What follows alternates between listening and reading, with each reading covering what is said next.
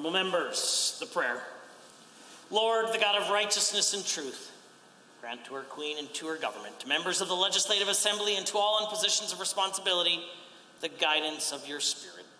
May they never lead the province wrongly through love of power, desire to please, or unworthy ideas, but laying aside all private interests and prejudice, keep in mind their responsibility to seek to improve the condition of all. Members, we will now be led in the singing of our national anthem by Mr. Akesh Ahir. I would invite you to all participate in the language of your choice.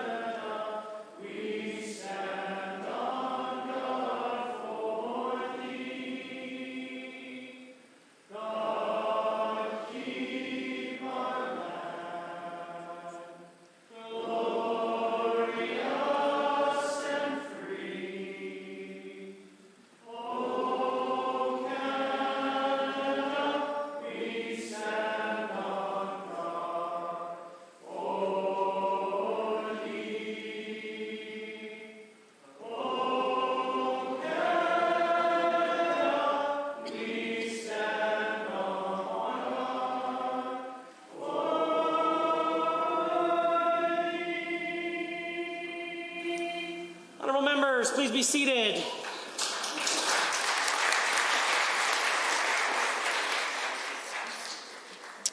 Introduction of visitors. Introduction of guests. Honourable members, I'm pleased to welcome our anthem singer today, sitting in the Speaker's Gallery, Mr. Akesh Ahir, a student of music. His recent accomplishments include singing at provincials, after having won scholarships at the local festival, along with being an award-winning singer. Mr. Ahir is also the son of the Honourable Member for Chestermere Strathmore. Honourable members, please join me in thanking him.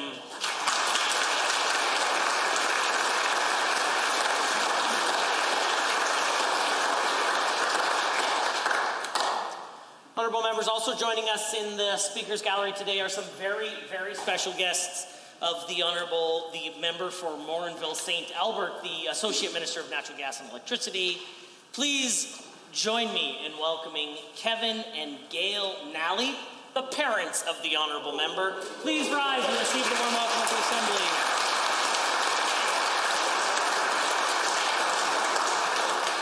We also have this afternoon school at the Legislature, a group joining us from the constituency of Strathcona-Sherwood Park, Uncas School. And last but not least, joining us in the galleries today is Sierra Gardner, a constituent of the Member for Lethbridge West. I invite you to all rise and receive the warm welcome of the Assembly.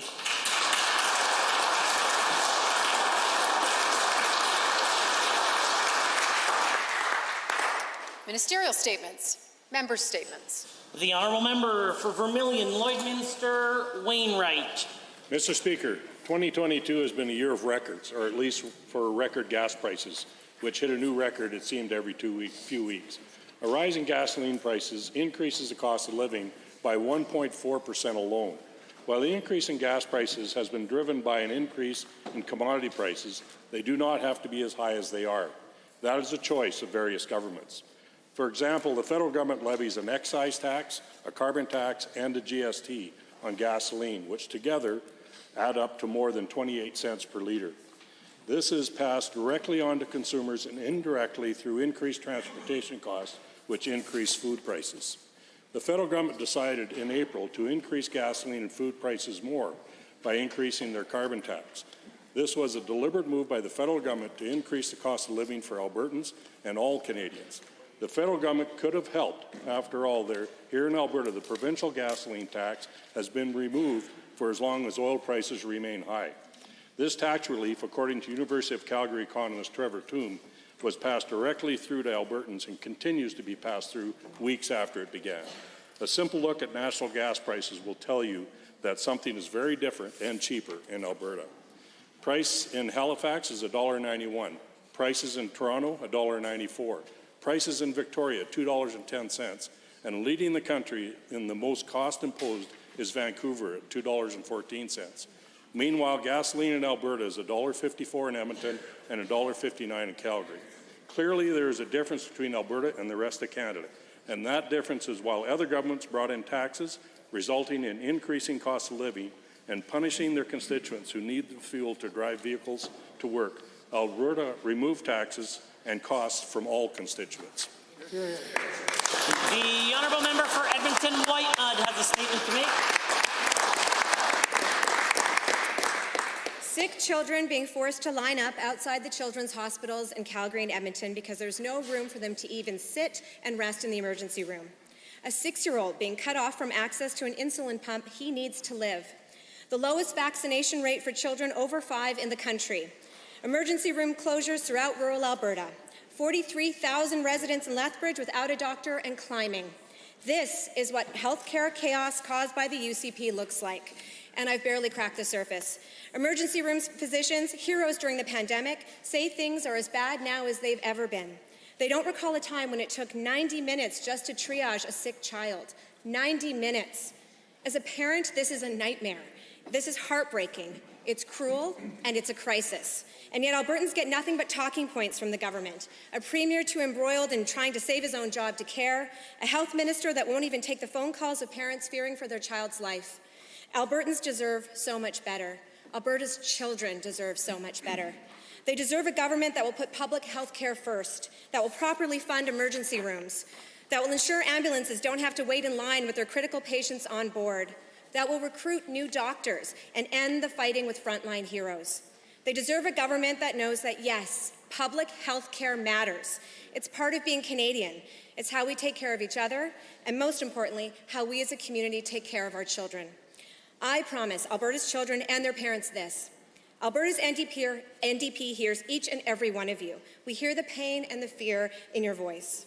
We're listening, we're acting, and if we have the privilege of forming the next government, we will be there for you. Thank you, Mr. Speaker. Yes. The honourable member for Calgary Cross. Thank you, Mr. Speaker. Alberta is booming. Hear, hear. In 2021, Alberta beat the national average in real gross domestic product growth, coming in at 5.1%. Alberta quickly recovered post-pandemic to its original position in Canada as the economic workhorse of this country. And people around the country and the world, Mr. Speaker, are noticing. Within the last quarter of 2021, Alberta led large provinces in international and interprovincial immigration. The spike in GDP and immigration to this province is due to new investments from Amazon, Northern Petrochemical, Dow Chemical, TELUS, and Pace Canada, just to name a few. These investments have shown that Alberta is the place to do business, and I am excited to see what this new outlook has in store. Let's not forget, Mr. Speaker, that while this government has achieved all of this, they have still managed to balance the budget and increase funding for programs that Albertans value most. Mr. Speaker, this is the Alberta advantage. While this is great news, our government also recognizes the systemic barriers that women face in the workforce. And that is why our government has created an extra $1 million bursary to assist women in their pursuit of careers in STEM and the trades. This government has also begun negotiations and has been working very hard to reduce licensed daycare fees, to help working parents enter and stay in the workforce and participate in this economy. Mr. Speaker, this government's efforts to reduce barriers for women are working. In March of 2022, the unemployment rate for women was 6.7% with an employment rate of 60.7%. ATB reported that female workers in Alberta experienced a more pronounced labour market recovery post-pandemic than male workers. Mr. Speaker, employment rates for women in Alberta have led the nation for 5 consecutive months. Under this government, all Albertans, no matter their gender, will have an opportunity to participate fully in this economy. Thank you. Hear, hear. The honourable member for Edmonton City Centre. Mr. Speaker, just over 3 years, columnist Don Braid wrote some prophetic words. He said the UCP's plans for cuts to health care would guarantee a return to the chaos of the progressive conservative years and maybe worse. And that prediction has come sadly, tragically true.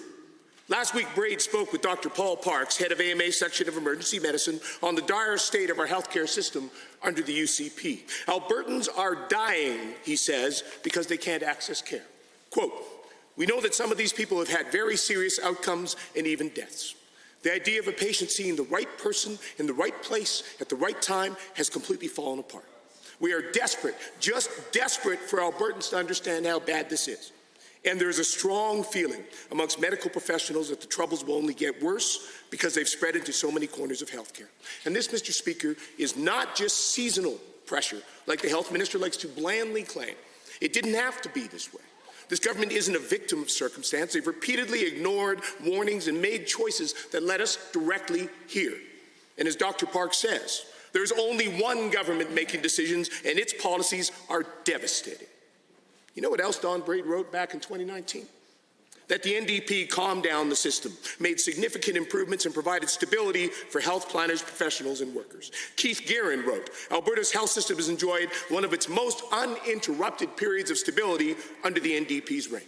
But as Braid wrote, a new bunch of UCP politicians arrived in 2019 claiming to know exactly what was needed for health care. This is what we got. Chaos, Mr. Speaker. 3 years of mismanagement, bullying, and utter incompetence. And Albertans left to pay the price. It's clear, Mr. Speaker, if we want to save our health care system, Alberta needs a new government. And the Alberta NDP is ready. The honourable member for Camrose. Thank you to the Fire Chief of the Camrose County Volunteer Fire Service for inviting me to participate as a casualty in a safety training scenario, which took place with the firefighting team, Wildrose Safety Training, and EMS.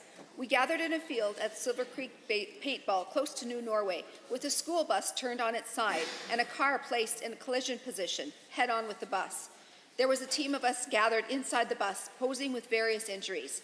The Wildrose Safety Team outlined characters for each one of us to play, reviewing injuries and behavior that they wanted us to exhibit, so as to best provide learning experience for the volunteer firefighters. My character had 2 fingers severed, a head injury, confusion, memory loss, and a tendency to wander. One casualty was lodged in between the bus seats. Another had her arm stuck under the bus with the hand severed off. An additional casualty suffered the loss of an ear. With lifelike props and theater makeup, the team provided a very real scenario. The volunteer firefighters were provided a call and sent to the scene, not knowing what they would find, and the next 2 hours resulted in this dedicated team helping each casualty one by one. We were brought to a safe spot beside the bus, and the driver of the car was extracted with the roof being removed and the driver carefully extracted on a bodyboard. Coordination and planning went into creating this scenario so as to provide valuable training for each of these volunteers. It was an honor for me to be asked to participate, and I came away from the exercise with tremendous respect for the time and commitment each one of these volunteers provides to their community. This participation means time away from family and work. It also puts them in places of danger to themselves in order to protect the safety and well-being of others. This same team recently celebrated the grand opening of their new Camrose County Regional Fire Services Hall No. 2 with a barbecue and fundraiser. At the end of the event, the alarm went off. They jumped into action. Thank you for all you do. You are valued and appreciated. The honourable member for Lethbridge West. Mr. Speaker, Albertans have been subjected to this government's boasting about their economic wizardry for months. It's embarrassing and it's unbecoming, and part of why no one trusts the UCP. The price of oil went up. That's it. Otherwise, they'd still be running the highest deficit in Alberta history, given how they've been happy to waste billions of the public's money. But while the Premier, his Finance Minister, and the rest of the UCP liquor cabinet are popping champagne corks on the Sky Palace, Albertans don't buy it because they aren't feeling it. And that's why it's so disrespectful. People are struggling because of the cost of living crisis that the UCP created. A full $1 billion taken out of Albertans' pockets because of the hikes to personal income tax. They lifted the caps on utility rates. They've done nothing at all when rates skyrocketed and families were forced to choose between gas and groceries and keeping the lights on. The minister even declared in this House that the preferred UCP plan was to help those Albertans was to do, and I'm quoting here, nothing. Electricity bills, natural gas, insurance premiums, income tax, student fees, Albertans are paying more and getting less. We have lineups outside of emergency rooms. 40,000 of my fellow Southern Albertans don't have a family doctor. And did they create jobs? No. Calgary's unemployment is still the highest of any Canadian major city. But still, the government forks out money for private flights for the Premier and his friends, the fanciest hotels, millions for a secret war room. And time and again, over and over again, justifying $1 billion for a non-existing pipeline. That's why this is the least trusted Premier in Canada, only able to hold on to his job by putting his thumb on the scale of an internal UCP process. This is a party and a government that does not have respect for our tax dollars, our healthcare, or trimming waste in government. Albertans are asking for a government they can trust and that has respect for our province and the hardworking folks who build it every day. Whether it's in 12 weeks or 12 months, Alberta's NDP is ready to restore respect for Albertans yet again. Hear, hear. The honourable member for Vermilion Lloydminster Wainwright. Thank you, Mr. Speaker. Many here know of Wainwright as the location of the 3rd Canadian Division Support Base Detachment for the Canadian military. This is one of the busiest Army bases in Canada. Over 600 military personnel drawn from all over Canada, many with their families, are stationed here for training. The role of the detachment is to provide extensive training to military individuals to prepare for active duty. Throughout the year, military personnel are trained in a variety of military activities, primarily in-field exercises, live firing, and unit tactical operations. Every spring and May, the exercise Maple Resolve begins. This is a multinational exercise involving 3,500 U.S. and Canadian troops, as well as personnel from Great Britain, Australia, and France. This annual exercise identifies interoperability issues between the forces, allowing the partner nations to overcome them during the training. This is not only sensible, but acts as a force multiplier. It teaches individuals in the military across the world how to interact with Army forces and to allow forces and units to operate together. I'm reminded of this quote attributed to Thomas Jefferson: "The price of freedom is eternal vigilance." The important activity of CFB Wainwright and the Maple Resolve exercise is part of that vigilance. I ask everyone here to join with me in paying tribute to our Canadian Armed Forces and to remain mindful of the important training which takes place year in and year out in humble Wainwright. The honourable member for Central Peace Motley. Democracy, it's a word we all know. It's a word we all use, maybe too casually, but let's dig into it. Democracy in Greek means rule by the people. It must be stressed that this means all people. Of course, we have many elements of majority rule in our political system. For instance, we govern ourselves in this legislature by majority vote. We allow the party that wins the most seats to govern. We have conducted referendums on various topics that respect the will of the majority. However, democracy is the rule by the people, all people. And that's why we also have mechanisms to include the minority. For example, we possess rights and civil liberties like free assembly, religious freedom, and even free speech for unpopular opinions. We believe in the rule of law, with the understanding that the system must always be fair and just to all people. We believe in the role of opposition and the rights of elected representatives to challenge government power, holding them to account. However, I'm troubled that this Premier does not seem to understand he is a servant of the people. We have seen civil liberties trampled. We have seen corrupt practices that undermine our faith and fairness in the rule of law. We have seen critical and dissenting voices treated with contempt and mockery. That the government seems to have little use for the people or the public's right to oversee their own government's increasing power. The Premier's so-called big tent seems just about big enough to fit his own ego and nothing else. A government that forgets its place under the people is one that rapidly grows out of touch. Ralph Klein spoke about the dangers of dome disease and the temptation of government officials to become more obsessed with their own tight groups of insiders, ignoring the regular people outside these walls. Not everyone will agree with every decision, but the people have stopped trusting the decisions of this government are being made for the right reason. They ultimately question whether we have true rule by the people or rule by a small group of elites and well-connected insiders. The will of the people may be temporarily ignored, but it cannot be suppressed forever. Their demands for good governance, honesty from their MLAs, and the end of corruption will be met one way or another, either by this group or their replacements. Honourable members, the time is 1:50, and that makes it oral question period, and the Leader of Her Majesty's Loyal Opposition has question 1. Mr. Speaker, Albertans expect to see lineups of children at amusement parks, not outside their hospitals. Today, the crisis in healthcare has reached ERs at both the Stollery and Alberta Children's Hospital. Packed waiting rooms, families waiting up to 16 hours, lineups of children going out the door. Mr. Speaker, this UCP's mismanagement of the pandemic pushed our hospitals to the brink, and now it's our children who are paying the price. To the Premier, does he accept any responsibility for this crisis, and what is he doing to fix it? Be specific. The Honourable the Premier. Well, Mr. Speaker, it's regrettable but not unprecedented that we see acute pressures in our healthcare system. That's the case right now, and it's in part because we do have 1,000 people in hospital with COVID. Thankfully, only about 45 in ICUs with COVID at this point. In addition, 2 years of stress on our healthcare workforce. And that's why Alberta's government has added roughly $2 billion to the baseline budget for Alberta Health Services.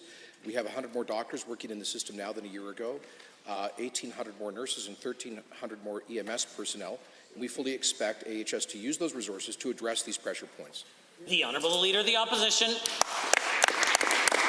Well, it's not working, Mr. Speaker. Quote, ER doctors are the canary down the coal mine of healthcare. Well, the canary has keeled over and died. Mr. Speaker, that's Dr. Paul Parks in Medicine Hat. Quote, every funded bed is occupied. That's Dr. Eddie Lang in Calgary. And quote, the biggest worry is that a child dies. That's Dr. Shazma Mithani, who works at the Stollery Children's Hospital in Edmonton. Mr. Speaker, why doesn't the Premier take out his earplugs and listen to these doctors and realize he needs to do more, because doing the same is not working? The Honourable the Premier.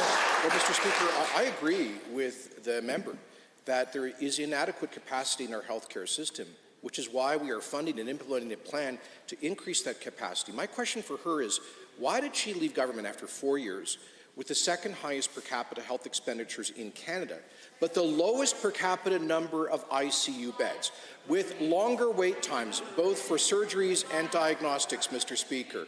Why did she, for 4 years, oversee one of the most expensive systems with inadequate results, Mr. Speaker? The Honourable the Leader of the Official Opposition.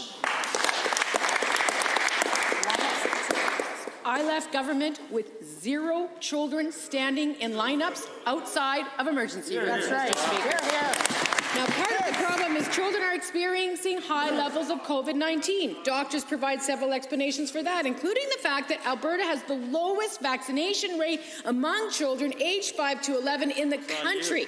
Now, this UCP government claimed that in-school vaccinations don't work, but Mr. Speaker, provinces that put vaccines in schools have vaccinated up to 20% more children in their province. Just how long do the lineups at the ER have to get before this Premier reverses his The Honourable the Premier. Well, Mr. Speaker, we encourage all eligible Albertans over the age of 12 to get the protection of vaccines. They're safe and effective. And the opposition's right. They are kids, Mr. Speaker. Their parents are responsible for their healthcare decisions.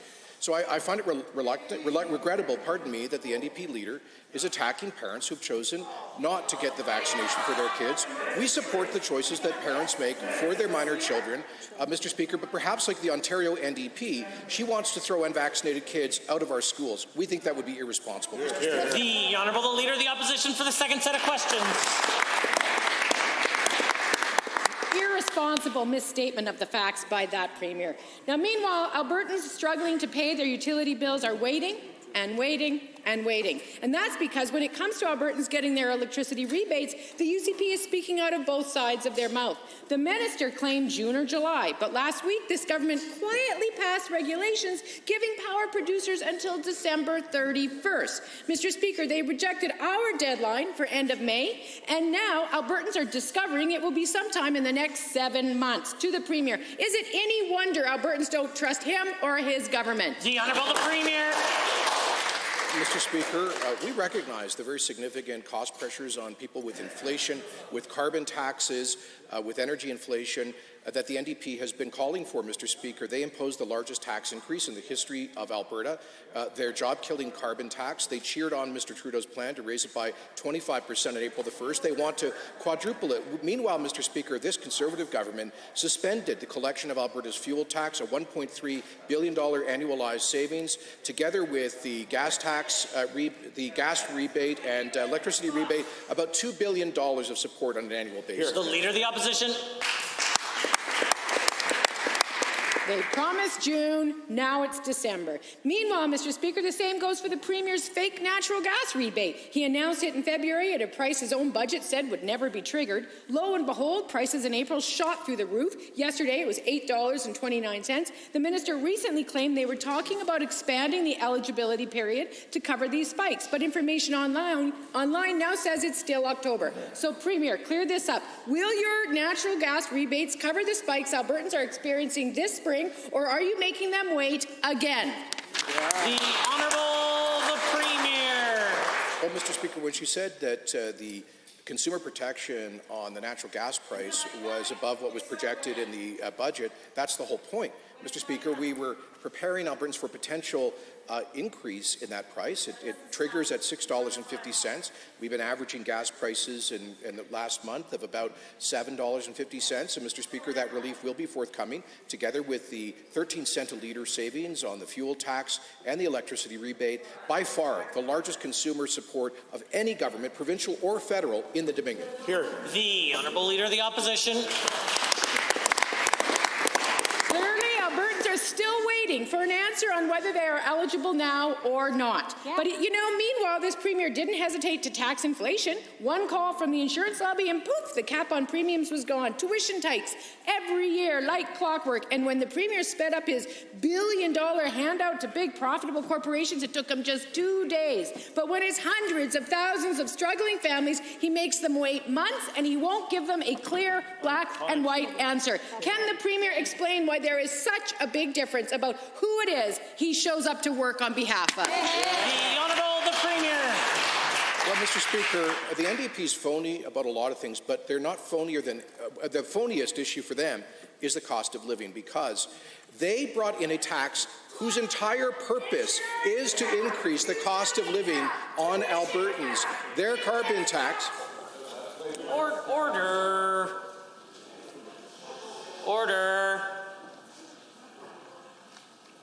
The Premier. Mr. Speaker, their carbon tax is costing average Alberta families $600 a year now. But that's not enough. Mr. Speaker, they want to quadruple it. They want it to cost Alberta families over $2,000 a year, Mr. Speaker. They want to dig into people's pockets. Mr. Speaker, we won't let them. Here. The Honourable Member for Edmonton City Centre.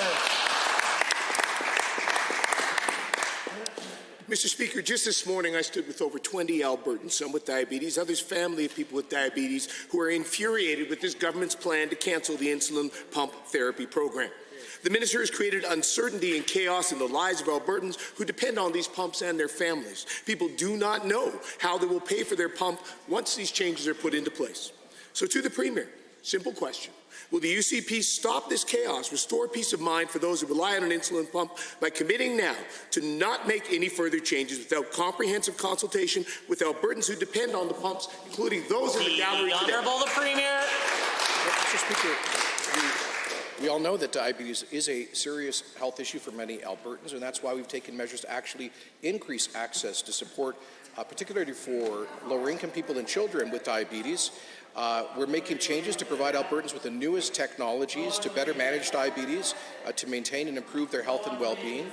And in phase 1 of the plan, we provided expanded coverage for diabetes test strips and other diabetes supplies. In phase 2, we expanded coverage for continuous glucose monitors for kids under the age of 18 under supplementary health benefits. The Honourable Member for Edmonton City Centre. Empty talking points, Mr. Speaker, while Albertans with diabetes watch this Premier. 6-year-old Connor is sitting up in the gallery today. His dad, Jason, shared with us that, quote, the fact that Connor has an insulin pump means he can safely go to school with minimal support and still be safe.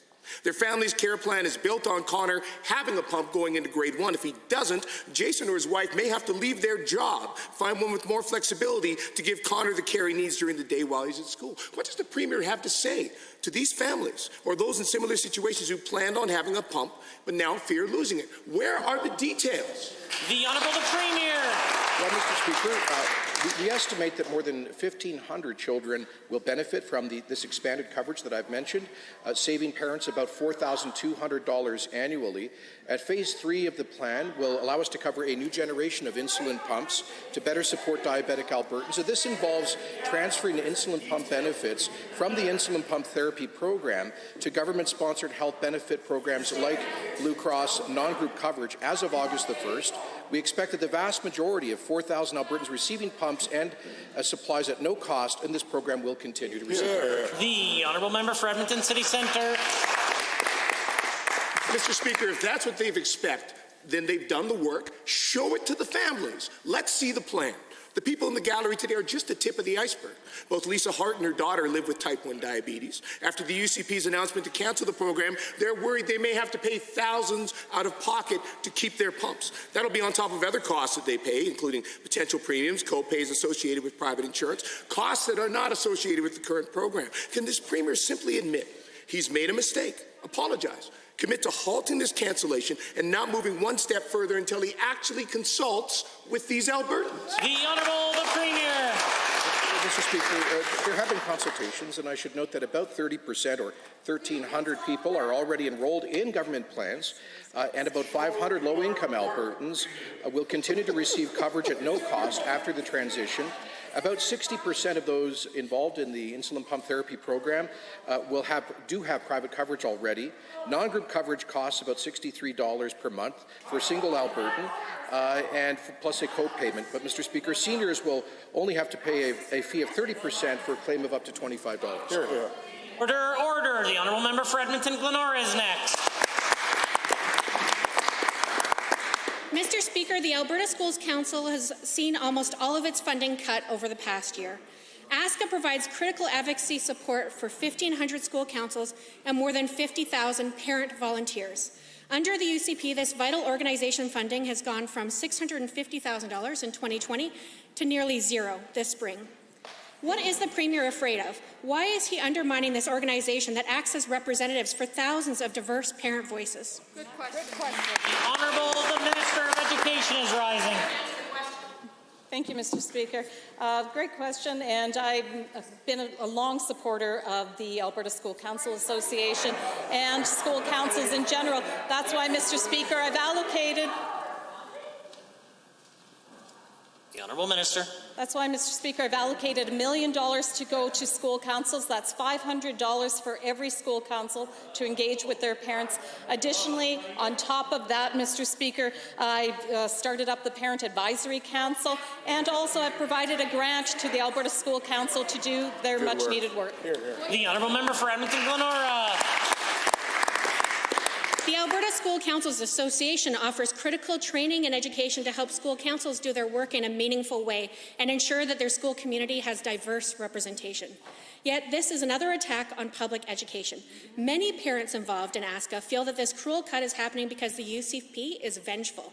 Parents throughout Alberta have been voicing their frustration with the UCP's COVID mismanagement and this government's discredited dumpster fire curriculum. So will the Premier tell students, staff and families why the UCP wants to bankrupt parent advocacy and why they won't work with democratically elected parents? The Honourable the Minister of Education. Mr. Speaker, nothing could be further from the truth. In fact, I've worked with the Alberta School Council. In fact, Mr. Speaker, the member opposite probably doesn't know that when I was a trustee, I actually received the Friends of the Alberta School Council Award because of my advocacy work on behalf of parents, Mr. Speaker, because I believe in the value. Order. The Honourable Minister. Thank you, Mr. Speaker. I believe in the advocacy of parents. I fully support it, and that's why we continue to work with the Alberta School Councils. We provided them a grant for this year to work on learning disruptions. We will continue to provide grants to them when they put them forward. The Honourable Member for Edmonton Glenora. The the Alberta School Councils Association celebrated their 90th anniversary the year the current education minister was appointed. But under the UCP, they seem dead set on shutting down ASCA and silencing elected parents who advocate for Alberta students. This is clearly a move to undermine the role of democratically elected parent volunteers.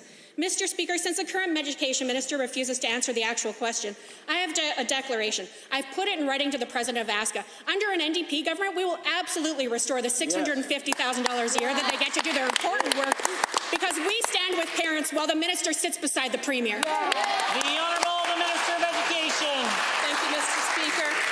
More and more empty promises from the other side, empty promises that they never follow through on. That's what we heard. That's what I heard when I was a trustee. So therefore, Mr. Speaker, I can assure you that we continue.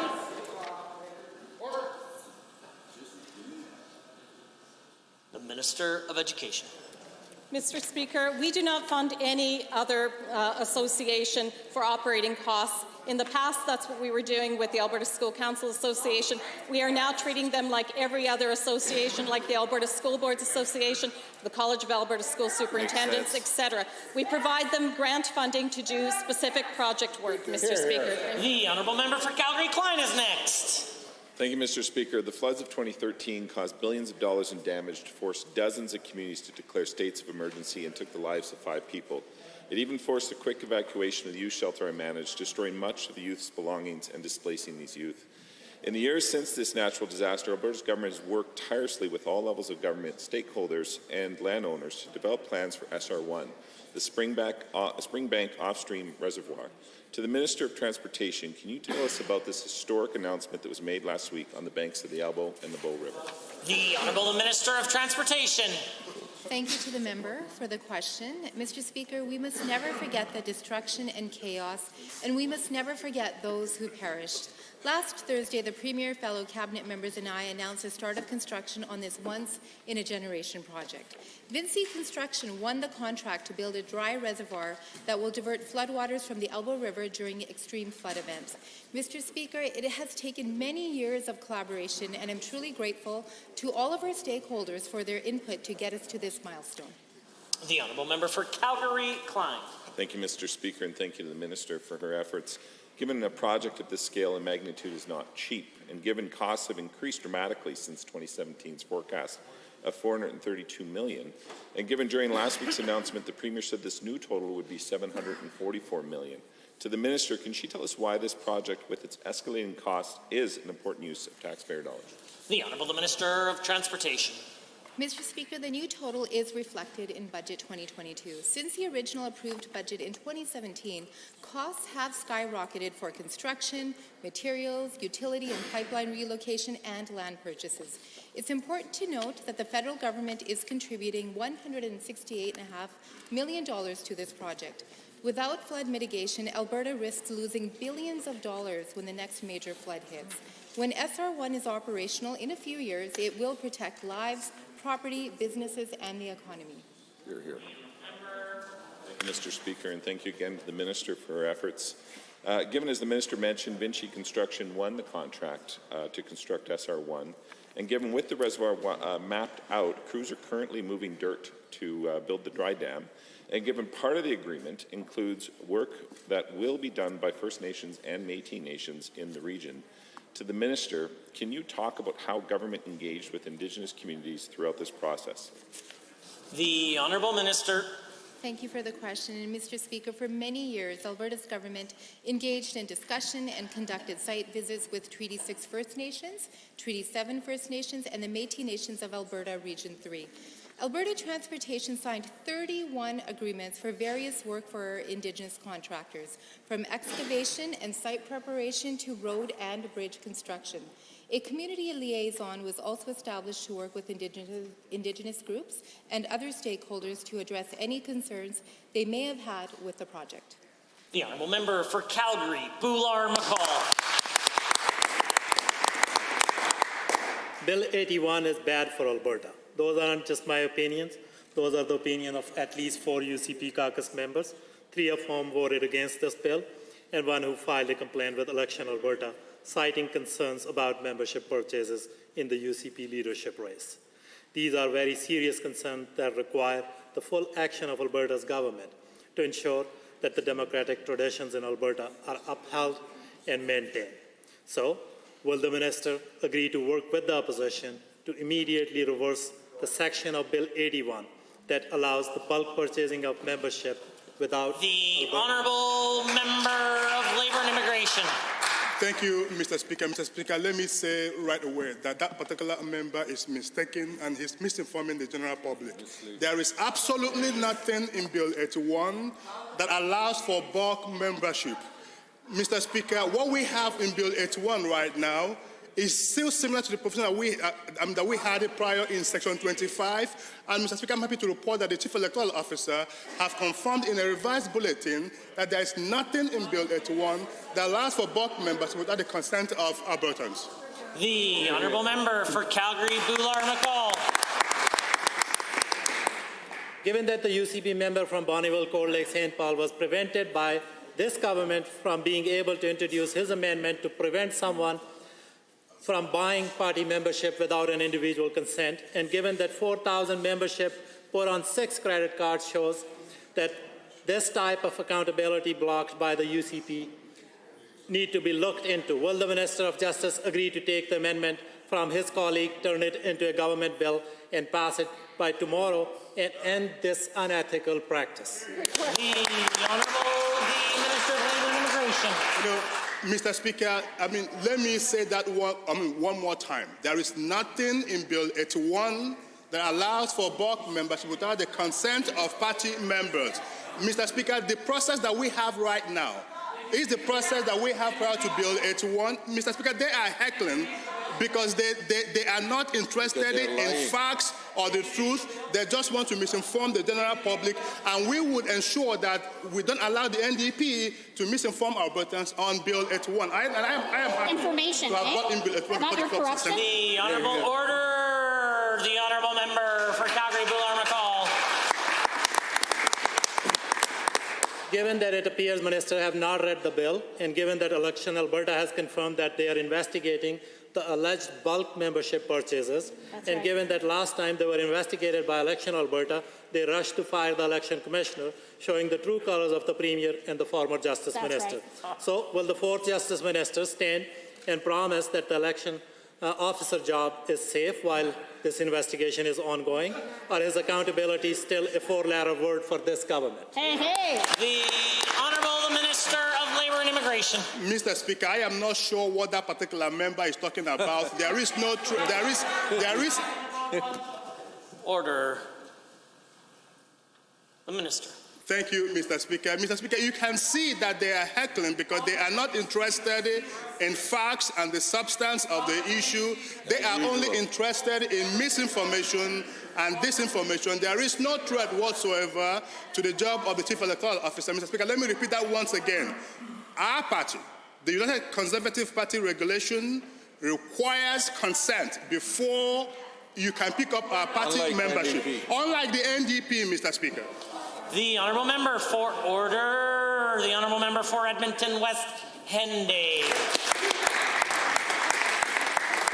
Mr. Speaker, in April, the UCP government declared victory on gasoline prices after they cut the provincial fuel tax. But now we see gasoline prices back on the rise and close to the same levels they were before the UCP cut the fuel tax. In the end, Albertans are no further ahead than they were a month ago. And experts are saying that gas could go even higher as the war on Ukraine continues and summer driving season approaches. What is this government going to do to provide relief at the pumps for Albertans, or is the Premier not aware of these increases since he can't even fill up his own gas tank? The Honourable the Minister of Finance and President of Treasury Board. Well, thank you, Mr. Speaker. I find that question ridiculous. Has that member read the newspaper? Has he looked at other provinces' fuel rates? Alberta is by far and away the lowest cost jurisdiction for gasoline, for diesel fuel. Why, Mr. Speaker? Because we have an efficient system, but more importantly, because we suspended the fuel tax in this province, Mr. Speaker. We're providing real relief for Albertans, more protection than any other province. The honourable member for Edmonton West Henday. Well, given that the UCP said the savings from the fuel tax would be passed on to Albertans, and given that we have asked for an independent review to ensure this is the case, but the UCP continues to refuse to provide any kind of transparency or accountability, and given that fuel prices are back on the rise as Albertans already struggling to make ends meet, will this government finally agree to an independent review to ensure all of the rebate is being passed on to Albertans? If not, why are they so scared of transparency? Hear, hear. The Honourable the Minister of Finance and the President of Treasury Board. Well, thank you, Mr. Speaker. Again, I find that question ridiculous. We monitored gasoline prices when we suspended the fuel tax, and Mr. Speaker, they dropped almost across the board by 13 cents a litre. And Mr. Speaker, there are a lot of factors that go into the price of retail gasoline and diesel, including WTI prices, refining margins, Mr. Speaker, many factors. But one thing I can say for sure today, Alberta has the lowest gasoline costs of any province in this country. The Honourable Member for Edmonton West Henday. Well, given that Albertans are falling further behind under this UCP government, in fact, wages are failing to keep up with inflation, and Alberta has the slowest wage growth across the country. And given that the UCP is making a bad situation worse by piling on additional costs, income taxes, property taxes, tuition, utilities, and auto insurance have all increased drastically due to this government. And given that fuel prices are back on the rise, but the UCP is doing nothing to provide transparency, why is this government okay with these rising costs as Albertans struggle to pay for basic necessities? The Honourable Minister.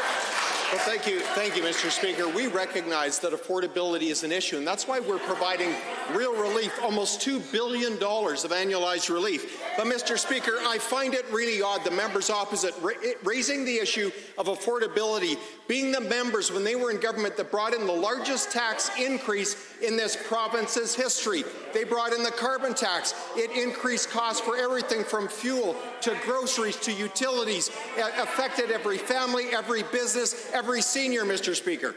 The Honourable Member for Medicine Hat, Cypress. Thank you, Mr. Speaker. This government has an all-too-cozy relationship between senior officials and its favoured lobbyists. When the Conservative Party of Canada was first elected in 2006, its top priority was the Federal Accountability Act, which included measures to close a revolving door between the PMO and lobbying. 16 years later, and Alberta still has some of the most lax lobbying rules in Confederation. Provincially, the cooling-off periods are just 1 year and can be waived upon request, instead of Harper's 5 years. To the Premier, why are cooling off periods important federally but not for Albertans? The Honourable the Minister of Indigenous Relations is risen.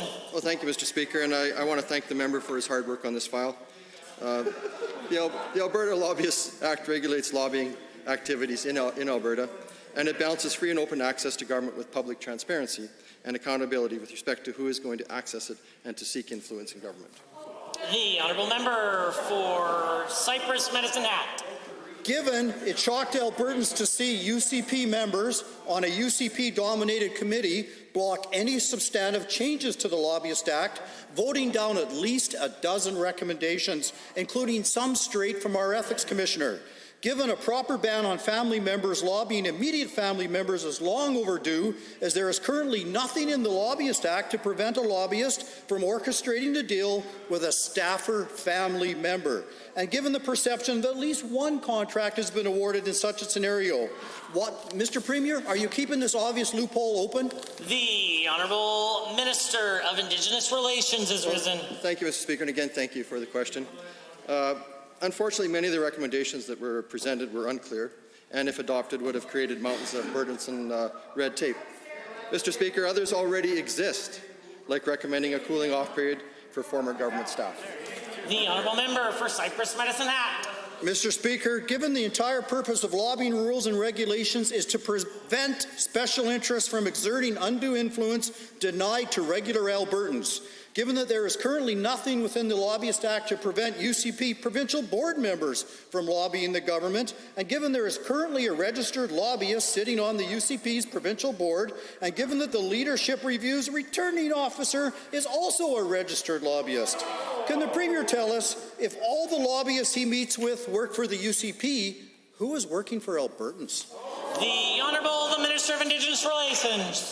Well, thank you, Mr. Speaker. And of course, the Alberta Lobbyist Registry, it's a free online registration system, which lobbyists must use to register their lobbying activities in Alberta to be in compliance with the Alberta Lobbyist Act. Mr. Speaker, all registrations are searchable and viewable by the public free of charge at any time.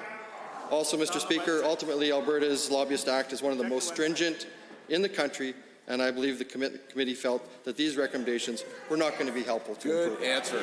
The honourable member for Edmonton Castle Downs. Mr. Speaker, the events industry, artists, theatres and venues were hit hard by the pandemic. They were the first industry to close their doors and limit their audiences and performances because of public health orders, and the last to open. Many took on debt and had to lay off staff just to survive the pandemic. Many are struggling to get back on their feet, and they are looking to this government for support to be able to recover. The Stabilize program was meant to help, but I've heard concerns that many are still waiting for support.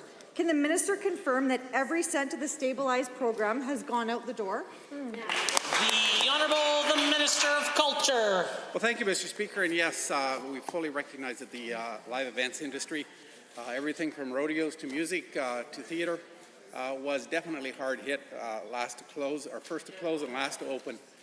So the Stabilize program has come to an end. The money, to my knowledge, has gone out. But I'd also like to add, Mr. Speaker, that we've actually increased the budget this year for arts and culture, and there will actually be more money available this year than there was last year. So thank you. The honourable member for Edmonton Castle Downs. Given that for many, this funding came late, which meant additional pressures for them as they waited for the government to catch up to the commitment that they made to them. And given that artists and the event industry pivoted their projects, platforms, and services in response to the pandemic without initial help from the government for far too long. And given that the Stabilize program didn't help artists or spaces with these retroactive costs, which they asked for, can the minister explain why so many were forced to wait for this essential funding? Does he apologize to those who were forced to stress because this government was unable to live up to their commitments? The Honourable Minister of Culture. Well, Mr. Speaker, I don't accept the implication of that question. While I realize that everybody in this province struggled and was under stress, the reality is that we worked very hard with the entire industry to try and help them out. And Mr. Speaker, we received a lot of input from them. And as I said earlier, this coming year, there'll be even more money available than there was last year. The honourable member. Given that I've heard from venues in the live experience industry about the pressures that they are experiencing as a result of inflation and the cost of living crisis the UCP created, and given that skyrocketing utility bills, higher costs, are compounding with debt many of these organizations had to take out to survive the pandemic, raising concern for many that they might not be sustainable. And given that the rebates that this government promised but won't deliver for months aren't enough for many, what supports will the minister roll out to help the industry survive this latest crisis? Will it be to tell them that they're on their own again? The Honourable Minister of Culture. Well, Mr. Speaker, contrary to what the NDP would have done, they would have had every live event completely shut down, completely locked down, and everybody told to stay home. We made a point of making sure that they could be open, that they could continue to have business. And Mr. Speaker, I'd like to tell you that Alberta is open for business. When I talk to the live events industry now, they are booked solid. When Alberta thrives, culture thrives. Things are looking up in Alberta, and they're going to continue to look up. The honourable member for Edmonton Ellerslie is next. The Minister of Infrastructure is making an egregious mistake of pursuing the P3 model for the $2 billion Edmonton South Hospital. Other provinces like Saskatchewan, Ontario, and Manitoba have had bad experiences with P3 projects. Even the previous Alberta Conservative government knew P3s were a mistake. The only apparent reason that this minister is pursuing the P3 is to consider this government's mission to funnel public funding into the hands of private corporations. To the minister, will he now give Albertans a clear and unequivocal answer that he will not waste $2 billion of public taxpayer funding on pursuing a P3 model? The Honourable Minister of Infrastructure. Mr. Speaker, I cannot go against the will of Albertans who have voted for our campaign commitment to aggressively pursue public-private partnerships where it makes sense, where taxpayers get the best benefit. So in this particular case, Mr. Speaker, we haven't decided what is the procurement method yet. Member for Edmonton Ellerslie. Given that the minister seems to ignore the past failure of P3 projects in Alberta, and given that the Bessie Nichols School was a P3 program that was a disaster and cost the taxpayer millions more than the traditional model, and given that private contractors weren't allowing school administrators to even control the thermostat on the coldest days, and there were incidents of student injury, is this minister really okay with sick patients forced to bundle up on cold days, or willing to make doctors, nurses, and healthcare aides work around failed and potentially dangerous infrastructure just so your government can get more public funds into the pockets of profitable corporations? The Honourable Minister of Infrastructure. That particular member, profit is a word that I don't know if he understands what it is, but he always he hates that word profit. But that's a different subject, Mr. Speaker. Well, let me correct him. The experience of P3s in the previous government, it was validated by the Auditor General when they determined the value for Albertans. So there were some things to be fixed in delivering schools, for example, which we are working. But the hospital project, if we go through P3, it will be still safe. The Honourable Member. Given that the City of Edmonton tried this risky P3 experiment for the Valley Line LRT, and given that this risky experiment has resulted in years of delays and cost millions more than anticipated, and given that the previous mayor has called for the province to stop forcing more P3 projects down their throats to the minister, will you finally listen to the City of Edmonton and commit to not forcing municipalities to accept projects built on your ideological P3 agenda and just finally get the Edmonton South Hospital built? The Honourable Minister. Mr. Speaker, we'll work with the City of Edmonton. If they have any concerns about P3s, we'll address them. And we'll definitely continue the work on this Edmonton Hospital. But when the member opposite is talking about ideology, theirs was the risky ideology, which Albertans are still trying to recover after 4 years of their risky ideological policies, Mr. Speaker. Hear, hear. The Honourable Member for Calgary East is next. Thank you, Mr. Speaker. Alberta is making rapid progress in its economic recovery plan. Unemployment rate is the lowest since the government took office, and Alberta now tops the rest of the country in overall employment rate. The energy sector provides more economic opportunities. Oil and gas production from Alberta's oil sands extraction continues to increase, higher than it was in 2019. To the Minister, what plans are in place to ensure that Alberta's energy supply continues to reach both Canadian and international markets?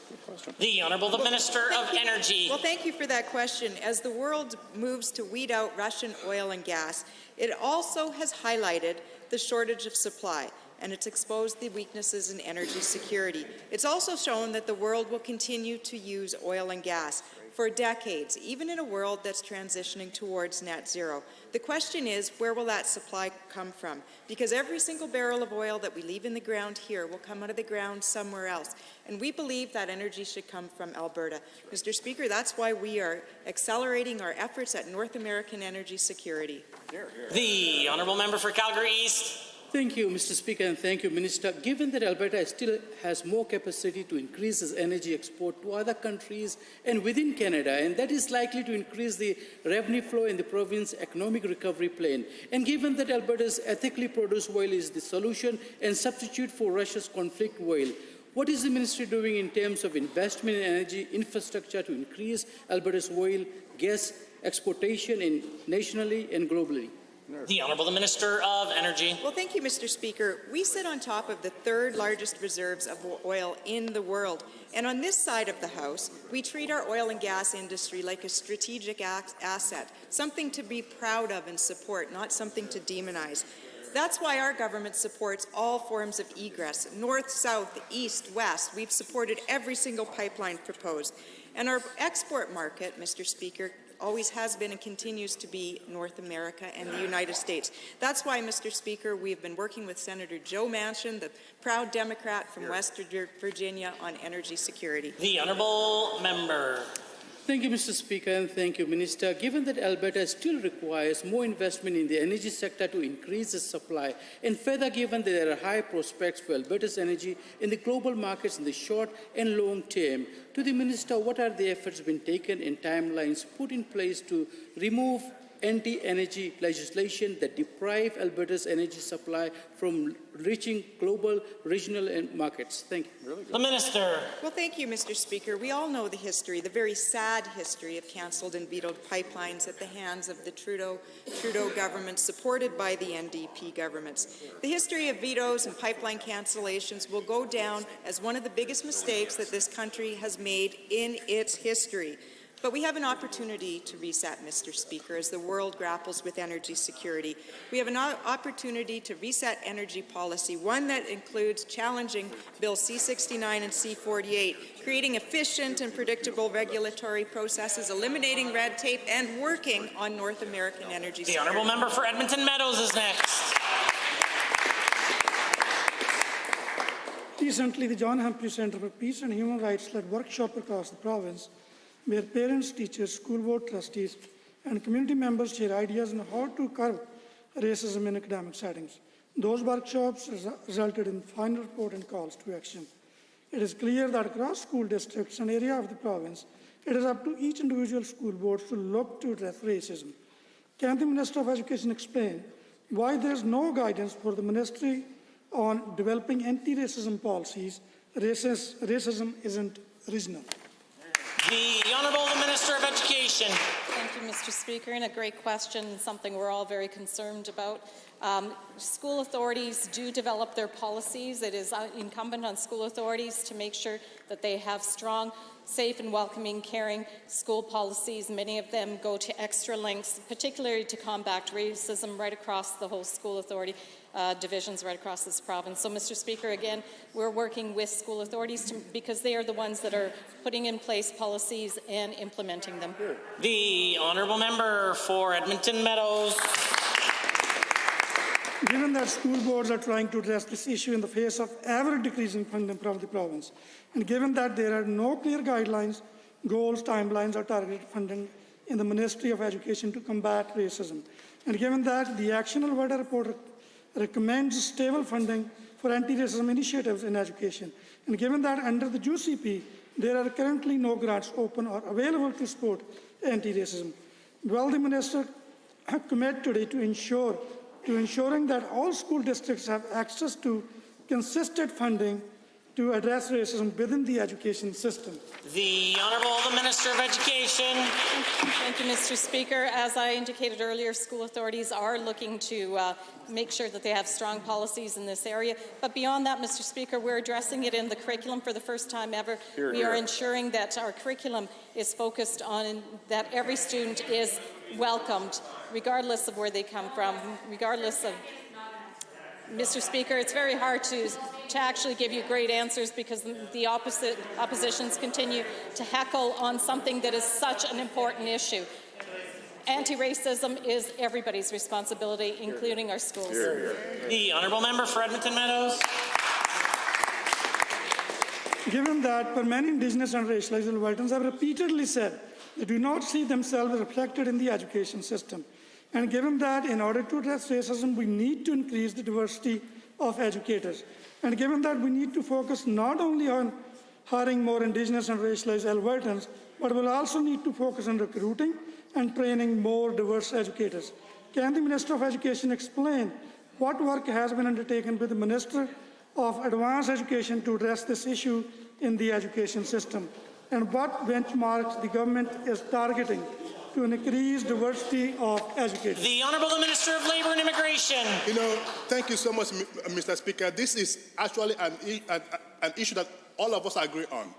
Mr. Speaker, I think my one request to the members opposite is to support the curriculum, because guess what? For the first time in our history, Mr. Speaker, for the first time in our history, the K-6 draft curriculum actually addressed racism and included minority, cultural, religious groups in that set curriculum that the members opposite are opposed to.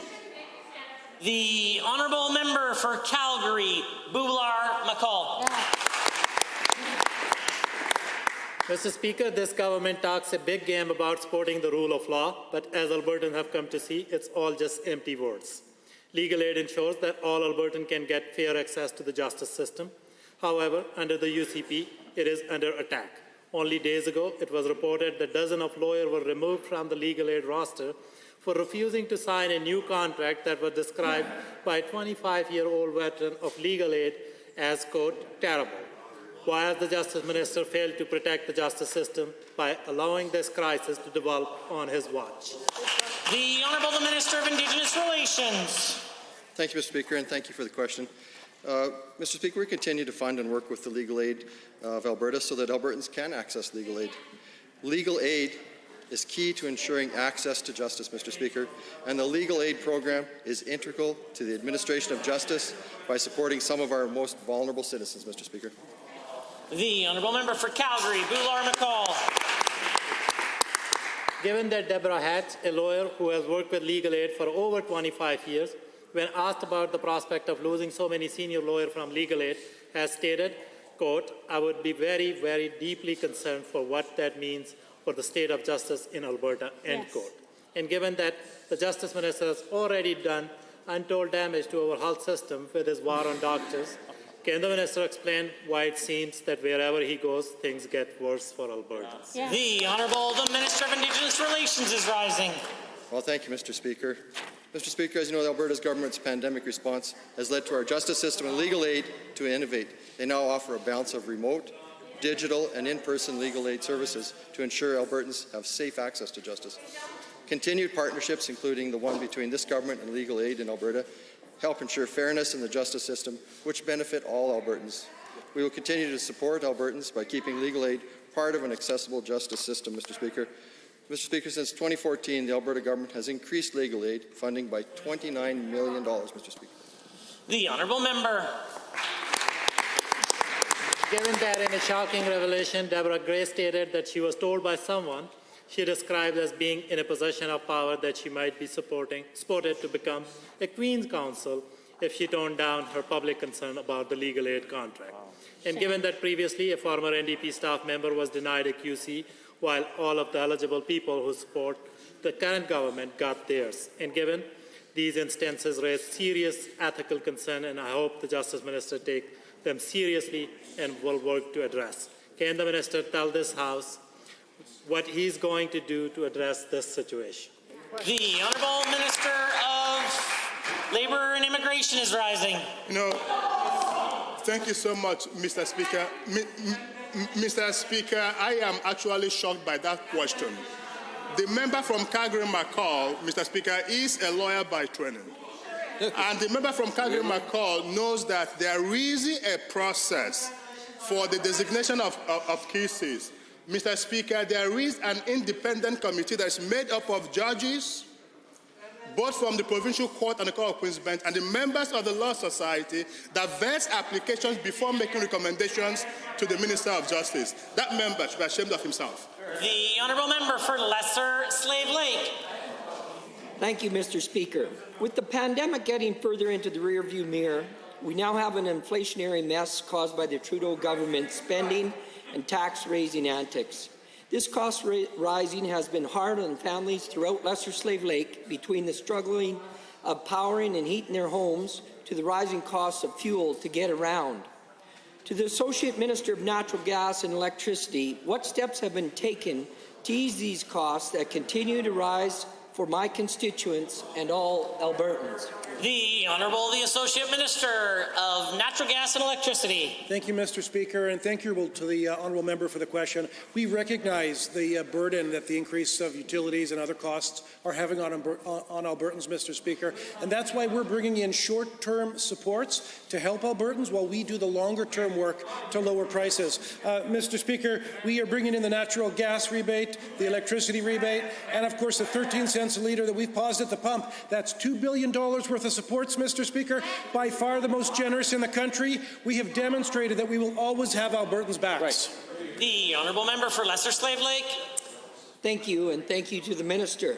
Given that the rebates are greatly needed right away as many people continue to struggle with these costs, and given that I have also received concern from my constituents in Lesser Slave Lake about how soon they will see this relief because of the continual fact-twisting antics of the NDP to spread false information, to the same Minister, how will these rebates be applied to the bills of those living throughout Lesser Slave Lake, and this may be hard for the NDP to listen to, but how soon will we see them applied?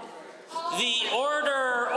The Honourable, the Associate Minister is the only one with the call. Thank you, Mr. Speaker, and thank you to the honourable member for the question. Despite the NDP's best efforts, Mr. Speaker, to slow down the passage of this bill, and that's right, you can't make this stuff up. The NDP actually voted to slow down passage of this bill, Mr. Speaker, an absolute outrage at a time when Albertans need these supports. We moved at speed to get the legislation through the legislature.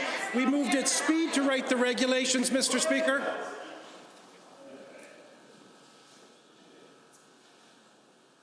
The Honourable Minister.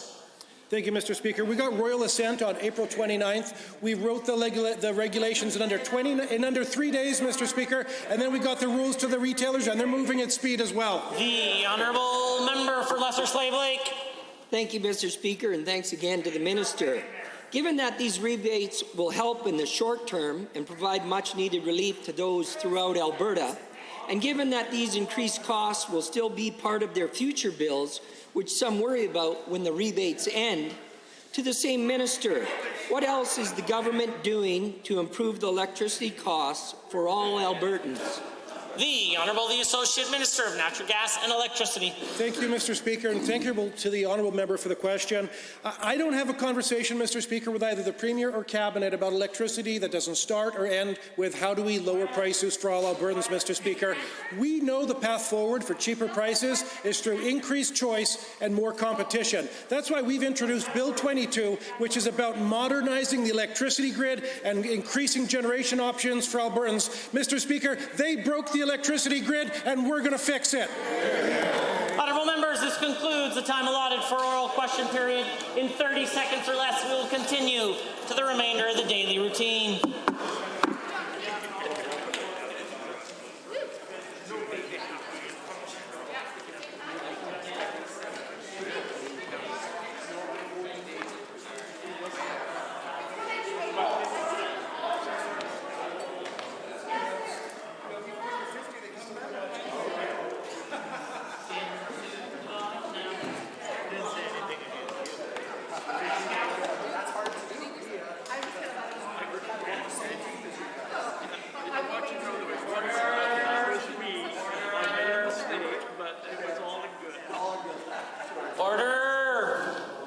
The Honourable Member for Cardston-Siksika. Thank you, Mr. Speaker. In 2015, Conservatives split the vote between two Conservative parties that led to 28 constituencies going to the NDP and giving them 54 seats in the legislature, allowing them to form a majority government that thankfully only lasted one term. Mr. Speaker, Albertans will never forget the way they were treated by the NDP government. They couldn't trust them then, and they can't trust them in the future. Parents will never forget the way choice for their children's education was robbed. Albertans will never forget the NDP's carbon tax, driving billions of dollars out of our province and putting thousands of people out of work. It is for these reasons that Albertans will never elect an NDP government again. As we approach a monumental moment for Conservatives in Alberta, we must ask ourselves, how important is unity? Mr. Speaker, under the current Premier, Alberta has faced a triple black swan event: negative oil prices, a recession, and global pandemic. I don't think a single member in this House ran for office expecting to face such extreme circumstances, but in a way that only Albertans can, we rose to the challenge and overcame. As made clear in the last election, Albertans want a Conservative government, which is why they must stay united, ensuring that the NDP, who are untrustworthy, never sit on this side of the House again. It is true, you can't make everyone happy in government. If you want proof, just ask the NDP Twitter mob. But I am proud of the government's fiscal management. The countless investment brought back to Alberta, the jobs created, infrastructure built, and industry diversification and growth. It goes on, Mr. Speaker, like a balanced budget, something the NDP could never figure out. And now, with over 90% of our campaign promises having already been fulfilled by this government, despite the exceptional challenges we faced, we continue to move forward. The province is better off with the UCP, and Albertans know it. That is why the United Conservative will win the election in 2023, and I'm excited to see that happen under the current Premier. Thank you, Mr. Speaker. Hear, hear. Reports by standing and special committees. Presenting petitions, notices of motions, introduction of bills. Tabling returns and reports. Are there tablings? The honourable member for Edmonton Glenora has a tabling. Thank you, Mr. Speaker. In my questions earlier today, I referred to a letter that I sent to the President of the Alberta School Councils Association, President Brandy Rye, notifying the ASCA that if the NDP is re-elected, we will restore funding for Alberta School Councils. Are there other tablings? Clerk. Tablings to the clerk. I wish to advise the Assembly that the following documents were deposited with the Office of the Clerk. On behalf of Honourable Mr. Copping, Minister of Health, pursuant to the Health Professions Act, Alberta College of Social Workers Annual Report 2021, College of Registered Nurses of Alberta Annual Report 2020-21. Honourable members, gold star for everyone. This is 2 days in a row with no points of order. And as such, we are at orders of the day, orders du jour. Public bills and orders, other than government bills and orders, for second reading, Bill 202, Public Health, Transparency and Accountability Amendment Act 2022, Mr. Lowen. The honourable member for Central Peace Notley. Thank you very much, Mr. Speaker.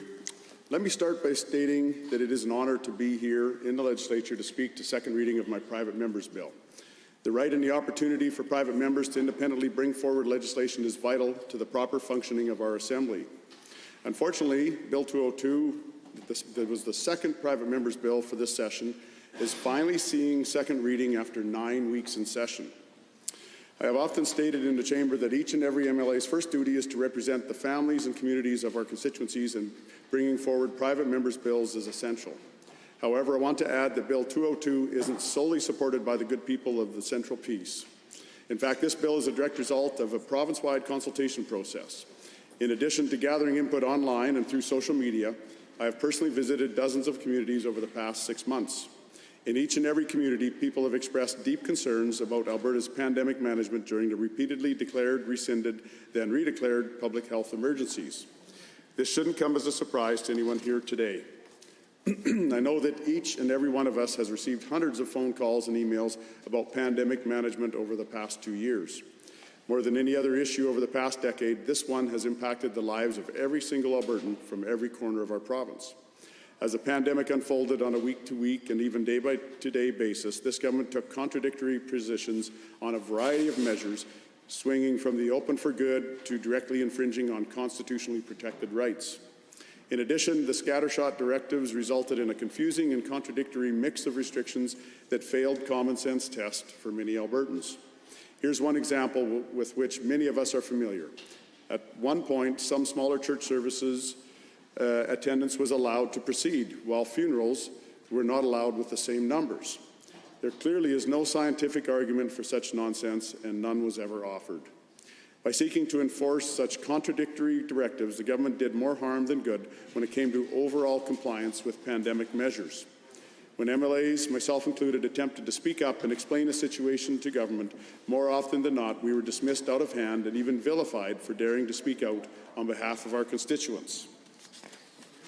This wasn't helpful or necessary, and it just dumped gas on the fire as greater numbers of Albertans started to question the lack of checks and balances in place to prevent authoritarian government overreach. I should note that this government was warned about this issue beforehand. These concerns were raised as part of a legislative review of Alberta's Public Health Act. The report issued following the review specifically noted that the Public Health Act should be amended to enhance transparency and democratic accountability. Speaking to the Select Special Public Health Act Review Committee on August 27, 2020, Chief Medical Officer of Health, Dr. Dina Henshaw, stated, and I quote, "There needs to be checks and balances. There needs to be assurances that there's not going to be use of this act in an inappropriate way. I would advocate that tools not be taken out, but rather if additional checks and balances are needed, that those be put in," end quote. As I've stated previously, the committee's report called for 3 key measures. First, that an order declaring a state of public health emergency under Section 52.1 cannot lapse and subsequently be reinstalled without the approval of the Legislative Assembly.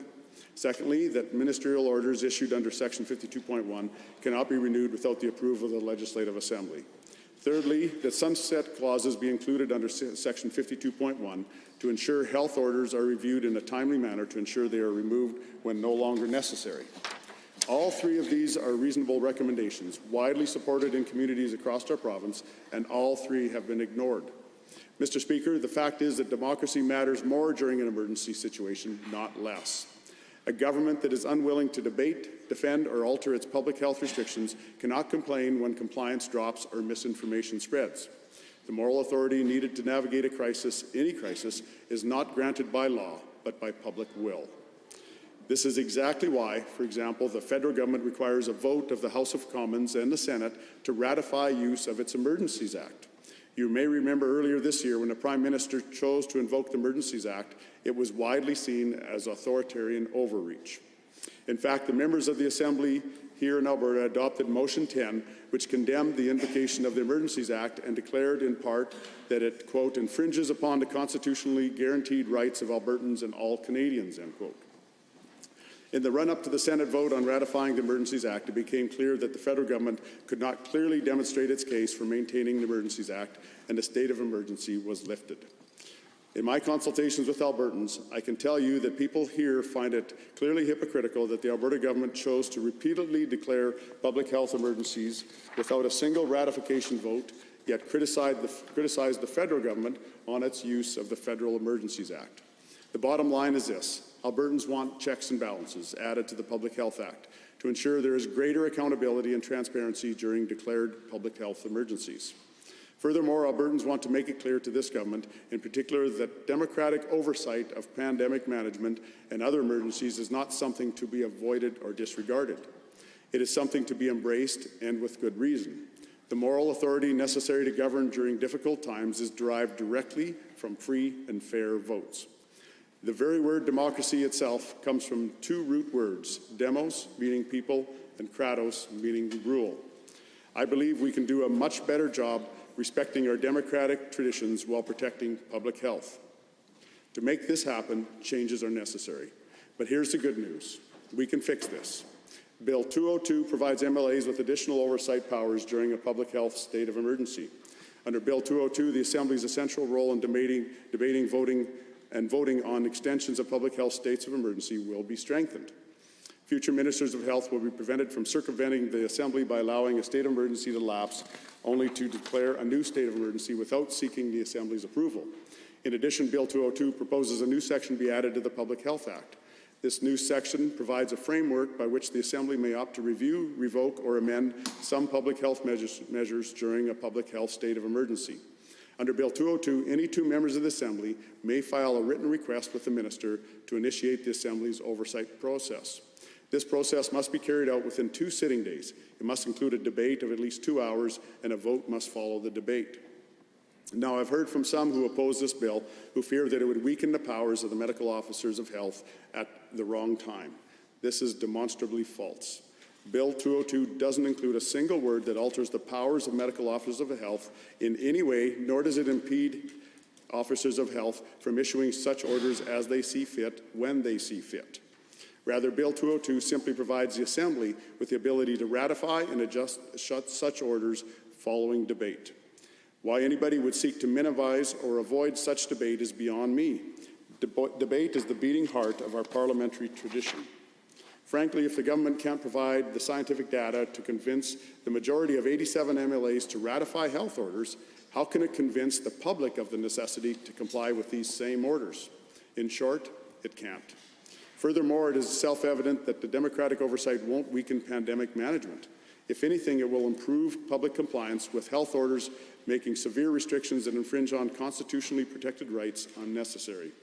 Finally, Bill 202 includes some simple and straightforward transparency measures. First, under Bill 202, medical officers of health will continue to be able to issue isolation and quarantine orders, as well as exemptions to these orders. Bill 202 requires that such orders be tabled in the legislature in a timely fashion to ensure legislators and the public understand the nature of the orders, including which specific section of the Public Health Act is being invoked. Bill 202 applies to general orders only, and not to orders that may allow private citizens to be identified. Secondly, under Bill 202, Cabinet will continue to be able to issue orders that may be necessary to protect public health, including the emergency closure of specific facilities. In addition, for example, the government may request that the Lieutenant Governor delay an election. Bill 202 requires that such orders be tabled in the legislature on a timely basis to ensure legislators and the public understand the nature of the orders. Finally, under Bill 202, the Minister of Health may declare a public health state of emergency in consultation with the Chief Medical Officer of Health. Bill 202 requires that such declarations be tabled in the legislature on a timely basis to ensure legislators and the public understand the nature of such declarations, including which specific section of the Public Health Act is being invoked. So why are these changes needed? The fact is, during the recent COVID-19 pandemic, elected officials and the public grew frustrated and concerned regarding the emergency powers being exercised by the government and public health officials. These three measures are necessary to provide clarity to legislators and the public alike. In addition, these changes are needed to combat misinformation. There are those, like the federal government, who believe the answer to veer towards authoritarianism and restrict free expression. However, I am not one of those people. The fact is, restricting speech will only make things worse. The answer, rather, is to provide clear and accurate information in a timely manner. The more we can proactively do to promptly address Albertans' concerns and reduce unnecessary public frustrations, the better. I also believe the government has a role to play in minimizing panic. Thank you, Honourable Member. For clarity, I just want to ensure for the record that it's your intention to be moving second reading, correct? Yeah. Yes. All right. Are there any other members looking to join debate? I see the government whip has risen. Mr. Speaker, today the Minister of Health was actually in Calgary to announce a new $2 million program which aims to improve the identification of potential donors, support families considering consent at a really difficult time, and save more lives. The Specialist in End-of-Care Life Neuroprognostication and Donation, otherwise known as SIND program, will see 22 specialist physicians coordinating organ donation and transplantation opportunities. This program goes hand in hand with a private member's bill we have on the docket, Bill 205, Human Organ and Tissue Donation Mandatory Referral Act 2022, introduced to this chamber by the member from Highwood. And I think, given the timing of this announcement, it would be prudent to move to debate on second reading of this bill. Therefore, I move to adjourn debate on Bill 202, Public Health Transparency Accountability Amendment Act 2022. Having heard the motion, which is non-debatable, by the government whip to adjourn debate on 202, all those in favour, please say aye. Aye. Any opposed, please say no. No. That is carried and so ordered. Under public bills and orders, other than government bills and orders for second reading, Bill 205, Human Tissue and Organ Donation Mandatory Referral Amendment Act 2022, Mr. Sigurdsson.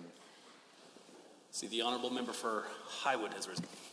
Thank you, Mr. Speaker. I rise today to move second reading on my private member's Bill 205, Human Organ and Tissue Donation Mandatory Referral Act 2022, and to take time to tell today a couple stories that have really ignited my passion for building a much stronger organ and tissue donation system here in the province of Alberta. The story of Dan and Jennifer Wolfsmith's daughter is both heartbreaking and inspiring, and important to share. Mackenzie, her daughter, was just 22 months old when she suffered a devastating injury and was declared brain dead. As a parent, this is the worst possible news you could ever receive. But due to the circumstances of Mackenzie's death, there was the chance of organ donation. Organ donation was something that the Wolfsmiths found clarity in. They knew that their daughter would have wanted to help others, and organ donation was one way to do that.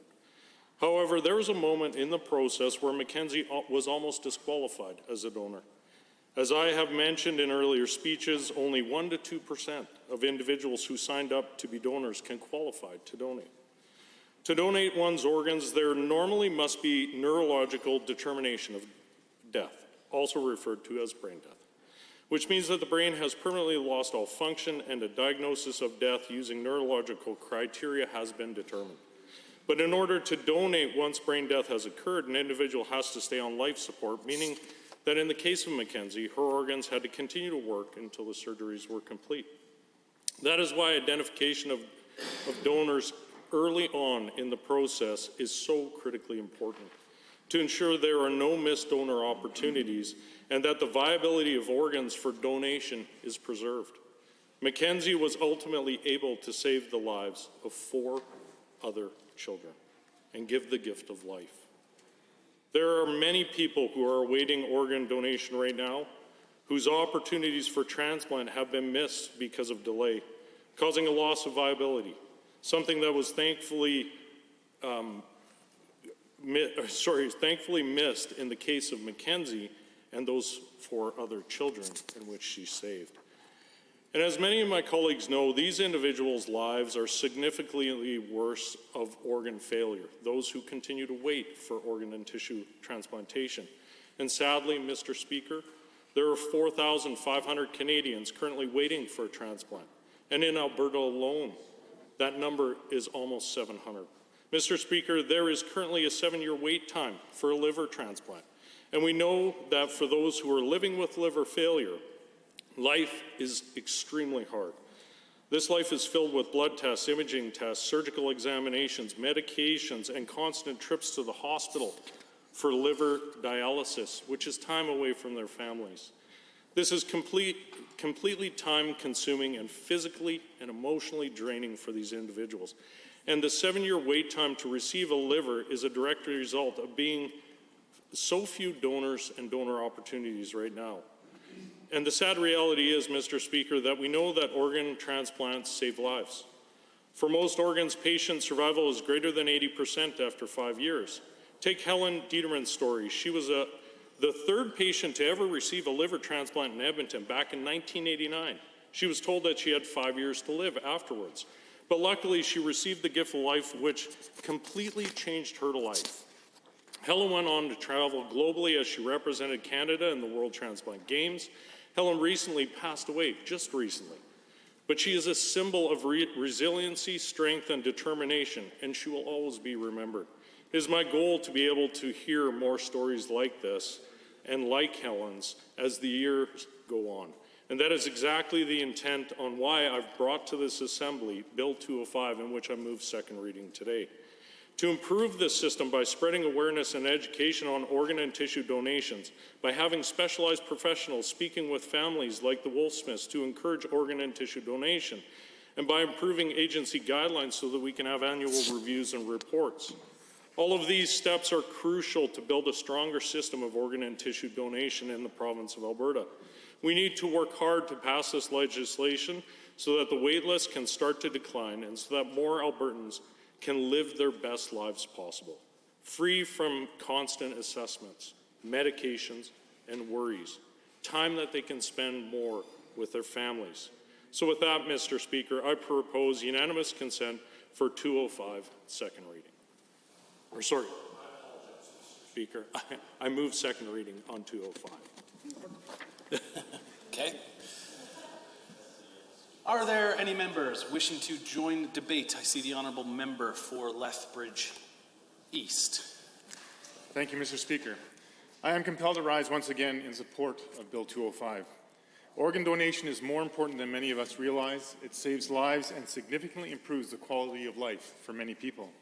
In fact, as the honourable member shared, there are currently somewhere around 700 Albertans on transplant wait lists. Bill 205 will put in place 3 vital recommendations to build a strong foundation for a significantly better human tissue and organ donation system here in Alberta. First, it will implement a mandatory referral process. Second, it will improve agency guidelines. And third, it will improve education and awareness. To go back to the first, and maybe the most important, is the change of mandatory referral, a change from our current law of only mandatory consideration. Mandatory referral is a legal requirement for healthcare professionals to report all patients who may become potential donors to their organ donation organization. This requirement is an essential building block of a highly functioning organ and tissue donation and transplantation system because it supports the timely identification, referral, and assessment of potential donors. Notifying the ODD reduces the effect of clinical bias or lack of knowledge regarding donation, which has been identified as a leading cause of non-referral cases. Mr. Speaker, it is important to mention that mandatory referral is independent of the consent model and does not affect how families are approached to discuss consent to donate. Registering as an organ donor or sharing your wishes with your family does not necessarily mean you will automatically become an organ donor. The pathway to become an organ donor is complex since individuals must die in circumstances where donation is possible. Contrary to common assumptions, those circumstances are rare. As a proportion of total deaths in Canada, approximately 1.2% have the potential to become donors. Each patient who is a potential donor is rare, and identification and referral of those patients is the only way they can become actual donors. However, failure to identify those possible donors is the single largest factor explaining the differences in deceased donation rates nationally versus internationally. Missed donor opportunities occur when potential donors are not identified, ODDs are not notified, or referrals are received too late. Missed donor opportunities also arise when potential donors are identified by the treating medical team, but they choose not to notify the ODD. In cases of late or non-referral, life-sustaining therapy is withdrawn in a way that excludes the possibility for donation, preventing the wishes of the patient and their families towards donation from even being considered. Mandatory referral ensures that every family and individual is given the opportunity to include donation in their end-of-life care if they so desire.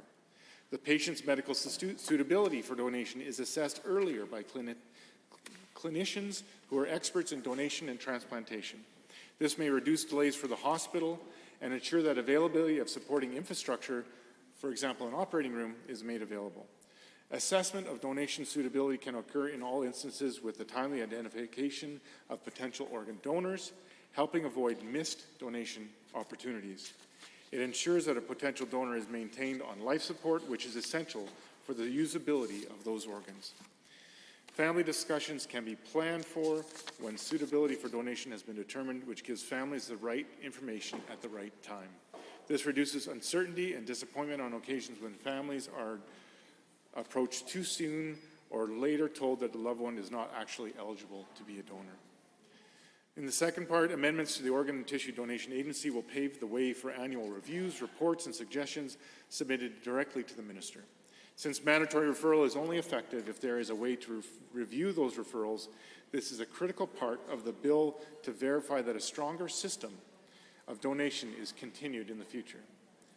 And third, or last, the education component of Bill 205 expands the information provided to Albertans to ensure that they have access to the most current and up-to-date information, education, and awareness. This bill is an excellent piece of legislation brought to modernize and strengthen Alberta's tissue and organ donation system. It is brought forward to help the system be better and save lives. I commend the member from Highwood for bringing this bill forward. I hope that all in this chamber will continue to support this bill so that we can see it made law and help those throughout Alberta and possibly even across Canada. Thank you, Mr. Speaker. Thank you. Next, honourable members, I see the honourable member for Chestermere Strathmore. Thank you so much, Mr. Speaker. My colleague did a beautiful job in describing the bill, and I don't have a lot more to add to that other than some personal anecdotes. I don't know, for those of you who remember my maiden speech when I was first elected in the opposition, but I spoke about Jaden Sommerfeld, who was actually killed in a car accident traversing the highway from Chestermere High School across the highway. It's a very dangerous piece of highway out in my riding. Jaden was one of best friends to my son, Saren, and Saren was at school the day when we lost Jaden. And as a result of that entire tragedy, his parents were able to save 8 lives with Jaden.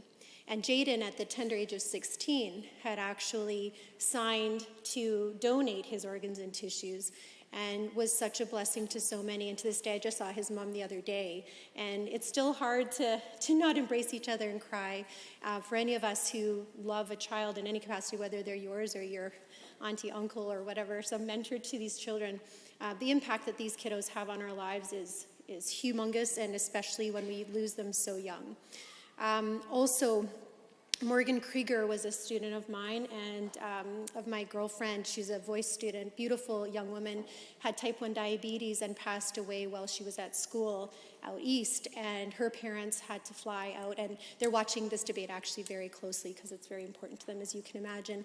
She would have celebrated her 24th birthday on May 6th, and my son, who you saw singing in the legislature today, was very good friends with Morgan. They sang together on a regular basis. And Morgan's Morgan's mom actually got to go to Halifax, to Stanfield Airport, to meet with Monique, who was the recipient of Morgan's heart. And she felt her daughter's heart beating very, very strong in the chest of Monique. And it is a story that, when you think about what that would feel like, or even the strength of her mom and dad and their son, to be able to meet with Monique and to feel that heartbeat strong and what it meant to that family. And many of Morgan's organs and tissues were also donated. And the lives, not only of the people that they've saved, but the contributions even to the family to be able to participate in such a meaningful way. And I want to thank our wonderful MLA from Highwood for bringing this forward and continuing to have the discussion. I will end with something that is related, but I think it's really important. These private members' bills are an absolute blessing in this legislature. We might not always completely agree on how that legislation should come to be, but private members' legislation has been a staple in this space since, I believe it's like 1993. And Ralph Klein fought very, very hard, along with the opposition, to make sure that private members' legislation was able to be discussed and to be able to participate fully. Quite often, private members' legislation is based on the needs of constituents, is based on being able to elevate legislation, and whether or not we agree with that legislation, the ability to debate that legislation is purely about democracy in this House. That democracy cannot be suppressed, should not be suppressed, and should be considered a privilege by each one of us who holds space in this place. I have been very, very blessed to have 3 of my bills come to the floor as a private member. And in fact, one of them was incorporated by the government, which is the FGM bill, which hopefully will still come back to the floor. I just want to say how grateful I am that legislation from the private members is here, and I would ask that as we debate this very important piece of legislation, as we come forward on this legislation, that we understand the privilege of that, and that we continue to elevate discussions of private members' bills, that we debate them fulsomely in this House, that they make it to the floor, that we honor our responsibility, and in particular, Ralph Klein, who made the decisions along with the leaders of the opposition at that time to be able to bring forward legislation that comes from private members. There's been a huge history in this legislature of drafting that legislation, of the importance of drafting that legislation, and the very robust debate that comes out of that legislation. We can debate, we can amend, we can even vote against it, should we choose to at the end of the day. But this is a bill that shows the importance and the work that the MLA from Highwood has done to bring this bill to the floor. And I have 2 people in my own personal life that they are watching this bill, they're watching how it's coming forward, and it will impact their lives in ways that we can't even imagine. So with my privilege and standing here, I ask that we always consider that the MLA for Highwood is having the privilege of debating his bill on this floor, and that we always take that privilege very seriously, and that we do not suppress democracy, and that we continue to allow these bills to hold space in this place. Thank you. Thank you. Next, I see the honourable member for Edmonton City Centre has risen. Thank you, Mr. Speaker. I appreciate the opportunity to rise and speak to Bill 205, the Human Tissue and Organ Donation Mandatory Referral Amendment Act 2022. Before I begin, I want to thank the member from Chestermere Strathmore for her comments regarding the importance of the private members' legislation process. And indeed, I would like to congratulate the member for Highwood for being given the opportunity to bring his bill to the floor. An opportunity that has been systematically, and I do believe intentionally, denied by members of this government to almost every single bill brought forward by an opposition member. That is a disgraceful record for this government. And as the member for Chestermere Strathmore noted, it is highly outside the normal practice of this House. It is an affront to democracy That said, the poor behavior and lack of ethics of his colleagues, or I suppose that member, if he supports this system, does not impinge on the quality of his bill. And certainly, unlike members of government, I'm quite happy to consider a bill that was brought forward by the other party in this House. Now, Bill 205 focuses on the question of organ donation. And let me be clear, Mr. Speaker, all of us in the Alberta NDP caucus strongly support organ donation and steps that can be taken to help improve donor participation rates in Alberta. That is always a good thing to do, Mr. Speaker. Certainly in my role as a critic for health, I've had the opportunity to speak with many Albertans about their experiences going through the transplant system, sometimes certainly about challenges they faced or delays, because certainly we recognize, Mr. Speaker, there can be a limited number of organs available. There are a number of things that have to be considered in determining whether someone is eligible for a transplant. So it is a complex system. And certainly I can understand how fraught that is for the individuals that are caught in that when they know the difference in their life that receiving that transplant organ could make. So certainly I support efforts to try to find ways that we can streamline and improve this system and indeed allow for more individuals to be inspired to step up and participate as a donor when possible. We know that organ donation saves lives. And frankly, Mr. Speaker, it is inspiring. I think we are all inspired by and grateful to those who make that choice to be an organ donor. And indeed, we've had the opportunity to hear from many stakeholders about the importance of considering mandatory referrals. And we support that proposal in this legislation. Now, as has been laid out, the bill lays out a system for mandatory referrals, and currently a medical practitioner has to consider if someone's organs are suitable for donation after they die. And if we pass Bill 205, it would make it mandatory for a medical practitioner to then share that information if someone is judged to be imminent for death. So this will provide more opportunities to ensure that every potential organ that could go to potentially save a life will have the opportunity to be used. And that, Mr. Speaker, is absolutely a good thing. The bill makes a number of administrative changes to create a board of directors for the Alberta Organ and Tissue Donation Agency, gives it more responsibilities and capabilities, and again, Mr. Speaker, that seems to me to be reasonable. It makes sense that we would review the systems we have, find more efficient ways to optimize them, find ways that we can make sure they are working for the benefit of Albertans. And I appreciate that the member has done, to my understanding, some considerable consultation on how to achieve that, and talked with a number of advocates in this area to bring forward the ideas in this bill. The bill makes it clear that people can express refusal to have their organs donated.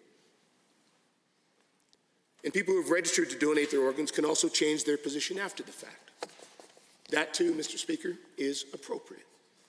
We want to make sure that individuals have clear choice.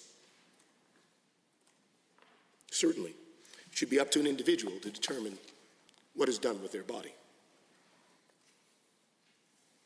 And the bill allows donors to determine if they want to donate their entire body or just specific organs or tissues, and what purposes those can be used for. So I appreciate the thought that has been put into this bill.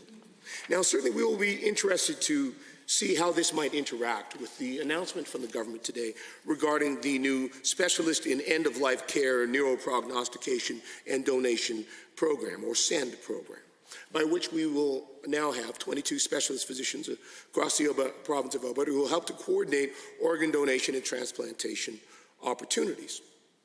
Specialists who should be available 24/7 to improve the identification of potential donors and support families who are considering consent at a difficult time, hopefully save more lives. Again, that's practical and reasonable, Mr. Speaker. I applaud the government for looking for a real and tangible way that we can improve this system.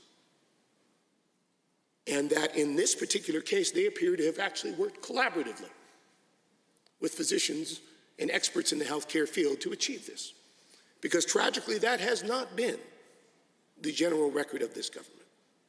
Even as we speak, our emergency rooms across the province are in crisis because this government chose to go to war with some of these very physicians, because of repeated decisions to push our healthcare system to the absolute limits in the midst of a global pandemic, and to continue to try to find ways to grind down particular physicians or healthcare workers. And again, now pushing those very workers to the absolute limits with extreme mandated overtime to try to keep up with the implications of the chaos this government has sown in the healthcare system. So, Mr. Speaker, certainly it is important work for this government to look how we can improve our systems. And these are important steps to improve the organ donation and transplantation system. But let's remember that system lives within a larger ecosystem in the midst of healthcare. An ecosystem which this government chose to tromp into, sow disorder, attempt to bully and overturn in an attempt to force through their particular ideology and change. That affects the ability for these physicians, for these individuals to continue to provide this important and life-saving care. Because of decisions of this government, we saw tens of thousands of surgeries that were canceled and delayed in the midst of the pandemic. We are still dealing with that backlog now, and indeed, in many jurisdictions, we are seeing serious implications. Indeed, in the Red Deer Regional Hospital last night, I confirmed there was no doctor of internal medicine available or no doctor to perform cardiology. None. And that is because of repeated decisions by this government. Now, of course, that isn't the individual direct decision of the member for Highwood. And certainly it's his decision whether he supports his government policies. But in this particular case, the bill that he has brought forward is a thoughtful one. And indeed, despite the incredible damage, I'd say the most damage that's ever been done to a public health care system by a sitting government in the history of this province, that does not negate the value of this bill and does not negate the potential good it could do should we have a government in the province of Alberta that finally brings some stability back to our healthcare system. But as I was saying, we look forward to learning a bit more about how the SEND program is going to work, how that will interact with a new mandatory referral system in the province of Alberta. And it is my hope that the government will follow the lead of the member for Highwood in terms of the thoughtful consideration he has put into this bill, in terms of how this legislation is potentially integrated should it pass this House. So I thank the member from Highwood for bringing this forward and look forward to further debate. Thank you, honourable members. Next, I see the honourable member for Brooks Medicine Hat has risen. Thank you, Mr. Speaker. I am honored to rise in this House to speak on Bill 205, the Human Tissue and Organ Donation Mandatory Referral Amendment Act. And on behalf of my constituents, I would like to extend gratitude and my thank yous to the member of Highwood for putting together such a thoughtful piece of legislation and something that I hope that the entire House can get behind. So, as you know, Mr. Speaker, with over 700 Albertans currently on transplant lists, I think that we can all agree that this is a very important issue. Many of us in this assembly will know of somebody who is waiting for some type of transplant, or maybe we have a loved one who is waiting for a transplant. That could be a close family member or a friend, or perhaps it might be a constituent who's waiting for the good news that one day they'll be receiving a new heart or a kidney or something like that. Regardless of the circumstances, though, this bill is good news for Alberta, I think, and it will ensure that this government is doing more to help improve the process of donating organs or tissue. And just a month ago, Mr. Speaker, on April 7th, we recognized Green Shirt Day. And of course, this is a day that honored one of the young Humboldt Broncos hockey players that passed away as a result of the traumatic accident that happened in April of 2018. I actually had the pleasure of reading the book by one of the surviving members of the crash, Caleb Dahlgren. It's called Crossroads. It's an excellent book, very well written. He's a smart young man.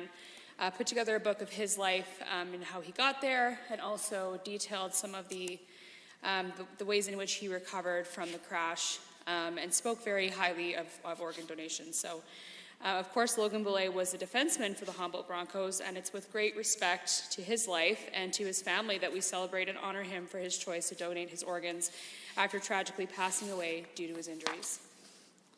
But because of the choice that Logan had made, 6 other people were able to live because of life-saving organ transplants. And although he was only 21 years old when he passed away, tragically, he recognized and understood how this selfless act of donating is one of the most heroic things that a person could do.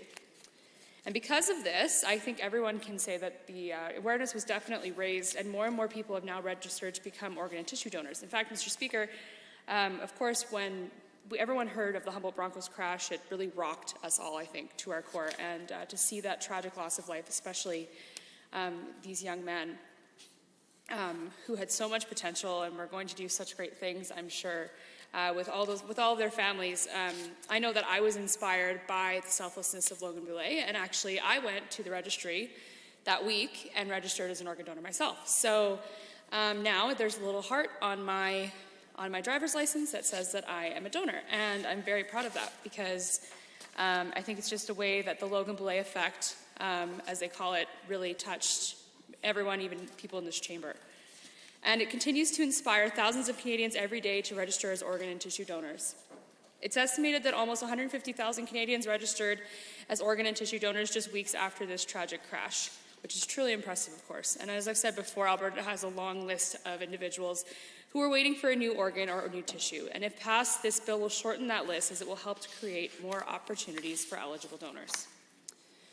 With this legislation, physicians will be required to refer patients to respective organ donation organizations if they might be eligible as soon as they're recognized. And by referring patients, Mr. Speaker, we'll be optimizing opportunities for those who are on the wait list and informing potential donors who might not be fully aware or understand the organ donation system as it is.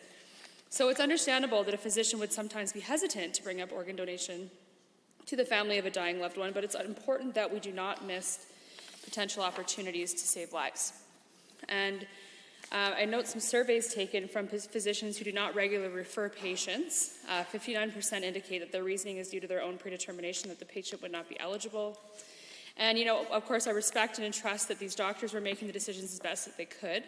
But one intention of this legislation is that it would not be up to the doctor to make that choice, and their only responsibility would then be to offer a referral. 45% of physicians brought up that they don't offer referrals because of the family being too upset, which, of course, I mean, this is a very tragic and hard time for families. I mean, you see a loved one pass away. It could be tragically, unexpectedly, who knows what. And I'm sure that question would be overwhelming for many. I know I haven't been in that position, and I don't really ever want to be.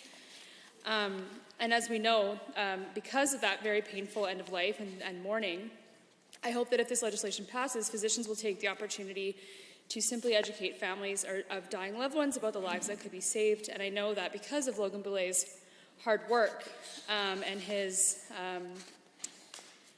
dedication to helping others through organ donation, that his effect will live on. So, and the incredible thing today is that there are 6 people living because of just one person's choice, and that was Logan's choice. And for 39% of survived patients, they are concerned that the family may have a religious belief that would prevent them from donating organs or tissue. And of course, that's a very fair concern. We want to respect those people's decisions. But it's important to continue to raise the awareness of organ and tissue donors, to be able to speak up and have a discussion like we're having today, Mr. Speaker. And I will note that I didn't, before the Humboldt crash and before the tragic loss of life that we saw from those young men and support staff and coaches and trainers and so on in that event, I don't really know if we really talked about organ donation nearly as much as we do now, especially not in such a public setting. It was more of a quiet conversation, so maybe this will destigmatize some of it as well and bring up opportunities for us to talk about the benefits of organ donation and kind of normalize talking about it in public places to allow more people to make that choice. So, Mr. Speaker, I hope that these things that I've shared today will help more Albertans consider registering as an organ and tissue donor. As of now, over 4,500 Canadians are awaiting a transplant of some kind, and over 700 of them reside in Alberta. So, with the numbers of donors lower than neighboring provinces, I think we can all realize how important it is to have this discussion right here at home. And it truly is giving the gift of life to register as an organ donor. So again, Mr. Speaker, I want to thank the Honourable Member for Highwood. I note that he has been very passionate about this, especially in his former careers, and I know that he really cares about this and has done extensive consultation. So I think that, I'm glad to hear, politics aside, in this chamber that we're all supporting the member for Highwood and his desire to do this for his constituents and for all Albertans. So I think that many Albertans are grateful to see members of all sides of the House focus on bettering the system that we have for organ and tissue donation. And I think that this is a bill that's really going to save lives and impact people in a positive way. So thank you for your time, Mr. Speaker. And I just want to say again that I completely support Bill 205, and I hope that other members will do the same. Thank you, honourable members. Are there any other members wishing to join debate? I see the honourable member for Calgary-Buffalo has risen.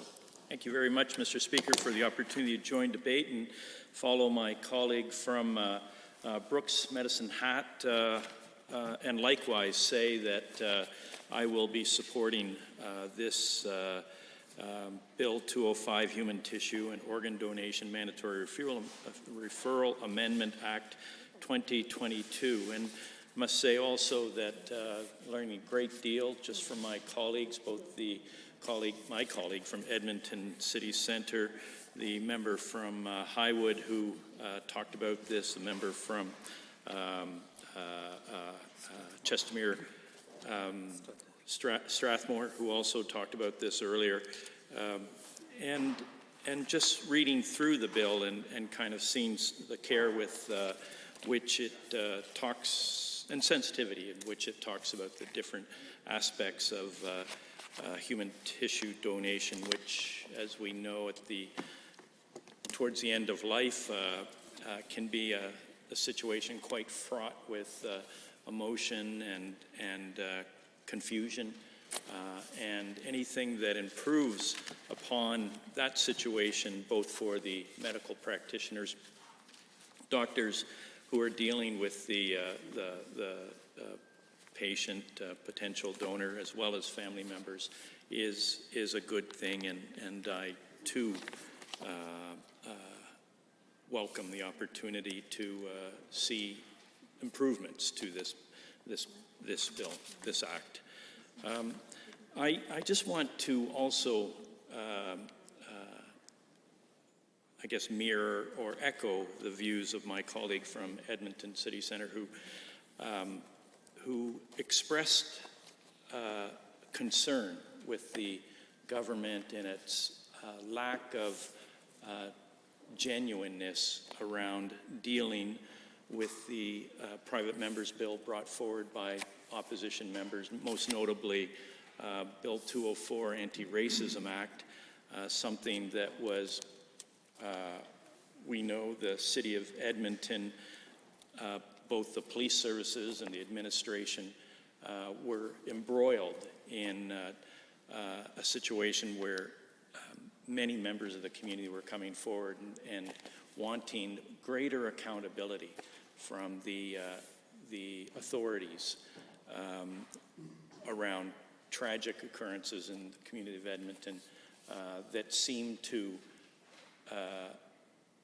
point to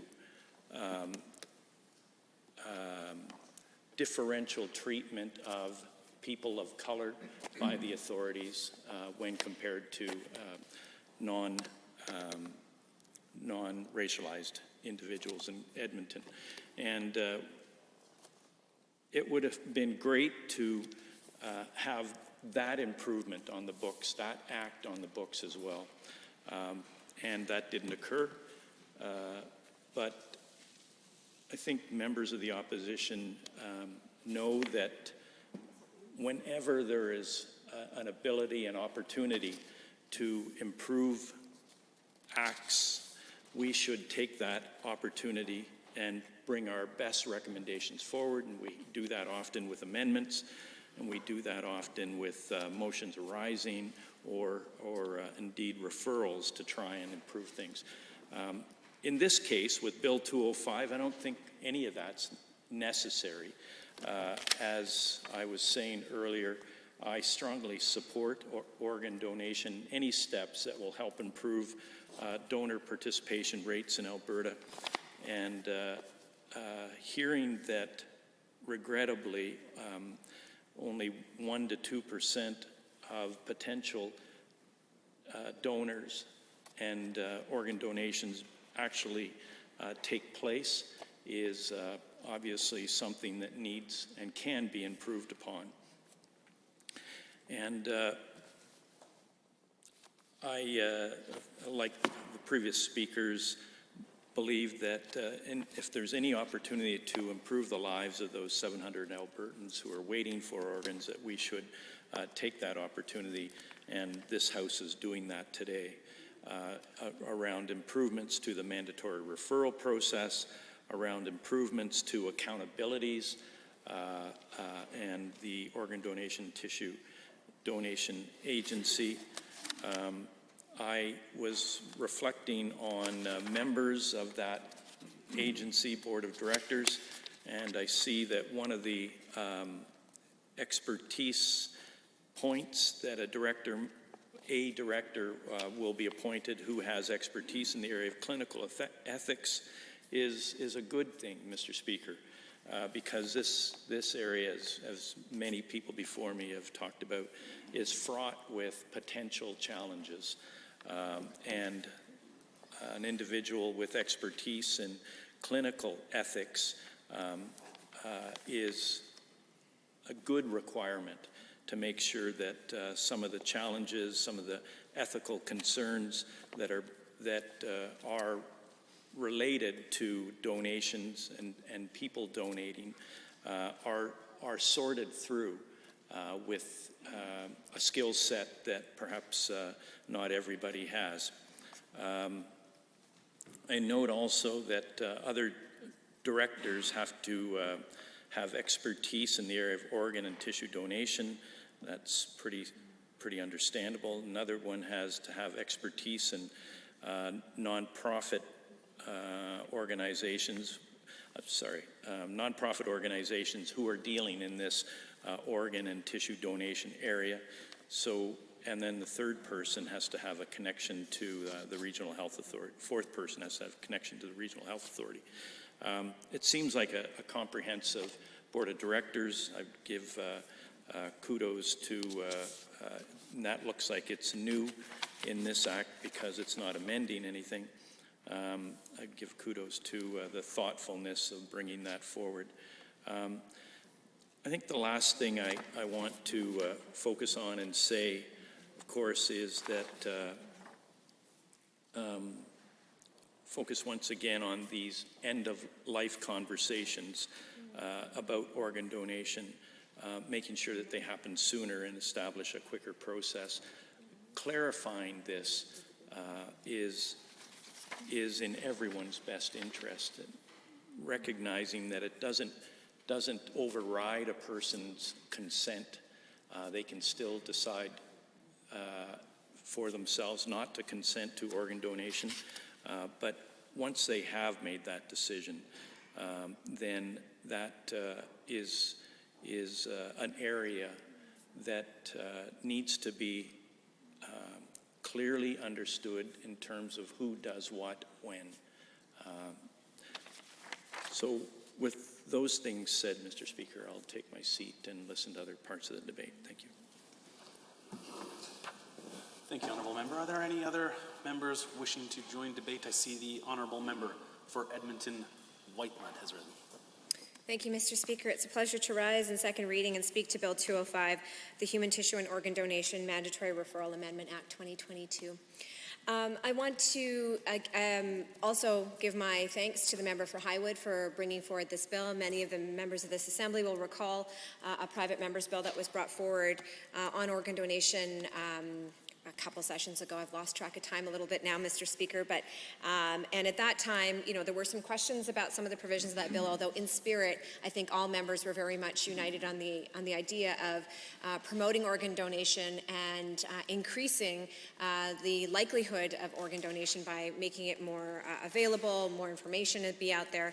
Now, as I recall, the previous, and I think it was also Bill 205, brought forward by the member from Calgary Southeast, had a sort of opt-out provision for organ donation, so that it was presumed that all individuals were organ donors unless they specifically opted out. And I understand there were some concerns around that, and some consultation was done, and I think other members of the Assembly have spoken to the consultation that the member for Highwood did, and that's the results that we see a new private member's bill, which, basically, requires a physician to do a mandatory referral for organ donation even before somebody has passed away. So doing that opportunity for education and engagement with a family or an individual who is close to passing about the benefits of organ donation.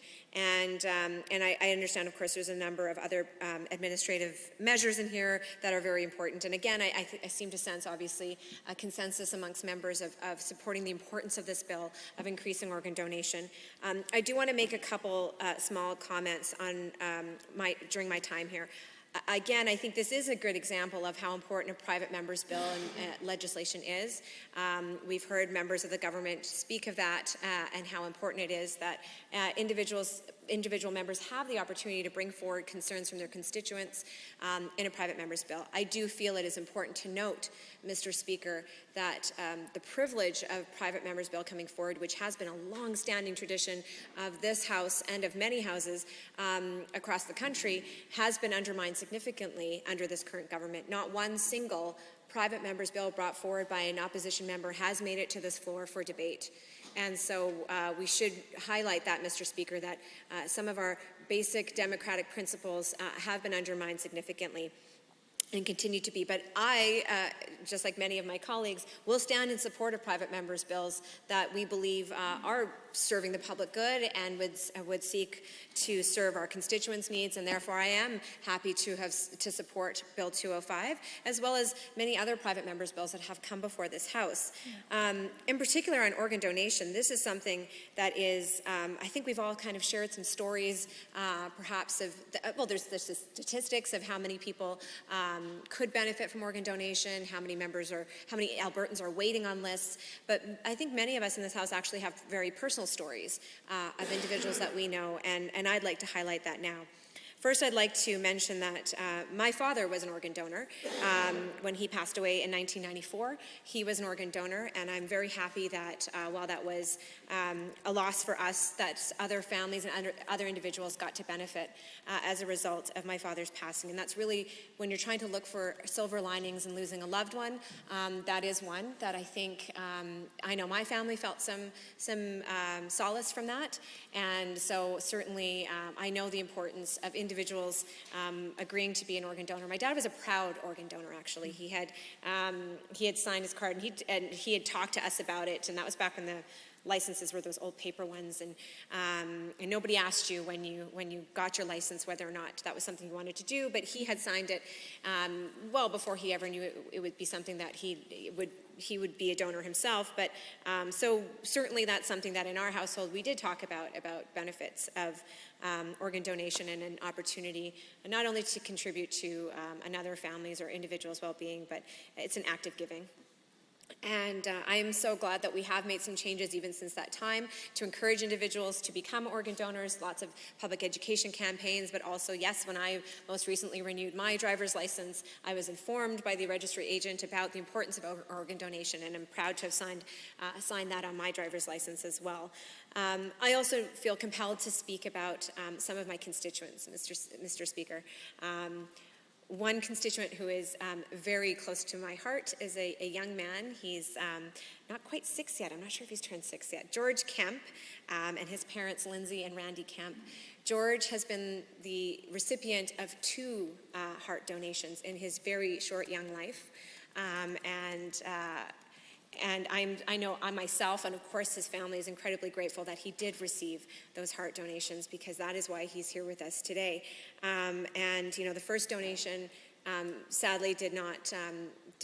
His body was rejecting it, and it wasn't working out well. And I know his family lived in anguish for many months, thinking the chances of getting a heart donation once seemed unlikely, so to get a second donation seemed incredibly unlikely. And George lived at the Stollery Hospital for, I believe, almost 9 months, and I'm sure Lindsay will correct me if she's watching this. I'll let her know to correct me, but it was well over 6 months, I know for sure. He lived at the Stollery waiting for that second donation of a heart. And of course, when a child receives a heart as a donation, it's only because another child has passed. And what a big, generous gift by that family to go through such an incredible loss, and then to have donated.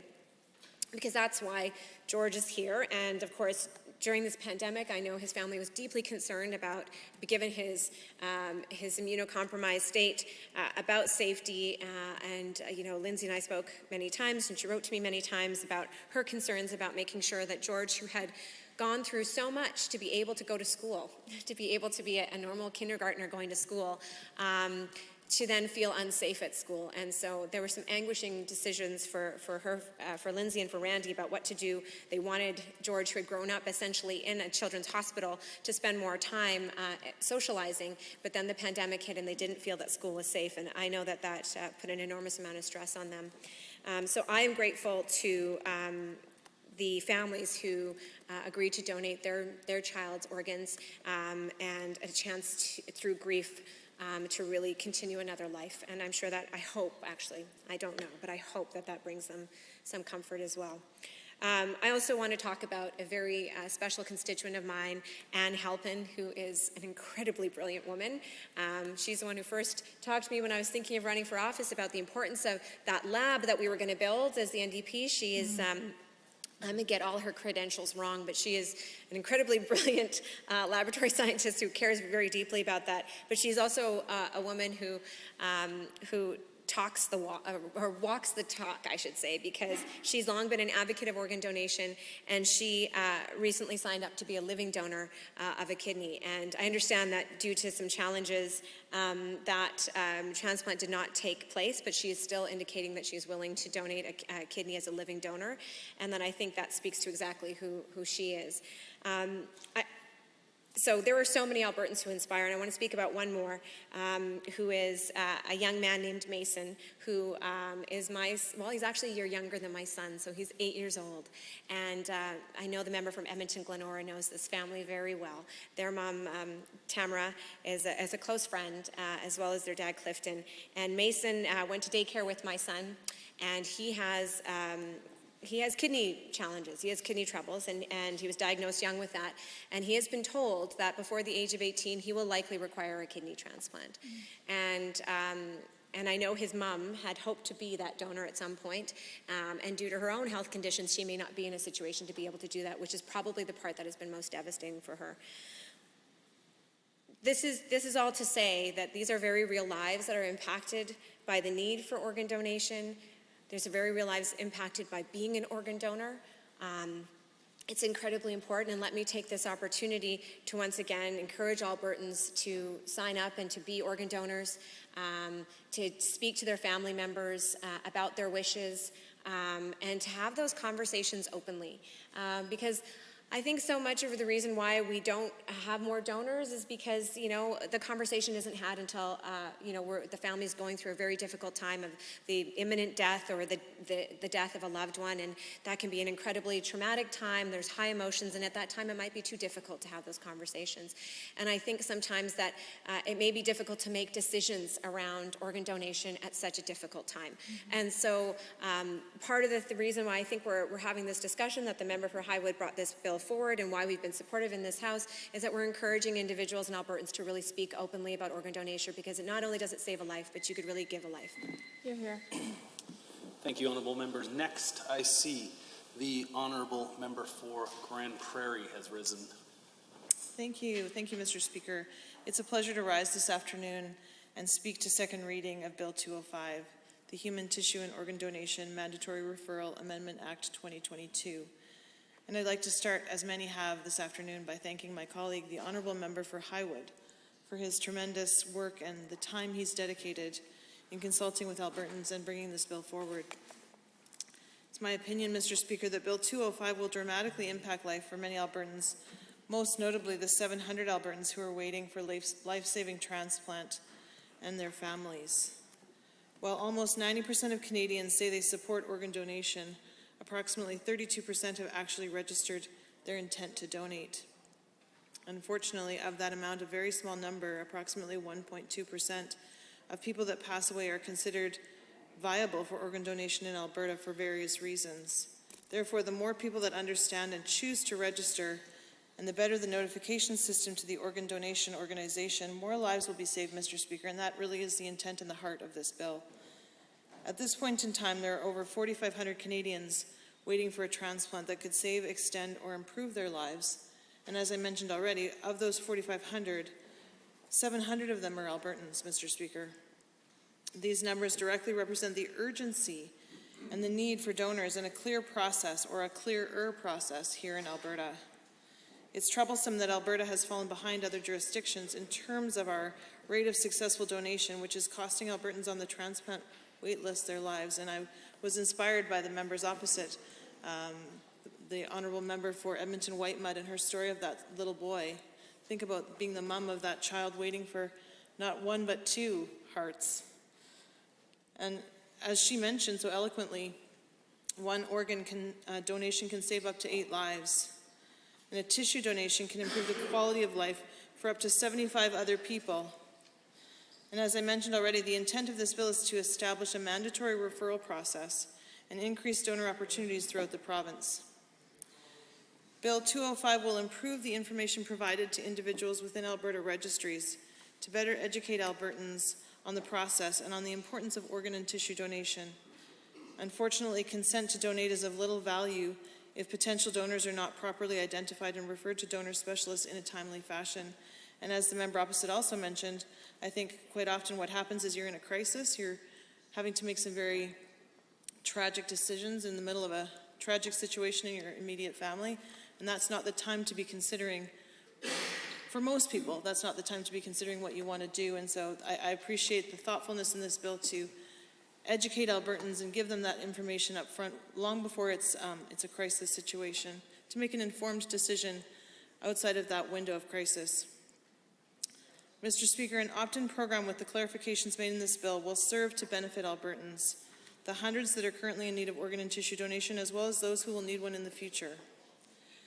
Accidents and tragic diagnoses are unpredictable, and Bill 205 addresses the time sensitivity of these urgent needs as they arise. Mr. Speaker, we need to think of those that are waiting for transplants. Transplants that I've said already will either improve, extend, or save their lives. This morning, the member for Highwood was present with the Minister of Health to announce Specialist in End-of-Life Care Neuroprognostication and Donation, or SEND, that initiative is being given $2 million. This program will allow 22 specialist physicians to coordinate organ donation and transplantation opportunities across the province. And I think that's incredible. The services under SEND will be available 24/7 in order to improve identification of potential donors, support families considering consent at an unimaginably difficult time, and ultimately to save more lives of Albertans. Prior to this program, there were no dedicated donation physician positions for individual hospitals and intensive care units.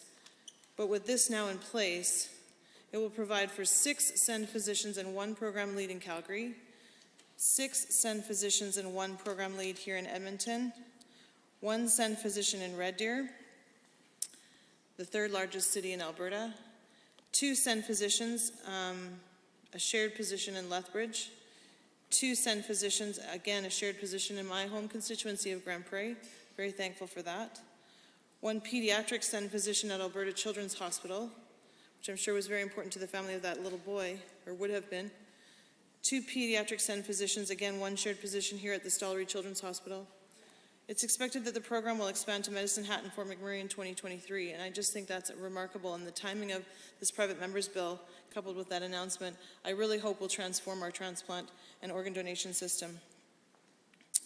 The allotment of $2 million to this initiative demonstrates its importance. It allows for intensive care units and emergency departments across the province to work together to coordinate a province-wide response for organ donation and transplantation opportunities. Mr. Speaker, since 2011, Alberta's donation rate has increased by 28%, and that's remarkable.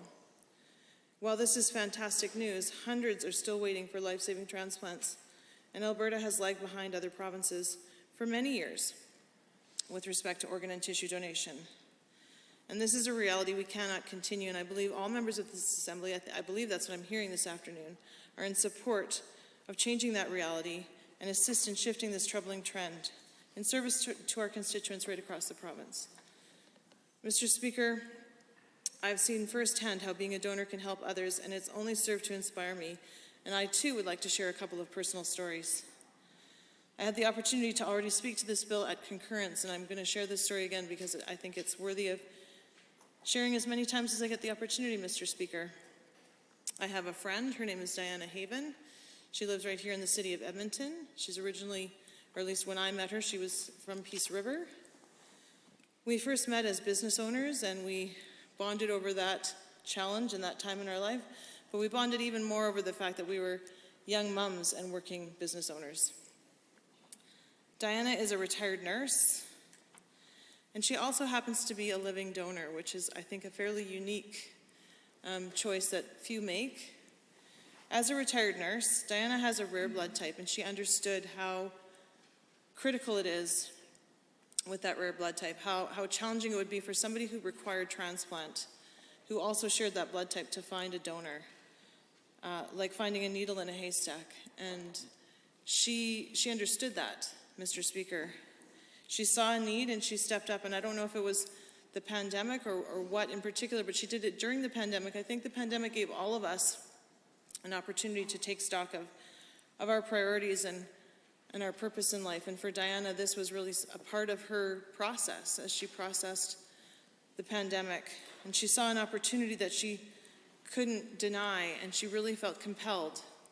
And so she chose last year to donate one of her kidneys. And I just wanted to thank her and her family, her husband Mark and their kids, for their support of this choice. It's a risky choice and a scary choice, but ultimately she saved a life. And that person will never know who it was that saved their life, but we know here in this chamber, Mr. Speaker, that Diana Haven is a hero, and that there are many others like her. And this bill, while it talks about organ donation and transplant, typically upon the loss of a loved one, this is another facet to transplantation and donation. I also, again, tied back to my time as a young mom. When I first moved to Grand Prairie, I was expecting my first child, who I can't believe is going to be 25 this fall. I don't know where the years have gone, Mr. Speaker, but I'm starting to sound like my grandma when I say things like that, so I will not continue on in that vein. But almost 25 years ago, I moved to Grand Prairie expecting my first son, Nicholas. And I met the most wonderful group of neighbors in Grand Prairie.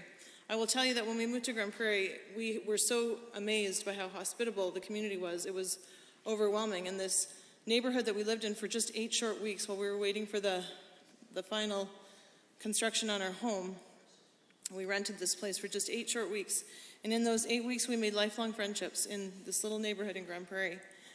And the sort of the key person, her name was Claire Noonan. She was a lovely, lovely lady, and she introduced us to all the neighborhood, and she got everybody working. They were going to make us cookies for this new little pregnant lady that moved into the neighborhood. And it was quite inspiring, Mr. Speaker, because we were in the middle of setting up business, and I was expecting, and we had this house under construction and a lot of things going on. We came in from a different province. But I'll get back to the point of the bill, Mr. Speaker. In this neighborhood, one of the people in this neighborhood was in desperate need of a lung transplant, a double lung transplant. And she'd been on the wait list for more than a year, and she was dying. And in this 8 short weeks in the neighborhood, I was amazed. I have 10 seconds? Oh, wow. Okay, I was amazed that she got this lung transplant and her life was saved, Mr. Speaker, and I have so much more to say, and I'll be happy to share it in Committee of the Whole. Thank you, Mr. Speaker. Thank you, Honourable Member. Next, I believe I see the Honourable Member for Edmonton Meadows has risen. Thank you, Mr. Speaker. It's my pleasure to rise in the House to speak to the Bill 205 Human Tissue and Organ Donations Mandatory Referral Amendment Act 2022 on behalf of my constituents. So I'm happy to say that we support the position of this bill. And it was not long ago, just last week, I visited the family of the community leader who passed away last week, and just wanted to share the the feelings. The family was feeling grateful to see that their family member did not only worked hard and contributed to the community as a living, but also how concerned he was and educated and aware he was. He also signed he donated his whole body after his death. That can still contribute to save the lives of his fellow Albertans. And I also have a story going back a few years, 4 or 5 years, where the family of the person who died anxiously wanted to donate the body of the family member, since the family member has not registered herself into the registry in advance, and the hustle they went through and the struggle they had, and eventually they were not able to get it onto the registry and donate the body of their loved ones. So I assume this changes in this bill will definitely help education around not only education, around the donations of the organs and on the bodies, but also to fix some of the challenges and the processes that the people many times feel challenging when it comes to donate, specifically not themselves, when it comes to donating the body or the organs of their family members or their loved ones. So we strongly support organ donations and steps that will help improve a donor process and the participation rates in Alberta. So organ donations saves life, and we are so grateful for people, Albertans, that I personally know a few of them that they have donated. They make their decisions in this life-saving process. We have also heard from the stakeholders the importance that specifically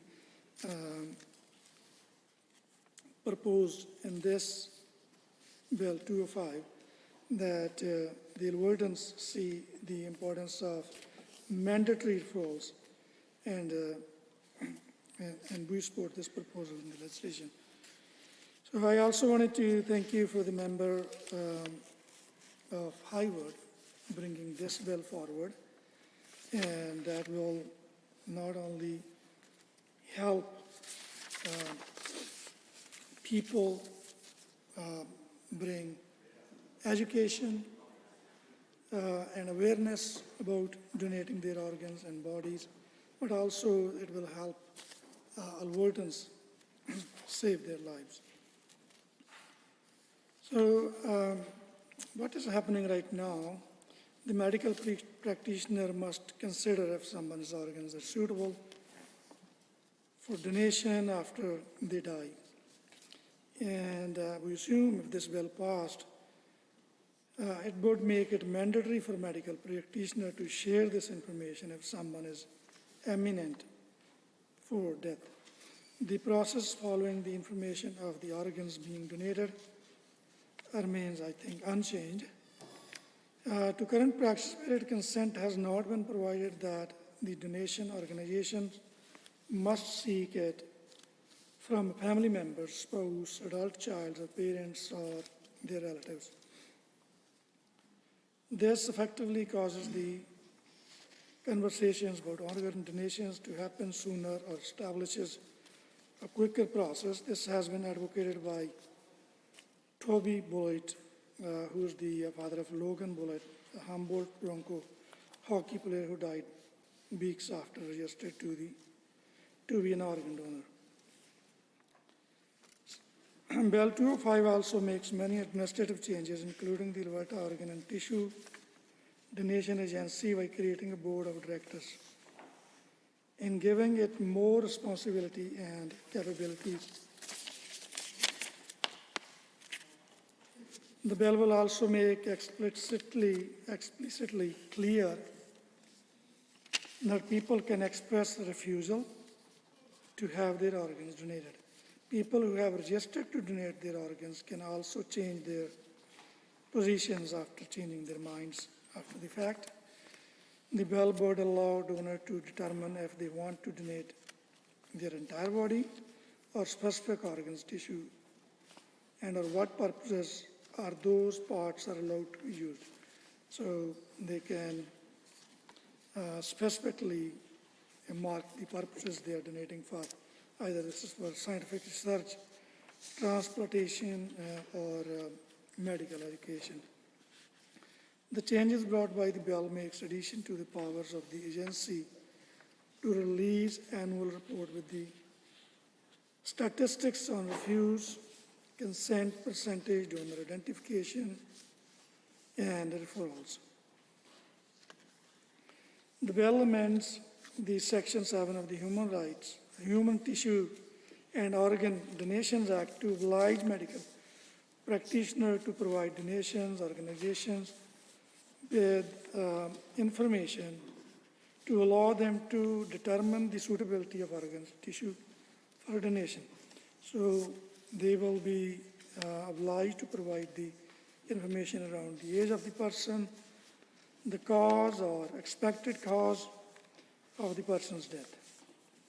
If the death has occurred, the time of the death of the person, or any available past and current personal information of the person that is relevant to their medical suitability for tissue or organ transplantation. Currently, this information is shared after donor dies. If passed, this bill requires the information to be shared if death is imminent.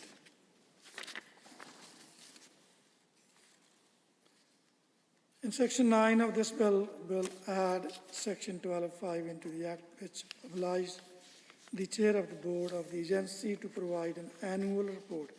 That's very important. That's very good, the proposal in this legislation. Summary of the activity carried out in the preceding years, statistics on the number of donors, identifications, referrals, and consent rates, recommendations.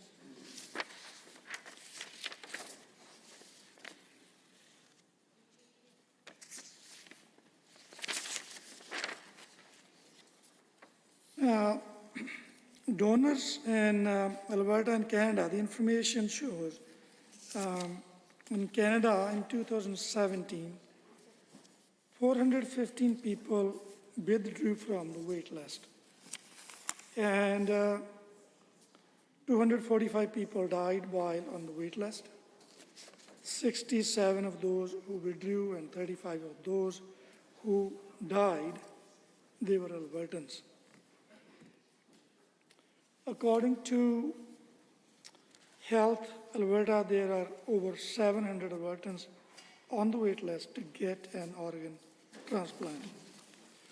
According to the Canadian Institute for Health Information, the disease donor rate in Canada increased by 42% between 2009 and 2018. from 14.5 to 20.6 donors per million population, which translates to 487 deceased donors in 2009 and 700. Thank you. Thank you, Honourable Member. Are there any other members wishing to join debate? I see the Honourable Member for Lac St. Anne Parkland has risen.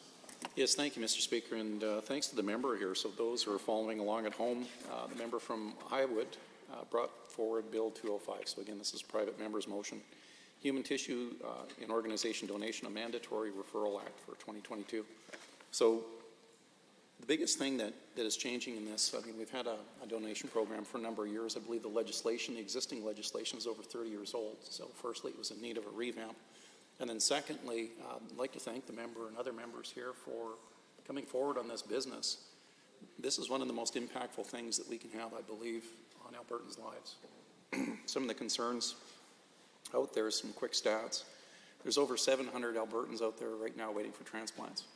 There's, through the process, the way it is sitting currently, it puts a ton of pressure on a system and organizations to react within a given time limit. And unfortunately, what's happening there is that the organs and the folks that are donating, they may not be receiving recipients in time, Mr. Speaker, which is obviously a real problem given the circumstances that comes about on. So there's a few major items that is covered off here. The first one, there's about three major components from what I can see reading through the bill, and we'll let the member correct me later on through debate. But the first one is implement a mandatory referral process. So in essence, what that does, instead of waiting until the fact of the individual passing and then starting the process, it compels them to start to talk to the organizations, talk to the donors themselves, and to the family to start the process. Change of notification will streamline it, so it's making it more efficient, and it gives an adequate timeline. Again, everything is compressed around those timelines, and it's such a stressful circumstance. And that'll decrease the missed opportunities as mentioned. Now, it was interesting to note, I've already said there's 700 Albertans, there's over 4,500 Canadians waiting for these transplants currently. And when the physicians were polled on this to see where some of the impediments were, some of the feedback they received were on this of some of the referrals not taking place currently without this mandatory process.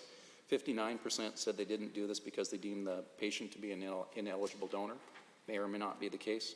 45% said due to the family being too upset, so they didn't want to intrude on these type of circumstances, obviously, and that's consideration for the personal needs. 39% believe that the family had a religious bias. 34% said that due to their desire to leave the hospital unit, so they didn't want to remove them there. Mandatory referral increases the probability of these very difficult conversations to take place, and to help provide a mechanism, quite frankly, where they're falling back on it, it becomes a procedure that they can have those discussions. The other one was improving the agency, or improved to the agency guidelines. So the changes to the organ and tissue donation agency will pave the way for renewal of reviews, reports, suggestions directly to the minister to help minimize misused donor opportunities and build a stronger system of donation in the future. So again, there's several organizations out there that are kind of in this wheelhouse. This is their backyard of how they deal with it. This is, again, going to help improve that process, have some consistency as well. Improve the education and awareness. So those are big deals to understand how the process takes place and what the benefits are to that. So improve the information provided to the individuals to Alberta registries to better educate Albertans on the process and on the importance of organ donation tissues. Now, again, being a father of four, hearing some of the stories in here, I mean, it is just absolutely heartbreaking that you would think of circumstances where you have to put yourself in that consideration, not only for being a parent, you're trying to protect your child, you raised them since little and doing all those things. Firstly, to have something tragic happen to them. I don't think there's anybody in here that wouldn't tear up if you put yourself in that circumstance. But secondly, being on the other end where you have a child that is in need and you're doing all that you can and you're looking down, the end of a loaded gun, so to speak, and knowing what the probable circumstances are.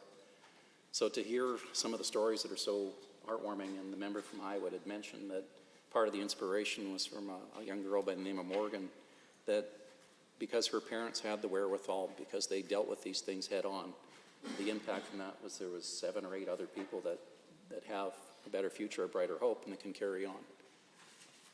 I mean, that's something amazing.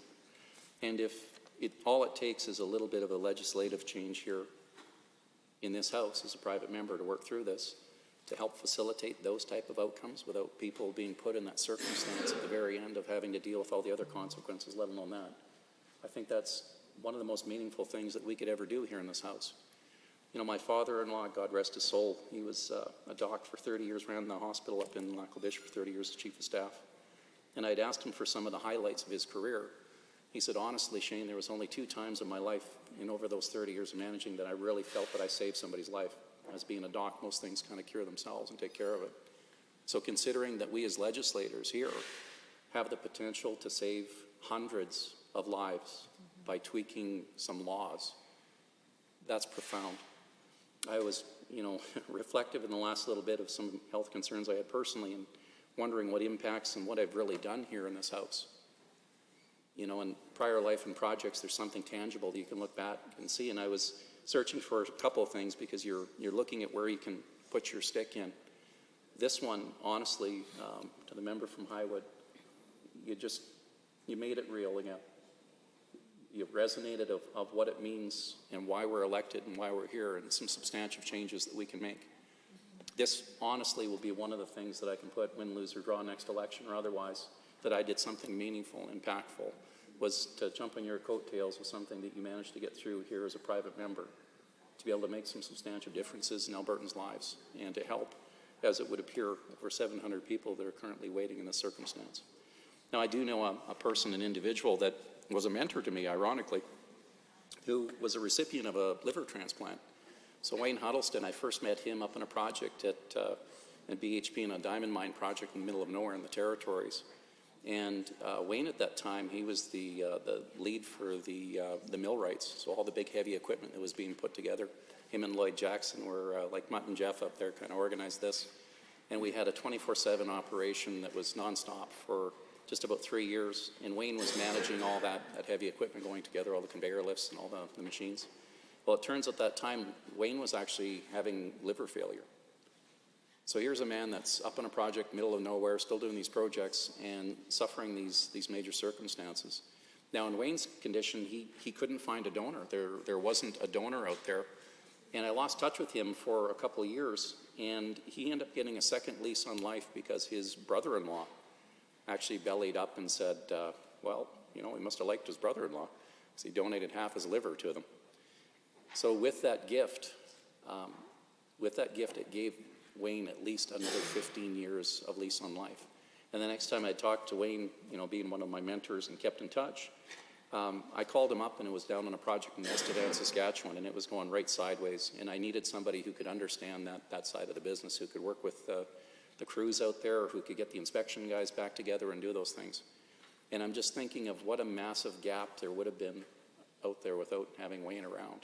And he ended up following me around in that whole pipeline industry for another 10 years after that. And he recently passed this last fall, unfortunately, and it was due to complications with that transplant. But I know that his family was immensely grateful, and I know that there's so many other countless people out there that he touched over the time that he was extended with us. And the credit to his brother-in-law again for doing that, for being a donor, for stepping up and doing that, for putting himself through that circumstance. That gift is insurmountable. So again, with the member here, bringing together some very common sense legislation that can have that meaningful impact. And I hope with my little bit of a speech here talking about this, that folks will consider filling out those donor cards. They'll consider that gift that's out there. We never want to talk about our own expiry dates, but believe it or not, we are in a termination and a schedule, and we can only do so much with the time we have. And whether it's a gift or whether it's a consequence, we don't know when that time is up. But again, if we can do something as impactful and meaningful here by putting legislation through, I challenge everybody as well to make sure that you do that next step, kind of like Wayne's brother-in-law did, and to fill out those cards to make sure that those donations can take place, that those tissues can be there, that the medical experts that we have, we're very fortunate to have in this province, can do their best to extend and give that longevity to someone else's life. So without rambling on too far, very much in support of this, very appreciative of the member for bringing it forward, and very happy for the good, fulsome debate that we've had, and for the interest of Albertans of doing this. And again, quite frankly, seeing this legislation, if God willing and the creek don't rise, and we can all get along in here to get it passed, this will be one of those items I can talk about in the future to say it was worth it, and I did something meaningful. Thank you.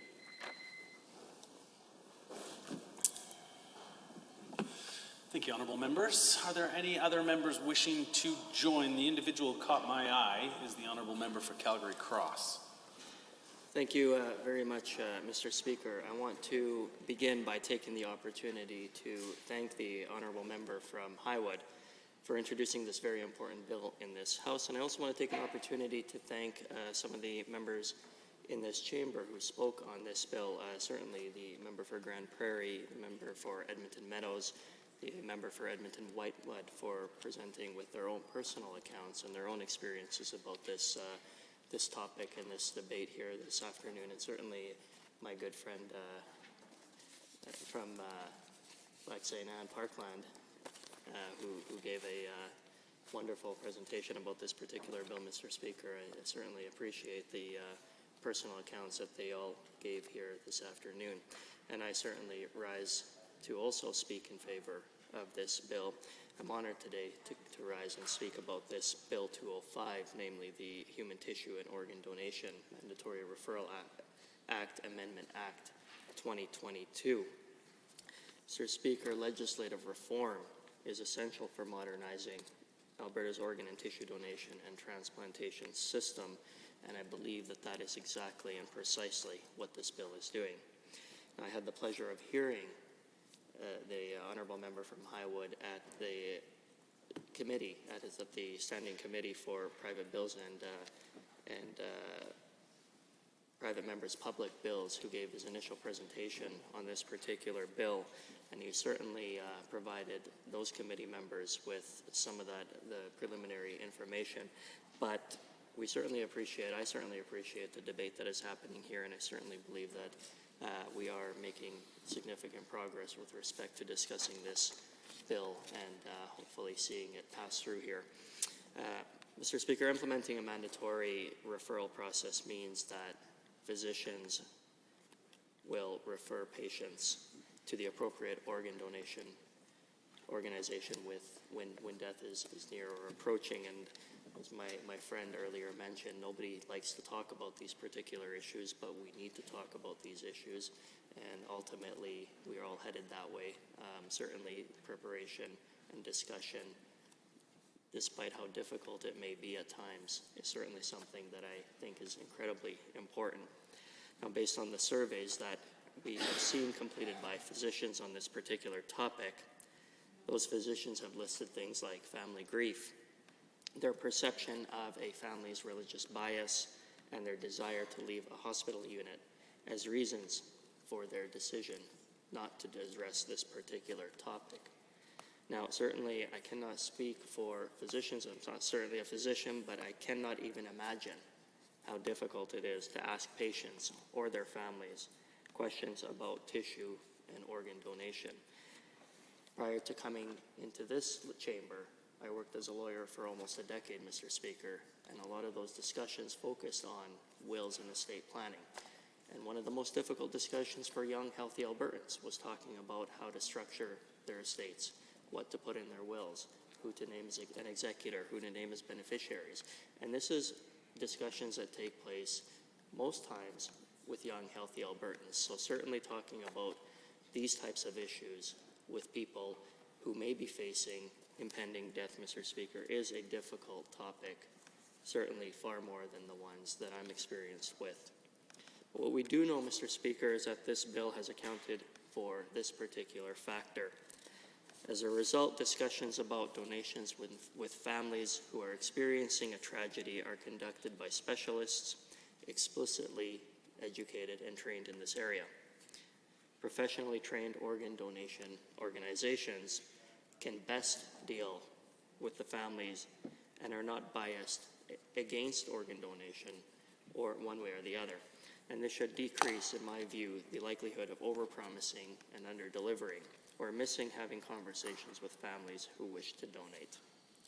This referral process will play a considerable role in optimization efforts and streamlining the notification process to ensure that reasonable timelines for assessing potential donor viability and decreasing missed donation opportunities. Again, I refer to some of the statements that my friends here made earlier today, and certainly I want to reiterate what my friend for Lac St. Anne Parkland mentioned just earlier today.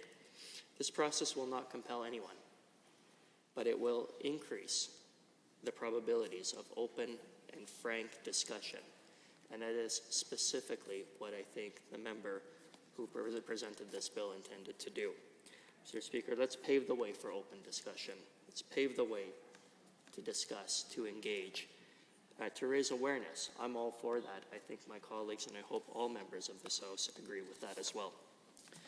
Now, the content of this bill is really nothing new, nor is this the first time that legislation of this sort has been presented in Alberta. What's more, several jurisdictions worldwide have already implemented similar mandatory referral processes when it comes to organ and tissue donation. For example, in 2021, Nova Scotia became the first jurisdiction in North America to enact a presumed consent law for organ and tissue donation. Since then, the province has seen a significant increase in tissue donations and large increases in the availability of both tissue and organs for transplants. Mr. Speaker, it's important to note for all the people watching here today that it is what was implemented in Nova Scotia is not necessarily being presented here in Alberta. Under Nova Scotian law, people are presumed to agree to donate their organs when they pass away, unless they choose to opt out. But we recognize that not everyone may be comfortable with donation. Not everyone may be comfortable with that presumption that Nova Scotian law is implemented. And so we will ensure that each individual's wishes are honored, regardless of whether they wish to donate or not. Mr. Speaker, it's important to note that it is critical to also remember that registering as an organ donor does not mean you will become an organ donor. The path to becoming a deceased organ donor is extremely complex because individuals need to die in certain circumstances where donation is even possible. Unfortunately, and contrary to some of the common misconceptions, those circumstances are relatively rare. Of the proportion of total deaths in Canada, approximately 1.2% have the potential to become organ donors. It's far lower than what I expected, and certainly facts speak for themselves. And yes, Mr. Speaker, there have been questions about why we chose the mandatory referral process instead of taking another approach, such as the one similar to the law in Nova Scotia. And so I want to share the findings of the 2021 International Donation and Transplantation Legislative and Policy Forum with you on the evidence-based practice of mandatory referral, as explained by the experts in the fields of donation and transplant. Mr. Speaker, when comparing the two most common models of donation, mandatory and presumed consent, what stands out most to me is that under mandatory referral, clinicians or administrators notify the organ donation organization about the potential donor for evaluation, and if deemed medically eligible, the families of eligible potential donors are then approached for their consent. On the other hand, the presumed consent model makes the assumption that all individuals have consented to donation unless they have opted out before death. And I should also mention that although Nova Scotia has legislated the presumed consent model, their legislation also includes mandatory referral as well. So all donor identification practices and ethical consent models are involved in deciding to donate. Mr. Speaker, all things considered, this brings us to why mandatory referral is more beneficial to its counterpart. This is an important bill. I hope that all members of this chamber vote. Thank you, Honourable Member. Next, I believe the Honourable Member who caught my eye is the Honourable Member for Edmonton McClung, and then followed by. Thank you very much, Mr. Speaker. I'm very pleased to rise on this piece of legislation brought forward by the member for Edmonton Highwood, an important issue to all Albertans. Bill 205, a private member's bill titled Human Tissue and Organ Donation Mandatory Referral Amendment Act 2022. And this afternoon, while deliberating this piece of legislation, this private member's bill, Mr. Speaker, we've heard from many legislators speaking to the bill, to bring forward personal anecdotes and stories that were very, very touching and very intimate stories of tragic circumstances and in some cases very happy circumstances, because those are the two sides of the coin when it comes to organ transplant, Mr. Speaker. And unless it's a tissue donation or a live organ or partial organ donation, somebody's death must occur before, in fact, the saving of a life can happen. And so we've heard a number of stories from families and of members of this legislature, and because of the numbers, it's easy to surmise, Mr. Speaker, that there is no family in this province that is untouched by this issue of human tissue and organ donation. And it's a widespread phenomenon that there are concerns about the lack of availability of organs, and of course this piece of legislation attempts to address that, and it is a private member's bill, which I think is timely. It's always important to do what we can to improve the number of people whose lives can be saved or bettered by a tissue or organ donation, and I think this legislation addresses it. So I strongly support the measures in Bill 205 brought forward by the member for Edmonton Highwood, or for Highwood, I should say. And some things that people may not be aware of are the actual sort of circumstances around which a tissue or organ may be donated. For example, Mr. Speaker, about organ donation, as I mentioned earlier, it may be that you can have a living donor. It means that the donating organ has to be free of disease and not harm the individual, but certainly there are a number of different organs that can be donated by way of live donation, and that's something that is a huge gift. I know of individuals personally who've done such a thing, and it's an amazing gift to give somebody else. The organs themselves, Mr. Speaker, that may be transplanted include, of course, these would be after death transplantations, after the death of the donor in most cases, the heart, lungs, liver, kidney, the pancreas, which many people will not be aware of, pancreas, islet cells, small bowel, and the stomach are organs that can be donated. And of course, tissues, Mr. Speaker, that may be donated include the cornea, the sclera, which is the white of the eye, heart valves, skin, bone, tendons, and amniotic tissue. So we've heard earlier today, Mr. Speaker, that there are over 4,500 Canadians waiting for a transplant that will save their lives. And all of us have heard the tragic stories of people on dialysis, whether liver or kidney, struggling to stay alive until a donor is found. And sadly, Mr. Speaker, many people die waiting on that list for waiting for a transplant. And that's something, of course, this bill seeks to address and ensure that we increase the number of donors who provide that life-giving gift of a transplant of tissue or an organ. As I mentioned earlier, Mr. Speaker, the member for Highwood has brought this bill forward, and I give him kudos for that. And every family in this house is affected some way, either directly or indirectly, and every Albertan family is, and my family is no different. As I mentioned before, in this house, I had a younger brother named Kevin Dack, who was killed in a car accident tragically just after graduating from high school. And he was attending Lakeland College up in Vermilion, and wish of the family, of course, was to have his organs donated, but unfortunately his injuries were too severe for that, and we weren't able to move forward with that. So we faced as a family that traumatic decision at a very point in time where the crisis of death was imminent, and I feel for every family who has to go through that. And the measures in this legislation, Bill 205, I think help to make the process one gives it pathways, gives it some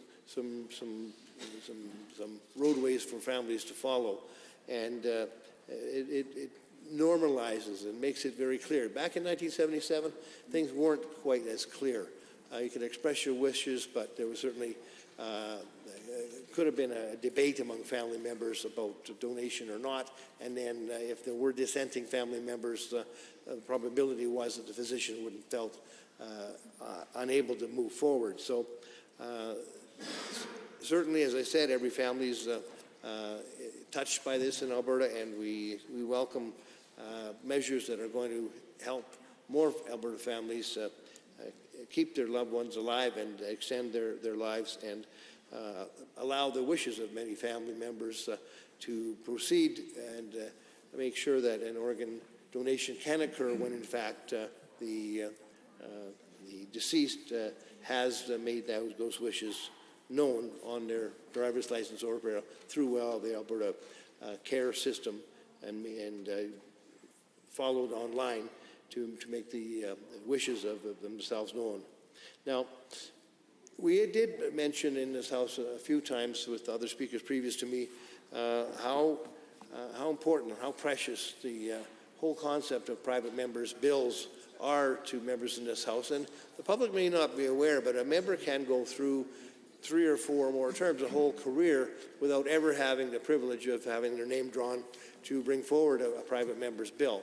And that is something that many members have expressed regret over, that they never got the opportunity. And this opportunity is something that I think the member of Highwood is taking full advantage of. And as we all know, from our side of the House or the government side of the House, anyone who brings forward a private member's bill and gets it to the point of the floor of the legislature debate has put an awful lot of work into the whole process. And regardless of the subject of the subject matter of the bill, the effort that it takes to get a private member's bill to this spot in this House and actually debated here is something that the public should recognize. And what's happened recently, Mr. Speaker, in this legislature is that no opposition private members' bills have received the ability to be debated on the floor of the House. They were blocked by government members in committee who decide in the Public Bills Committee whether or not to allow a bill to proceed to the floor of the legislature for debate.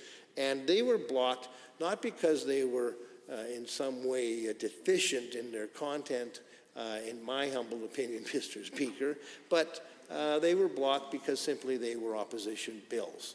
And the government did not want to see any opposition bill getting debated in the legislature simply because they came from the opposition. And this is, I believe, a black stain on our democratic process here in the House. It's something I don't want to see permitted to happen over the long haul. Right now, the government of the day sees fit to completely stifle the debate that members of this House wish to bring forward via private members' bills, and I think it's something that should receive the condemnation of all legislators in this House and also the public as well, because when government members simply block a private member's bill because it comes from the opposition, regardless of the inherent value of that piece of legislation, what they're doing is expressing that they really don't believe in giving the opposition a fair hearing just because they might have opposing views. And there's been 10 of these private members' bills that I think 9 or 10 have been actually. Thank you, Honourable Member. The individual who did catch my eye was the Honourable Member for Camrose. Well, thank you, Mr. Speaker. I'm pleased to rise today to speak in favour of Bill 205, the Human Tissue and Organ Donation Mandatory Referral Act 2022. I first want to thank the member of Highwood for his hard work in bringing this bill forward to this House. Mr. Speaker, it's important to promote organ and tissue donation because organ and tissue donation can save lives. Currently, organ and tissue donation rates in Alberta are lower than many of our neighbouring Canadian provinces and other top-performing countries. In Canada right now, there are over 4,500 Canadians waiting for transplant that will save their lives, and even more people that are waiting for tissue transplant that will increase their quality of life. Of these Canadians on transplant wait lists, over 700 of them are from right here in Alberta. Organ failure and organ donation impacts the lives of not just the recipients, but their families as well. Mr. Speaker, Bill 205 will include measures that will improve the effectiveness of organ donation and transplant system as a whole.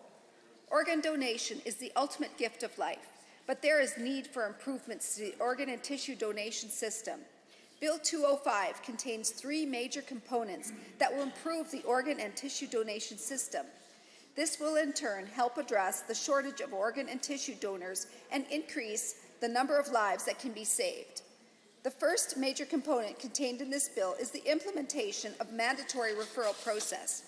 Mr. Speaker, last year, the International Donation and Transplantation Legislative and Policy Forum assembled a panel of international experts in the fields of donation and transplantation to provide expert guidance on the structure of an ideal organ and tissue donation and transplantation system.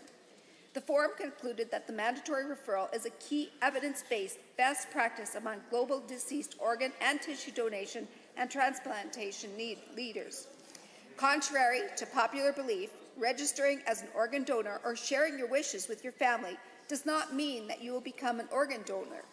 The pathway to becoming a deceased organ donor is a complex one because individuals need to die in circumstances where donation is even possible, and these circumstances are rare. As a proportion of total deaths in Canada, only approximately 1.2% have the potential to become donors. Each patient who is a potential donor is rare, and identification and referral of these patients is the only way they will become an actual donor. Failure to identify possible donors is the biggest factor in explaining differences in deceased donation rates, nationally and internationally. Missed donor opportunities occur when potential donors are not identified and the appropriate organ donation organization is not notified or referrals are received too late. Missed donor opportunities also occur when potential donors are identified by treating medical team, but they choose not to notify the organ donation organization. In cases of late or non-referral, life-sustaining therapy is withdrawn in a way that excludes the possibility of donation, preventing the wishes of the patient and their families to even be considered. A study found that reasons for physicians not referring patients to organ donation organizations are as follows. They deem the patient to be not an eligible donor. They did not due to the family being too upset. They did not due to their belief that the family had a religious bias. They did not due to their desire to leave the hospital unit. Mandatory referral will help address these issues by increasing the chances to make sure discussions with a patient's family about donation are conducted by specialists who are educated specifically in this area. Under a mandatory referral process, a physician would be required to refer a patient to the appropriate organ donation organization when death is deemed to be imminent. This is expected to play a huge part in optimization efforts. This change in notification will create a streamlined notification system that will ensure a more adequate timeline for assessing the viability of potential donors and will decrease missed opportunities. This should decrease the likelihood of overpromising and undelivering or missing the opportunity to have the conversation with families who wish to donate. Both situations can add to the stress a family is experiencing at one of the most worst times of their life. Mr. Speaker, we know that legal and ethical practices like mandatory referral are essential to establishing a strong donation culture. The decision on whether to donate a loved one's organs can be an extremely difficult one, especially under the umbrella of a family tragedy. This is why we need trained professionals engaging in this process to provide the best support possible for Albertans. Professionally trained organ donation organizations are better able to help families and are not biased against organ donation. Consent to donate is of little value if potential donors are not properly identified and referred to donor specialists at the right time. The second major component of this bill is that it will improve agency guidelines. The changes to the Organ and Tissue Donation Agency will also pave the way for annual reviews, reports, and suggestions directly to the Minister to help minimize missed donor opportunities. These measures will help to build a stronger system of donation in the future. The third component of this bill is improved education and awareness around the donor process. This bill will improve the quality of information provided to individuals within our Alberta registries in order to better educate Albertans on the process of organ and tissue donation and its importance. Mr. Speaker, this bill is a major and necessary step forward to modernize Alberta tissue and organ donation systems. I'm pleased to support this bill and would encourage all members of this House to do the same. Mr. Speaker. The Honourable Member for Central P. Snotley. Thank you very much, Mr. Speaker. I'd like to take an opportunity to speak to this bill also. I've supported organ donation my whole life, and I remember signing an organ donation card decades ago. In fact, I think it was maybe even before I was 18. I actually think I had my parents that had to co-sign or sign on my behalf to make sure that could happen. So this morning, knowing this bill was coming up too, I thought I would actually check my donor status. So I went online, checked the status, and sure enough, I was actually registered as a donor, which I was happy to see. And I know this process in the past has been complicated, but the new online process that I think has been in place for maybe 2 years now, I thought was relatively simple, and I know it could be simpler. I know we could have processes that are far more simple to make sure we have everybody that wants to have their organs donated if something happened to them, make sure that they are taken care of and that process happens. So I think this is a good discussion to have. However, the process of private members' bills, let's face it, it's been manipulated by the UCP here. After 9 weeks in session, we are looking at Bill 202 and 205 right now, which are the second and fifth drawings in this session. And they're finally hitting the process where they could actually see second reading, which is the first opportunity in this legislature to actually debate a private member's bill. It's taken us 9 weeks to get to this process. Now, if the government really wants private members' bills to proceed, there seems to be an anxiety for this, an anxiousness for this bill to proceed as fast as possible. If they really wanted this bill to proceed as fast as possible, they would have done away with the private members' bill committee and concurrence that delays private members' bills and motions by weeks. Now, again, everybody's talking about urgency, but nobody's doing anything to truly move this process along in a faster. Now, when I look at this bill here, Bill 205, the member who brought this bill forward asked for concurrence in this legislature, which actually delayed this bill an extra week by asking for concurrence and having to discuss concurrence. Now, I believe it was the member from Spruce Grove Stony Plain asked for concurrence on my bill 202, which delayed my bill, and by pushing my bill back, that pushes Bill 205 back because it's further along in their order paper. So now this government, if they're really serious about this, they could make this a government bill, and that would ensure that it's debated and passed in the fastest process possible. And they could actually ask for unanimous consent to allow these bills to pass multiple stages in the same day. They could actually collapse debate and force the vote on it today so that we can move on to the next stage of the process even faster. But I'm not convinced that the government actually wants this bill to really pass, because they're doing nothing to show that to us.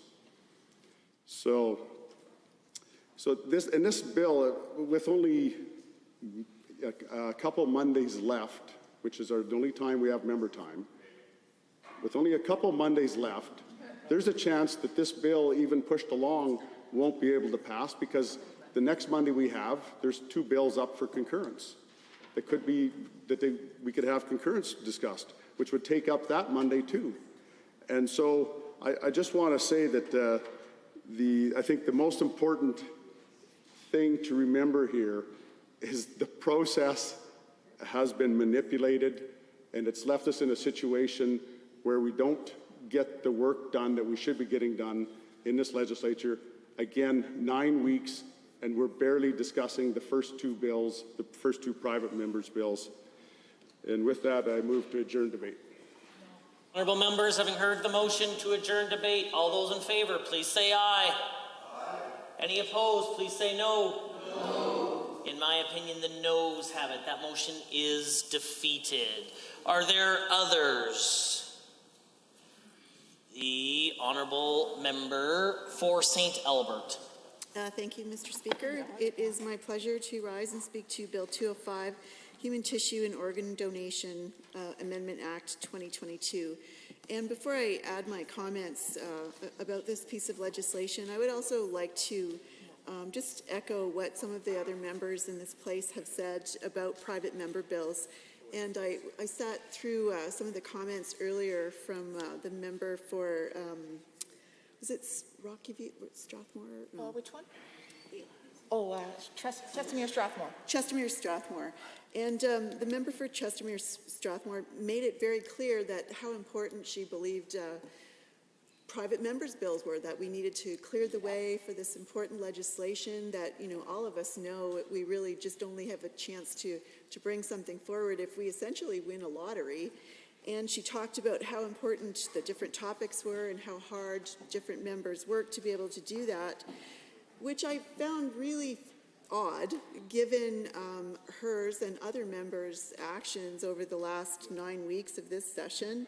And that has been to, at every turn, shut down opportunities for the opposition bills to make it to this place so that we can debate them in the fashion that we were sent here to do. So, you know, another example of just the blatant hypocrisy in this place is a little bit, should be shocking, Mr. Speaker, but sadly it isn't because we're getting used to it.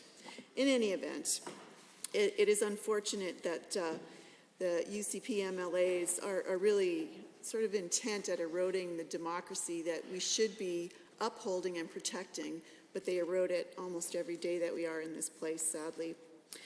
Okay, so to Bill 205, human tissue and organ donation, and I listened with interest as some of my colleagues talked about people, whether they were constituents or people in their lives that had been successful recipients of organs, and it was actually really quite inspiring to hear just the incredible, just the life-giving nature of human tissue and organ donation. And I'd like to tell you about someone in my life that I know, and this was my first introduction to somebody that did require I hate to interrupt, however, the 120 minutes allotted for debate at second reading, or 115 minutes allotted for debate at second reading has elapsed, and that allows the member for Highwood 5 minutes to close debate. Thank you, Mr. Speaker. I first want to start by thanking all my colleagues in the House today for sharing their input and their stories around such an important issue, an issue that I'm extremely passionate about, which is organ and tissue donation here in the province of Alberta. I've heard a lot about how important this is. I think we've identified how critical it is to moving forward as quickly as possible, with 700 Albertans awaiting either organ or tissue donation here in the province of Alberta. And I think it's critical that as legislators, we do everything possible to ensure that we are creating the best system possible to make sure that there's the most opportunities for that chance. We've spoken to how limited those chances are. Roughly 1.2% of all instances present an opportunity. We have to make sure that we maximize on those and minimize donor opportunities. It's great to hear overall that there seems to be a general consensus in this House and support for this bill, because As I mentioned, it is important for all those people whose lives really are on the line awaiting either organ or tissue donation. I also want to note and also recognize the amount of foundations, organizations, and individuals that have really supplied the input here. This is a bill by Albertans for Albertans to save Albertans. And I have spent over a year working with AOG, Heart and Stroke, and Kidney Foundation. I know this morning we had the SEND presentation in which I had a chance to speak to Joyce Van Derzen, who is an executive director with the Kidney Foundation, and be able to have really important conversations with her. Flavia Robles, as well as an executive director of the Kidney Foundation, has been critical in the input that she's provided to me and the support around which for this bill, and I'm very appreciative of that. You know, these stories, the stories that I've heard, stories surrounded around Cindy Krieger and her daughter Morgan, Dan and Jennifer Wolfsmith, and their daughter Mackenzie, I think they're incredibly powerful, and they highlight how critical it is for us to move forward as quickly as possible on finally getting this legislation passed. And I think I want to, before I close debate, I just want to read something that was provided to me by Jennifer Wolfsmith, and I think it says a lot. And she sent me an email that says, "We talk about Mackenzie, her daughter, and the gift she gave openly and often in our house, and having our children, both Owen and Declan, understand all the hard work that went into this by so many, as well as witness the important step forward firsthand on what it would be meaning and how meaningful to our whole family." And she states that Declan asked me just the other day how Mackenzie's organs got to other kids. I was beginning to explain that the doctors did it very carefully and lovingly when she asked me if she had surgery because of one of his classmates recently had surgery, and she got a lollipop for being brave. When I answered that it was indeed surgery, he replied, "I hope Mackenzie got 1,000 lollipops. Although he often cries that he misses his sister, that he never had the chance to know, he also knows how incredible, meaningful the gift was that she gave." And I think all of us here today need to be brave like Mackenzie and Declan and Owen, and recognize how important it is for us to move forward with this legislation. So thank you for everyone who spoke today. And with that, I close debate. Thank you, Mr. Speaker. Honourable members, the member for Highwood has moved second reading of Bill 205, Human Tissue and Organ Donation Mandatory Referral Amendment Act 2022. Does the Assembly agree to the motion for second reading? If so, please say aye. Aye. Any opposed, please say no. In my opinion, the ayes have it. That motion is carried and so ordered, and a division has been called. Call in the members.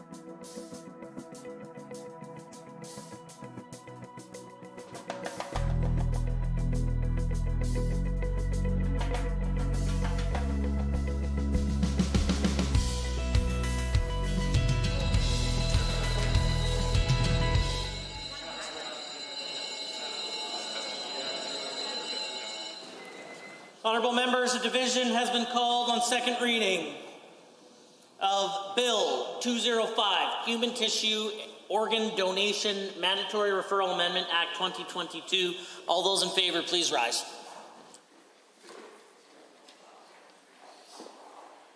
The Honourable Ms. Schultz, the Honourable Minister LaGrange, the Honourable Mr. McIver, the Honourable Mrs. Sawney, the Honourable Mr. Wilson, the Honourable Mr. Horner, the Honourable Mr. Nicolaides, Mr. Walker, Mr. Amory, the Honourable Mr. Orr, the Honourable Ms. Pond, the Honourable Ms. Isaac, Mr. Scow, the Honourable Mr. Nally, the Honourable Mr. Ellis, the Honourable Mr. Yassin, the Honourable Ms. Furr, Ms. Armstrong-Homenuk, Mr. Stephan, Mr. Singh, Mr. Getson, the Honourable Mrs. Allard, Mr. Sigurdsson, the Honourable Mr. Hunter, Mr. Tour, Mr. Jones, and Mr. Jean, Mr. Turton, Mr. Newdorf, Mr. Shepherd, the Honourable Member Ceci, the Honourable Mr. Sabier, Ms. Renault, Member Irwin, the Honourable Mr. Bellis, Mrs. Fry, Ms. Lovely, Mr. Diol, and Mr. Dack. Any opposed, please rise.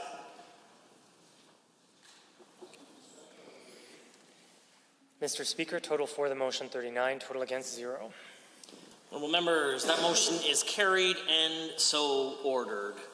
Bill 205, Human Tissue and Organ Donation Mandatory Referral Amendment Act 2022 is now read a second time. The Honourable Member for Lethbridge.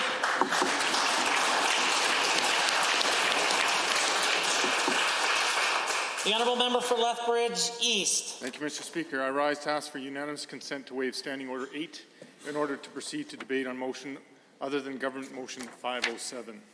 Honourable members, this is a request for unanimous consent to immediately proceed to motion other than Government Motion 507. I will ask only one question. Is there anyone opposed to providing unanimous consent? If so, indicate now. Unanimous consent is granted.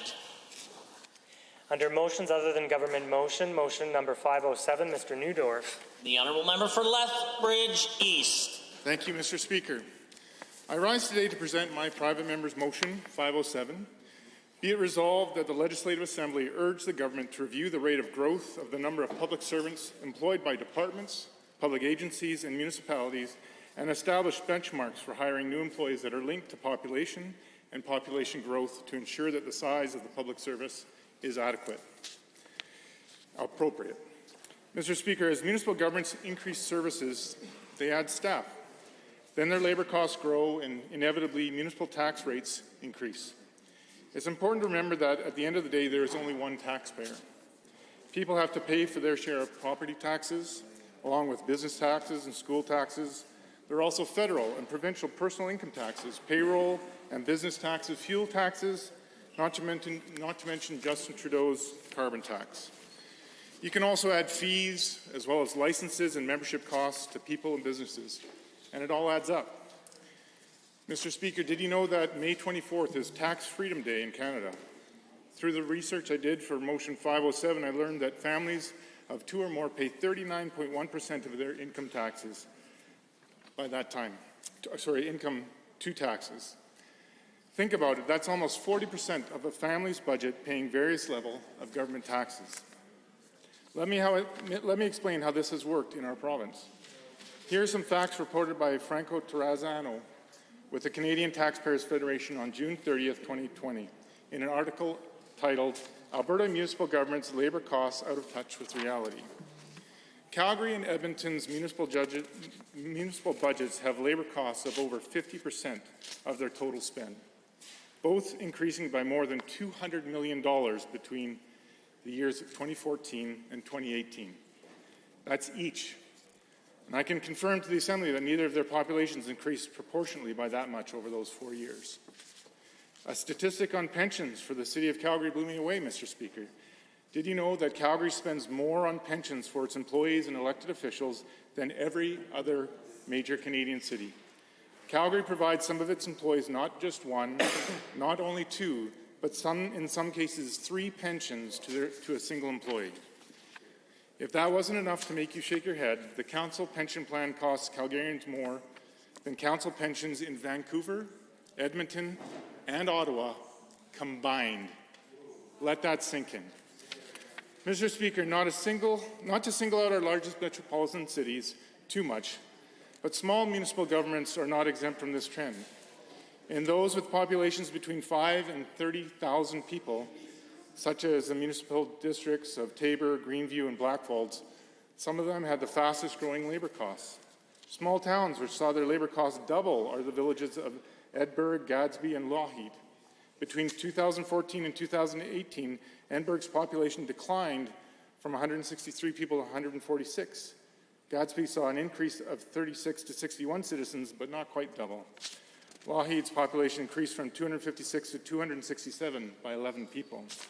So it begs the question, does it make sense to see their labor costs double in those jurisdictions during that same period of time? Overall, in Alberta, municipal government labor costs increased by nearly $837 million, or 17%, which outpaces the population growth of only 5.3% and is still higher even when inflation is added in at its 7% rate. Setting benchmarks tied to population growth would be one simple tool to protect every single Albertan taxpayer on an annual basis, year over year, for as long as they are adhered to. Aside from that, it is simply good governance, exemplifying transparency, accountability, and predictability. Mr. Speaker, I bring forward this motion today in the spirit of Daniel Webster, who said, "The Constitution was made to guard the people against the dangers of good intentions." I say that to recognize the typical cycle of human society. For example, the pioneers who first settled the land started farms, worked mines, gathered at forts, and established towns, quickly focused on building schools, town halls, libraries, and hospitals, requiring staff to be hired, first to do the work, and then to administer the respective institutions. It wasn't long before there was a need to see governance and planning for towns, and industrial growth, regulations and bylaws for order, policing and jails, courthouses, offices to guide fair trade and security of goods, post offices, water treatment plants and waste depots, and the growth continues. Mr. Speaker, people continue to come to developed areas. Hamlets become villages, villages become towns, towns become cities, and cities become metropolises. And the public service continues to grow, providing social services, help for those with disabilities, mental health and addictions, supportive housing, the provision and connection of utilities, water, wastewater, garbage and recycling, public transit, colleges and universities, and more. These are all very good things that are needed and in fact demanded, often demanded by the citizenry. But all services come at a cost to the ratepayer and the taxpayer. Not only do services cost more over time due to inflation, but that cost is further augmented due to the volume as the population increases. But the most invisible of all is the growth of scope, things that used to be done privately that are now done publicly and paid for by the public purse. To more clearly define this, Mr. Speaker, I will remind you and my colleagues in the chamber here today of the following. Schools of all kinds, from K to 12, colleges and university, trade schools and vocational schools were originally established and operated privately. Just watch Anne of Green Gables for a trip down memory lane in this respect.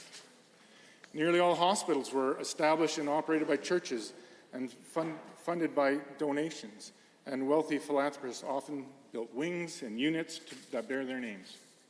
Libraries, banks, railroads, and even resource development are other examples of industries that began privately that now, in whole or in part, have seen government or public agencies take a hand in administration.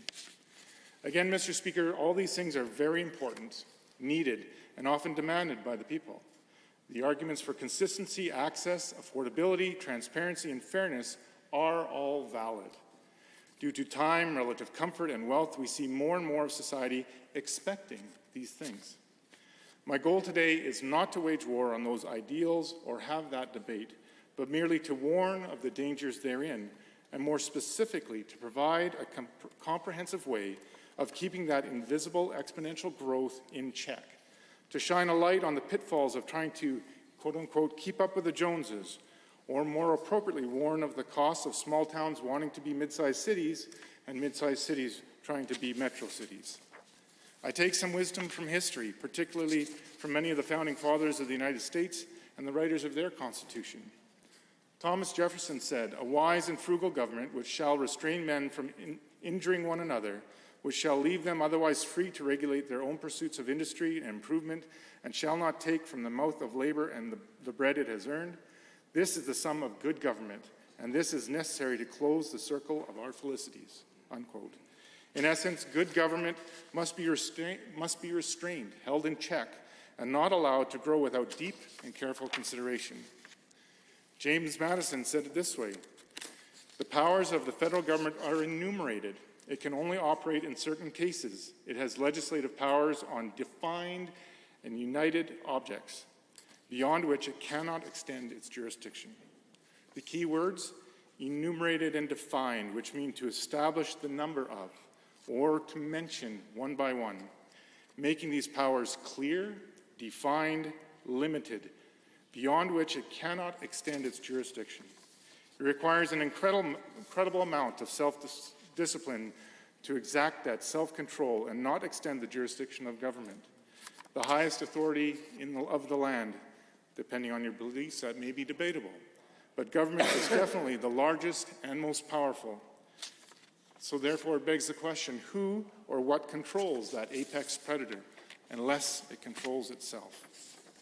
This principle is so important, so powerful, so invisible, that those founding fathers and legendary leaders almost all spoke to it in one way or another. As Thomas Paine said, "Government is best which governs least." So I humbly ask all members in this chamber to please support this motion. Thank you, Mr. Speaker. Honourable members, motions other than government motions, 507. Are there others? The Honourable Member for Lac-Saint-Anne Parkland. Well, thank you, Mr. Speaker, and thank you to the wonderful member from Lethbridge East who brought forward this motion, and I'm going to read it into the record again just because my folks may not be watching his feed. Be it resolved that the Legislative Assembly urge the government to review the rate of growth of the number of public servants employed by departments, public agencies, municipalities, and establish benchmarks for hiring new employees that are linked to population and population growth to ensure that the size of the public service is appropriate. So layman's terms on that, typically on project sites or in private industry, we kind of look at that ratio, so management ratio to services. One of the other things that helps us drive that in the process of how many people you need to do things are looking at the physical processes themselves. And in a former life, I used to go in as a consultant to a lot of organizations and look for efficiencies. One of the things that freaked a lot of people out when you go in as an outside person and you start lifting up the hood, so to speak, and looking at what their processes do and what the efficiencies are, typically they're concerned that there's going to be layoffs.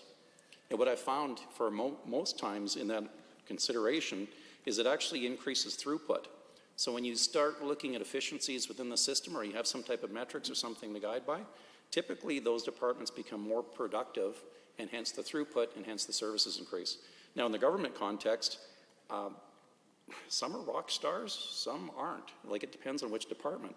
And when I was a first time candidate, and I was actually down in Yuma of all places, because we got lots of snowbirds down there. I went down for an air show and ended up talking to a bunch of folks from my own constituency, ironically. And one of the individuals there took me over, Wendy. She grabbed another person that she knew that was from Edmonton, and he was retired out of the transportation department. And he was around right during that time when Ralph Klein and everybody were looking at cutbacks. And, regardless of history lessons or otherwise, essentially everything became so darn bloated at the time, the government couldn't borrow cash. They had to have some drastic measures to look at cutbacks. Now, this gentleman was recruited from an engineering company to come over to transportation. And at the time, he gets there just as these cutbacks are taking place. So he was divulging to me some of the context that took. That department was very much upset. They were very concerned about how this was going to work. And he said, but quite frankly, after the first year of going through those changes, he says the attitudes increased. So the workplace satisfaction went up. He said that the throughputs went just through the roof. They were doing more than less and very happy with it. So when it's counterintuitive, it may seem to some that when you don't have so many people around, that the morale actually goes up.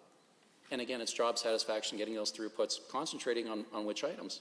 So in governments at all levels, I think it behooves us to not have some type of metric to tie the number of people we have with throughputs. Now, the other thing is I'm really like the concept of tying it to the population as kind of a starting point. But again, depending on the services and the systems that each one of these departments are offering, it may be because it's cumbersome that you get more people. And also another thing, it's counterintuitive because we have computers. Sometimes it takes more people to do work that we were all sold that was supposed to be less labor intensive. So there has to be some tongue in cheek there. But what I am going to do is talk about some of the items that the member pointed out. 39% of our tax dollars go to some level, way, shape, or form of government in this country. 39%. So we're pushing almost 40% of our tax dollars go to pay for services that we may or may not tap into, that we may or may not have any input into, that we may or may not see in the first place, which is just wild. The fact that the pension plans, and this one jumped right off the page, the pension from Calgary, and I got to find it here, it just blew me away. Edmonton, Vancouver, and Ottawa combined pale in comparison to the pensions paid out by Calgary from their public service. Like folks in Calgary, if you're listening to this, the pucker factor for me is pretty high hearing about it. The fact that you guys are living the dream is another one. So you can see when some of these things don't have checks and balances in place of how that compounding tax effects just keeps taking place. Now, I do have some rock stars out in my area. I'm going to give some plugs out to County of Parkland, County of Lac St. Anne, County of Sturgeon, County of Yellowhead, and Westlock. So I'm very fortunate to work with those folks.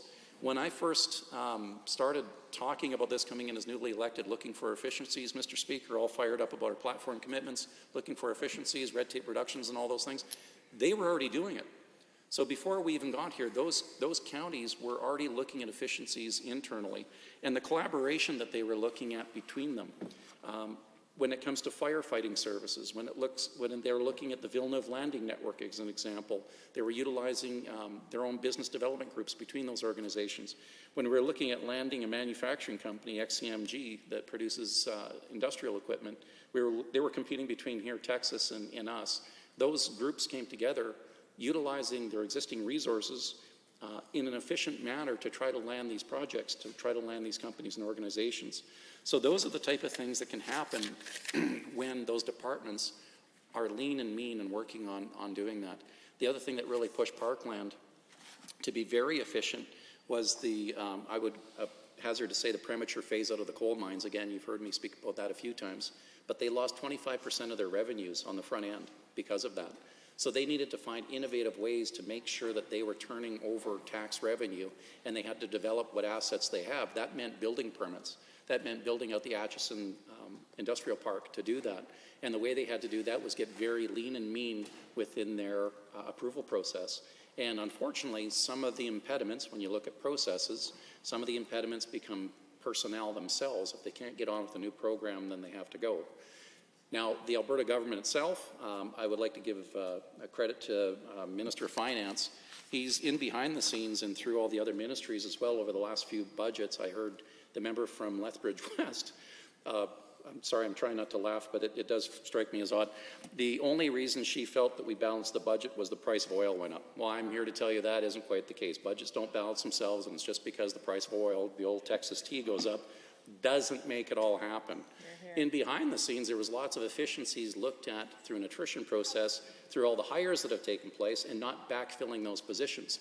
Looking for efficiencies in your own backyard before you put more burden on the taxpayers to ask for more. And the other one that comes with that is once you have some of these metrics tied into place, you can have incentive plans or incentive packages or performance metrics that people can now achieve, being these departments and organizations. If they can do more with less, they're happy about it. They actually start to achieve these goals.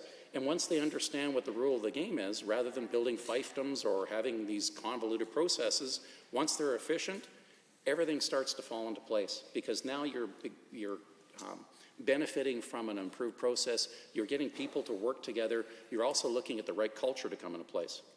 So sometimes it's very awkward to have someone from the outside come in and take a look at what you're doing, but also to have those bookends and put it in place. It's a sobering thought when we think that some of this has just happened and grown over the years. And again, coming back to that engineer that was with, and now he's retired at this point and packaged out down in Yuma, when he was talking about that department, he said, we did all these cuts and everything took place. He says, quite frankly, when he left, it had ballooned and popped right back up to that again. Again, there wasn't that need or that necessity, and it's not until sometimes we have a crisis, whether it's a cash crunch or anything else, that we have to look at these. So from the member from Lethbridge West, for being one of the grown-ups in the room looking at, or Lethbridge East, I apologize, East, West.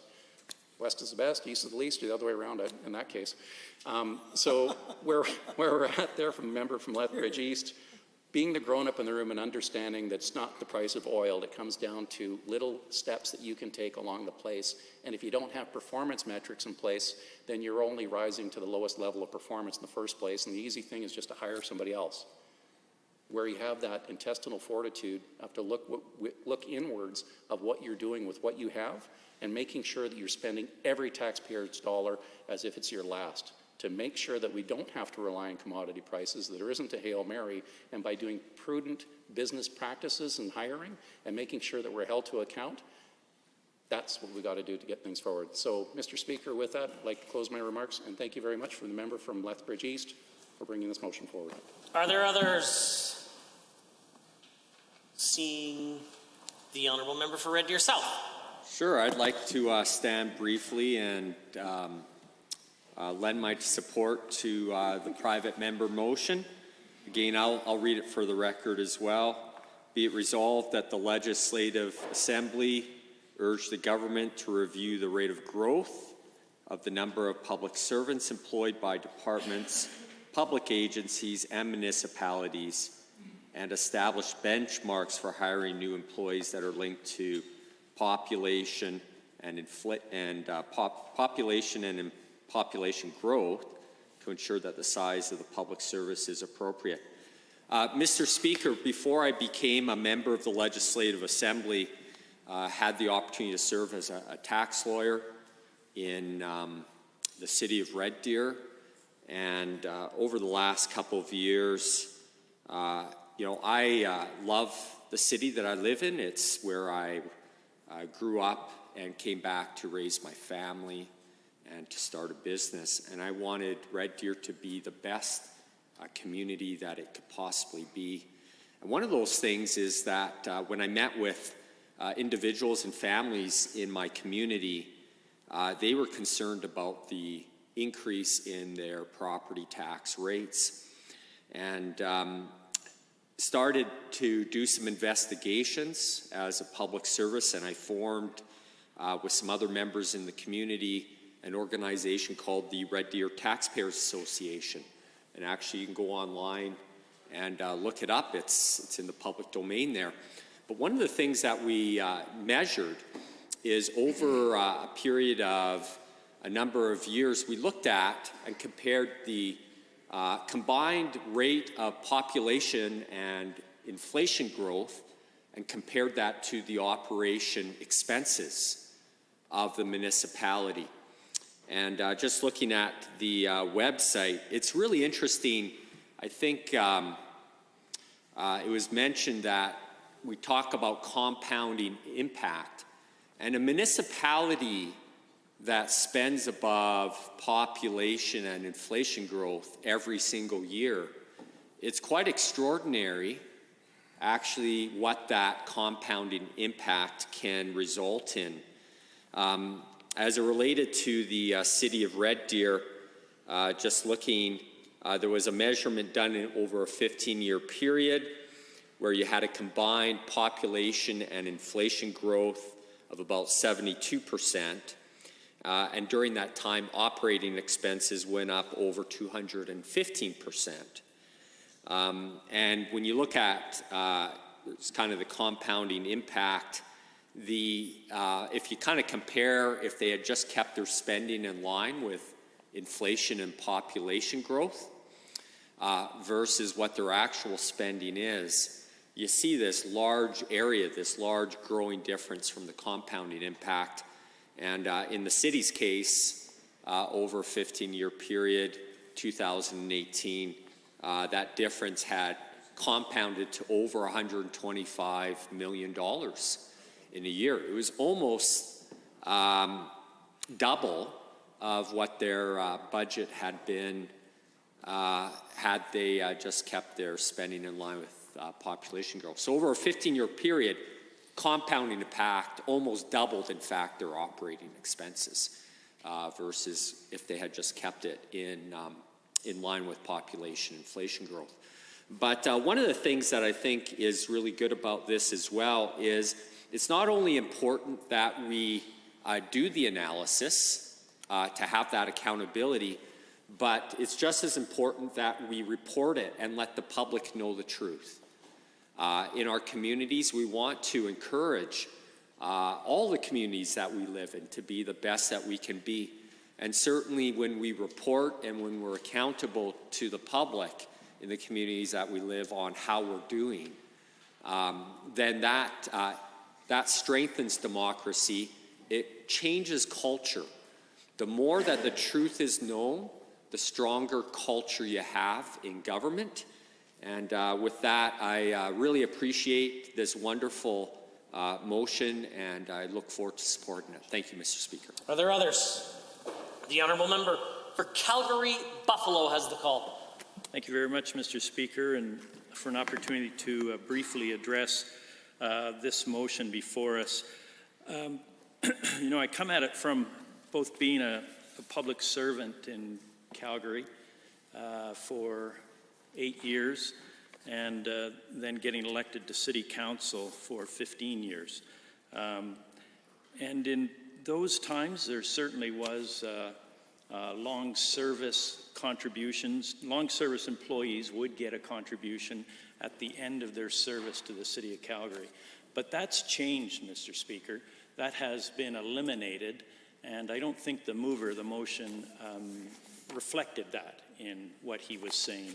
He was talking about things that were in the past and done in the past in Calgary.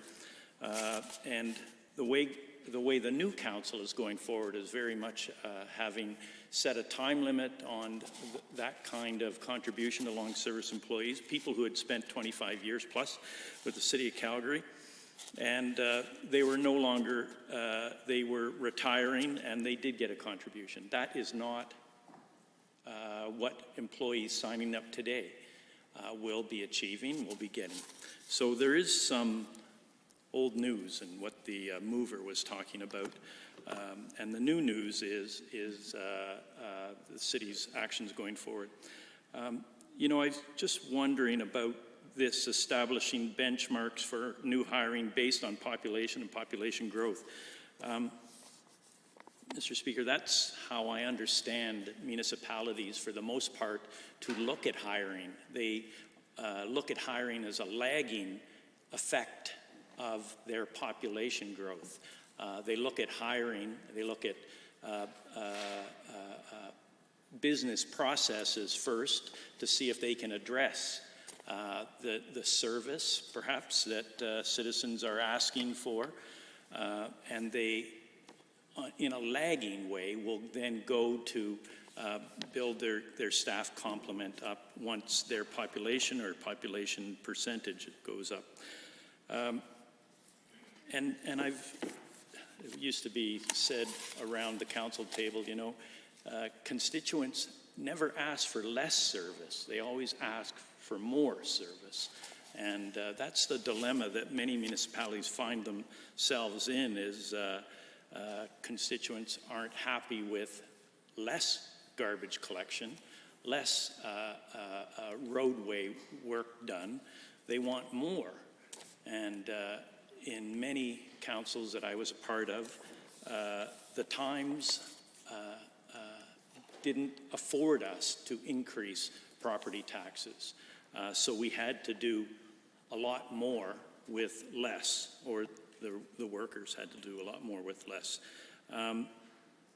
The other point I wanted to make, Mr. Speaker, just listening to the information that came from the mover is that while being a city employee, I went through 2 or 3 organizational reviews where the management was tasked by the city government of the day to look at,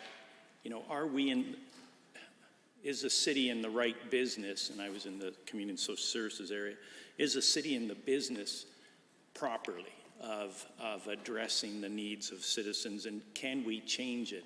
And we very much got changed a couple times, from doing direct counseling work with constituents who would be either referred or come to our doors, to doing community development work. So not individual work, but group work. And then the city moved out of daycare, childcare services to just kind of monitoring or regulating childcare services.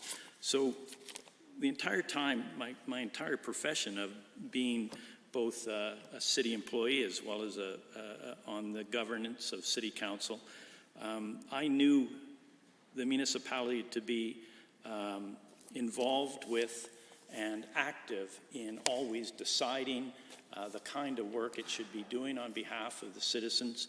I knew it to hire in a lagging way, where if the population grew, then down the road the number of employees for the city would grow. And the other thing I guess I wonder is, where will the benchmarks, how will the benchmarks be established? Will they be truly benchmarks amongst peers, talking about other governments, other municipal, other departments and other public agencies? Or will they be benchmarks between apples and oranges? That wasn't really made clear by the mover. And the last thing I guess I'll just say is that, this government has done, in my estimation of probably many people in Alberta, many things to increase the size of government in ways that didn't benefit the population in Alberta. For instance, the whole war room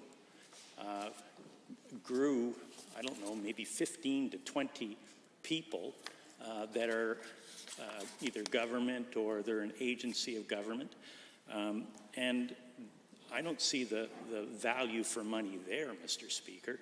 So this government has done many things to increase the size of the public service in ways that have provided no value, in my estimation, the estimation of many Albertans who are critical of the work of the war room and other places. So I will sit down and listen to the rest of the debate, Mr. Speaker, but just wanted to get on the record that municipalities, for one, have done a lot of this work already. I'm not aware that the mover has spoken to any of the municipal agencies, whether it's RMA or Alberta municipalities, to share what their views are, in fact, of the motion he's bringing forward. Thank you, Mr. Speaker. Honourable members, I see the Honourable Member for Calgary-Boular-McCall, followed by the Honourable Member for Grand Prairie. Thank you, Mr. Speaker. I rise to speak to this motion.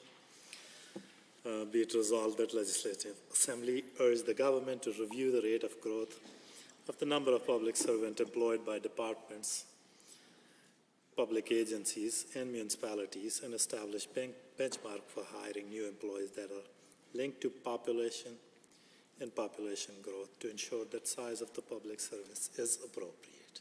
So, of course, our caucus supports this motion, but the remarks we heard earlier completely skipped over the departments and public agencies and went straight to attacking municipalities, which are also independent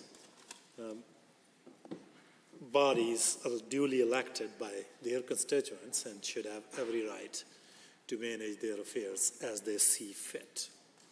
And the data that was used also was not up to date with respect to municipalities. When we talk about the government departments and public agencies. For instance, we can look at example from education. We can look at Alberta Health Services. But one thing for sure that we do firmly believe that we do need a strong public service. There is a strong role for public service, and we think that services that government provides, government department provide, government agencies provide, should keep up with population growth and inflation, those kind of parameters. But instead of, I guess, poking and talking about what municipalities do, government should look at their departments first. They should mind their business first. For instance, Alberta's student population has grown every year. There are more kids in the classroom than there were in 2019, than there were in 2020. And instead of adding more teachers, instead of taking into account population growth that this motion says that government should, what we see in government budget, in their own documents, that there are 954 less teachers in our classrooms now.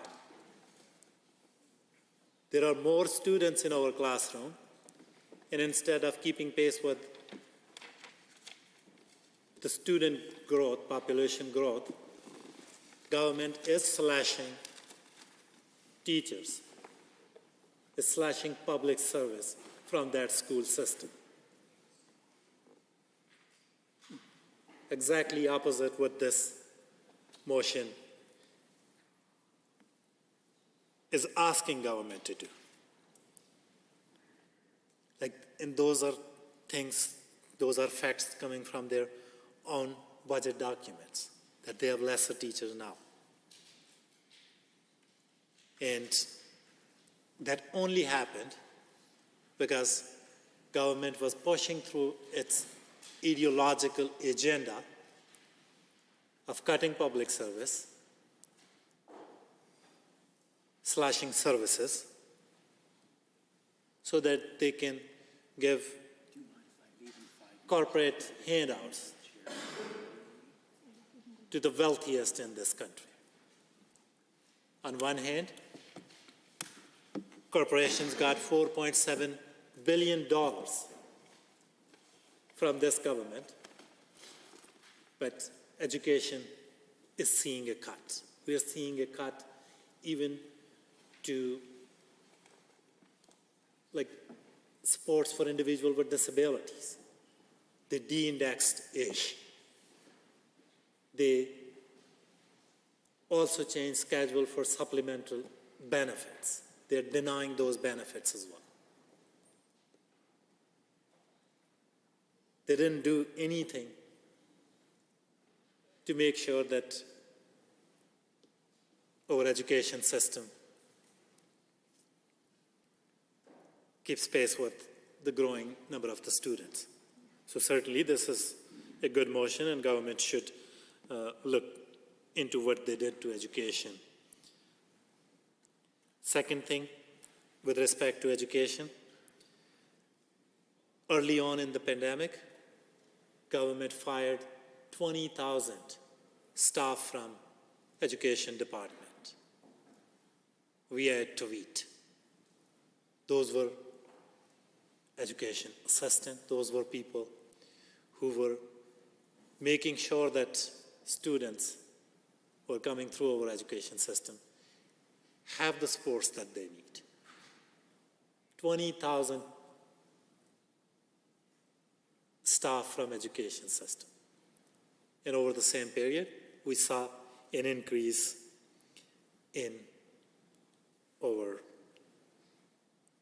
the growth of our student population. Similarly, when we take the example of healthcare, government may say whatever they choose to about they are spending more on health care. But every day, what we are hearing, that because of this government's mismanagement, our health system is not keeping pace with the population growth. We are seeing ER rooms getting shut down every day. We are seeing services cut every day. Government certainly didn't care when they were slashing health budget, when they went on war with doctors. They didn't make sure that services that government is providing keeps pace with the growing needs and growing population needs. So the record we have so far is that this government did not make sure that our services keep pace with the population growth. And on top, motion talks about some kind of transparent benchmarks. This is the government that has not shared a thing about an 120 million entity known as War Room and exempted that entity from FOIP. What kind of benchmark member from Lethbridge is talking about? I would be interested in knowing that why doesn't he support some kind of benchmark for War Room? That's spending $30 million every day. We don't know how many employees they have. We don't know what kind of budget they have. We don't know where they are spending money. We don't know who they are contracting out their advertisement. We don't know where they steal their logos and how much they pay for that. I hope that member will agree with me that we need some kind of benchmark there as well. We have Invest Alberta. Up until last week, that was not FOIPable. That's a government agency. And no wonder that this government got an award from Association of Journalists, Code of Silence Award in secrecy. That's the record of this government. So they can bring forward this feel-good motion, but their actions are completely opposite of what this motion is saying. We will certainly support, and should we become government, we will make sure that the public service keeps pace with the population growth and inflation. We will make sure that there is a benchmark, and entities like War Room are not exempt from FOIP and other laws that make such agencies transparent. Thank you, Mr. Speaker. Grand Prairie. Well, thank you very much, Mr. Speaker, and I rise with just a few short minutes left in our debate this afternoon. I'm pleased to rise to speak to motion 507 brought forward by the member for Lethbridge East. And I just wanted to thank the member for his diligence in his work in general as an MLA and certainly on this motion. I also wanted to take this opportunity to thank the members of the public service that I have had the pleasure of working with in my time in office. I've had many, including members of the Legislative Assembly offices that you would be well aware of, Mr. Speaker, and also municipal leaders across the province. We seem to have sort of focused this discussion today on municipalities, but I don't think that was the intent of the motion. It was broader in focus than that. However, since we've talked about it, and I've heard members opposite thank the member and suggest that they would support the motion, which is great to hear, Mr. Speaker. I just wanted to thank the municipal leaders across Alberta that I've had the pleasure of knowing and working with, and particularly, and I don't want to play favorites here because I am a rural MLA, but particularly the rural municipal leaders that I've had the pleasure of meeting, because many of them have the practice of doing more with less for the duration of their careers because of where they live. It's just a fact of their geography, Mr. Speaker. And so I just wanted to thank them for their creativity, for their ideas, for their ability to do more with less, for their commitment to do so, and for their commitment to right-sizing government on behalf of Alberta taxpayers, which I think goes to the heart of this motion, Mr. Speaker. So I wanted to talk a little bit about this. I realize my time is very brief, but I thought I would start with a quote from our friend Benjamin Franklin. There's famous words in a letter that he penned to, and I'm going to probably say this name wrong, Jean-Baptiste Le Roy. I'm assuming it's a French name, but anyway, we'll see how that goes. It was penned in 1789, which is was shocking for me to read. And the famous words are, "In this world, nothing can be said to be certain except for death and taxes." And sadly, those words remain true to this very day. And I think this motion, the heart of this motion, is really about limiting the tax burden to the people. And I think I would fully support the intent of that in any opportunity that I would have to do so. There's so many things I could talk about. One of the things I believe the member for Calgary-Buffalo had mentioned, are we going to compare apples to apples? Well, with respect to municipal governments, which is what he was talking about, this government did put together a tool that municipal leaders can use. And I apologize, Mr. Speaker, I can't remember the proper title because it became coined as the municipal report card, and that's stuck in my brain, so I can't think of what it actually is called. But it provides municipal leaders right across Alberta the opportunity to go on to the site that's populated every year by Alberta's Public Service and provide them with the ability to compare and benchmark themselves against municipalities of similar size. And it's really important, the apples to apples conversation, because built into that software, built into that system, are flags. So, for example, if I was a municipal leader in Grand Prairie, the amazing, wonderful constituency and city of Grand Prairie, and I wanted to compare my budgets and my staffing levels to that of Calgary, the system would flag me that this is not a great comparator because of the differential in size. So I think there's already tools in place that have been put in place by this government to allow municipal leaders to benchmark themselves, and this is just another way to look at this. I believe that anytime you want to create great public policy, there should be guardrails in place. And I can say that as a former member of the government, a former member of Executive Council, one of the things that's challenging is the silos that exist in government. And so to have an overarching motion that says we're going to look at the public service as a whole instead of just the pieces, I think is really valuable and important. I can also say that there are times when things bloat because organizations shift or technology shifts, but the organizations don't shift in response. And some positions do become unnecessary or redundant. That's just a reality in any organization. And when that happens, if there's no way to benchmark ourselves, if there's no guardrail in place, if there's no anchor to look at that, that will remain unchecked. And we owe it to ourselves, we owe it to the taxpayers to ensure that we're doing the very best with the dollars that we take from them. Yeah. And also to ensure that we take fewer dollars, the fewest dollars possible from them to provide the best service. And that goes back to my time in rural Alberta with those municipal leaders there who I believe really understand that concept and really work diligently to make sure that that happens. I think we could learn a lot of lessons from rural Alberta, and I probably sound a little bit biased, but I think I have about 1 or 2 minutes left.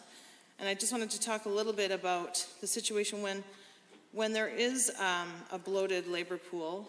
There's a number of inefficiencies that are inherent culturally in a bloated labor pool, and other members of this assembly have spoken about that this afternoon. I know the honourable member from Laxton and Parkland spoke about that from his industrial experience, and I can speak about that from my time in restaurant. Honourable member, I hesitate to interrupt. However, time for debate has now passed, and pursuant to Standing Order 4.1, the House stands adjourned until this evening at 7:30 p.m. Order.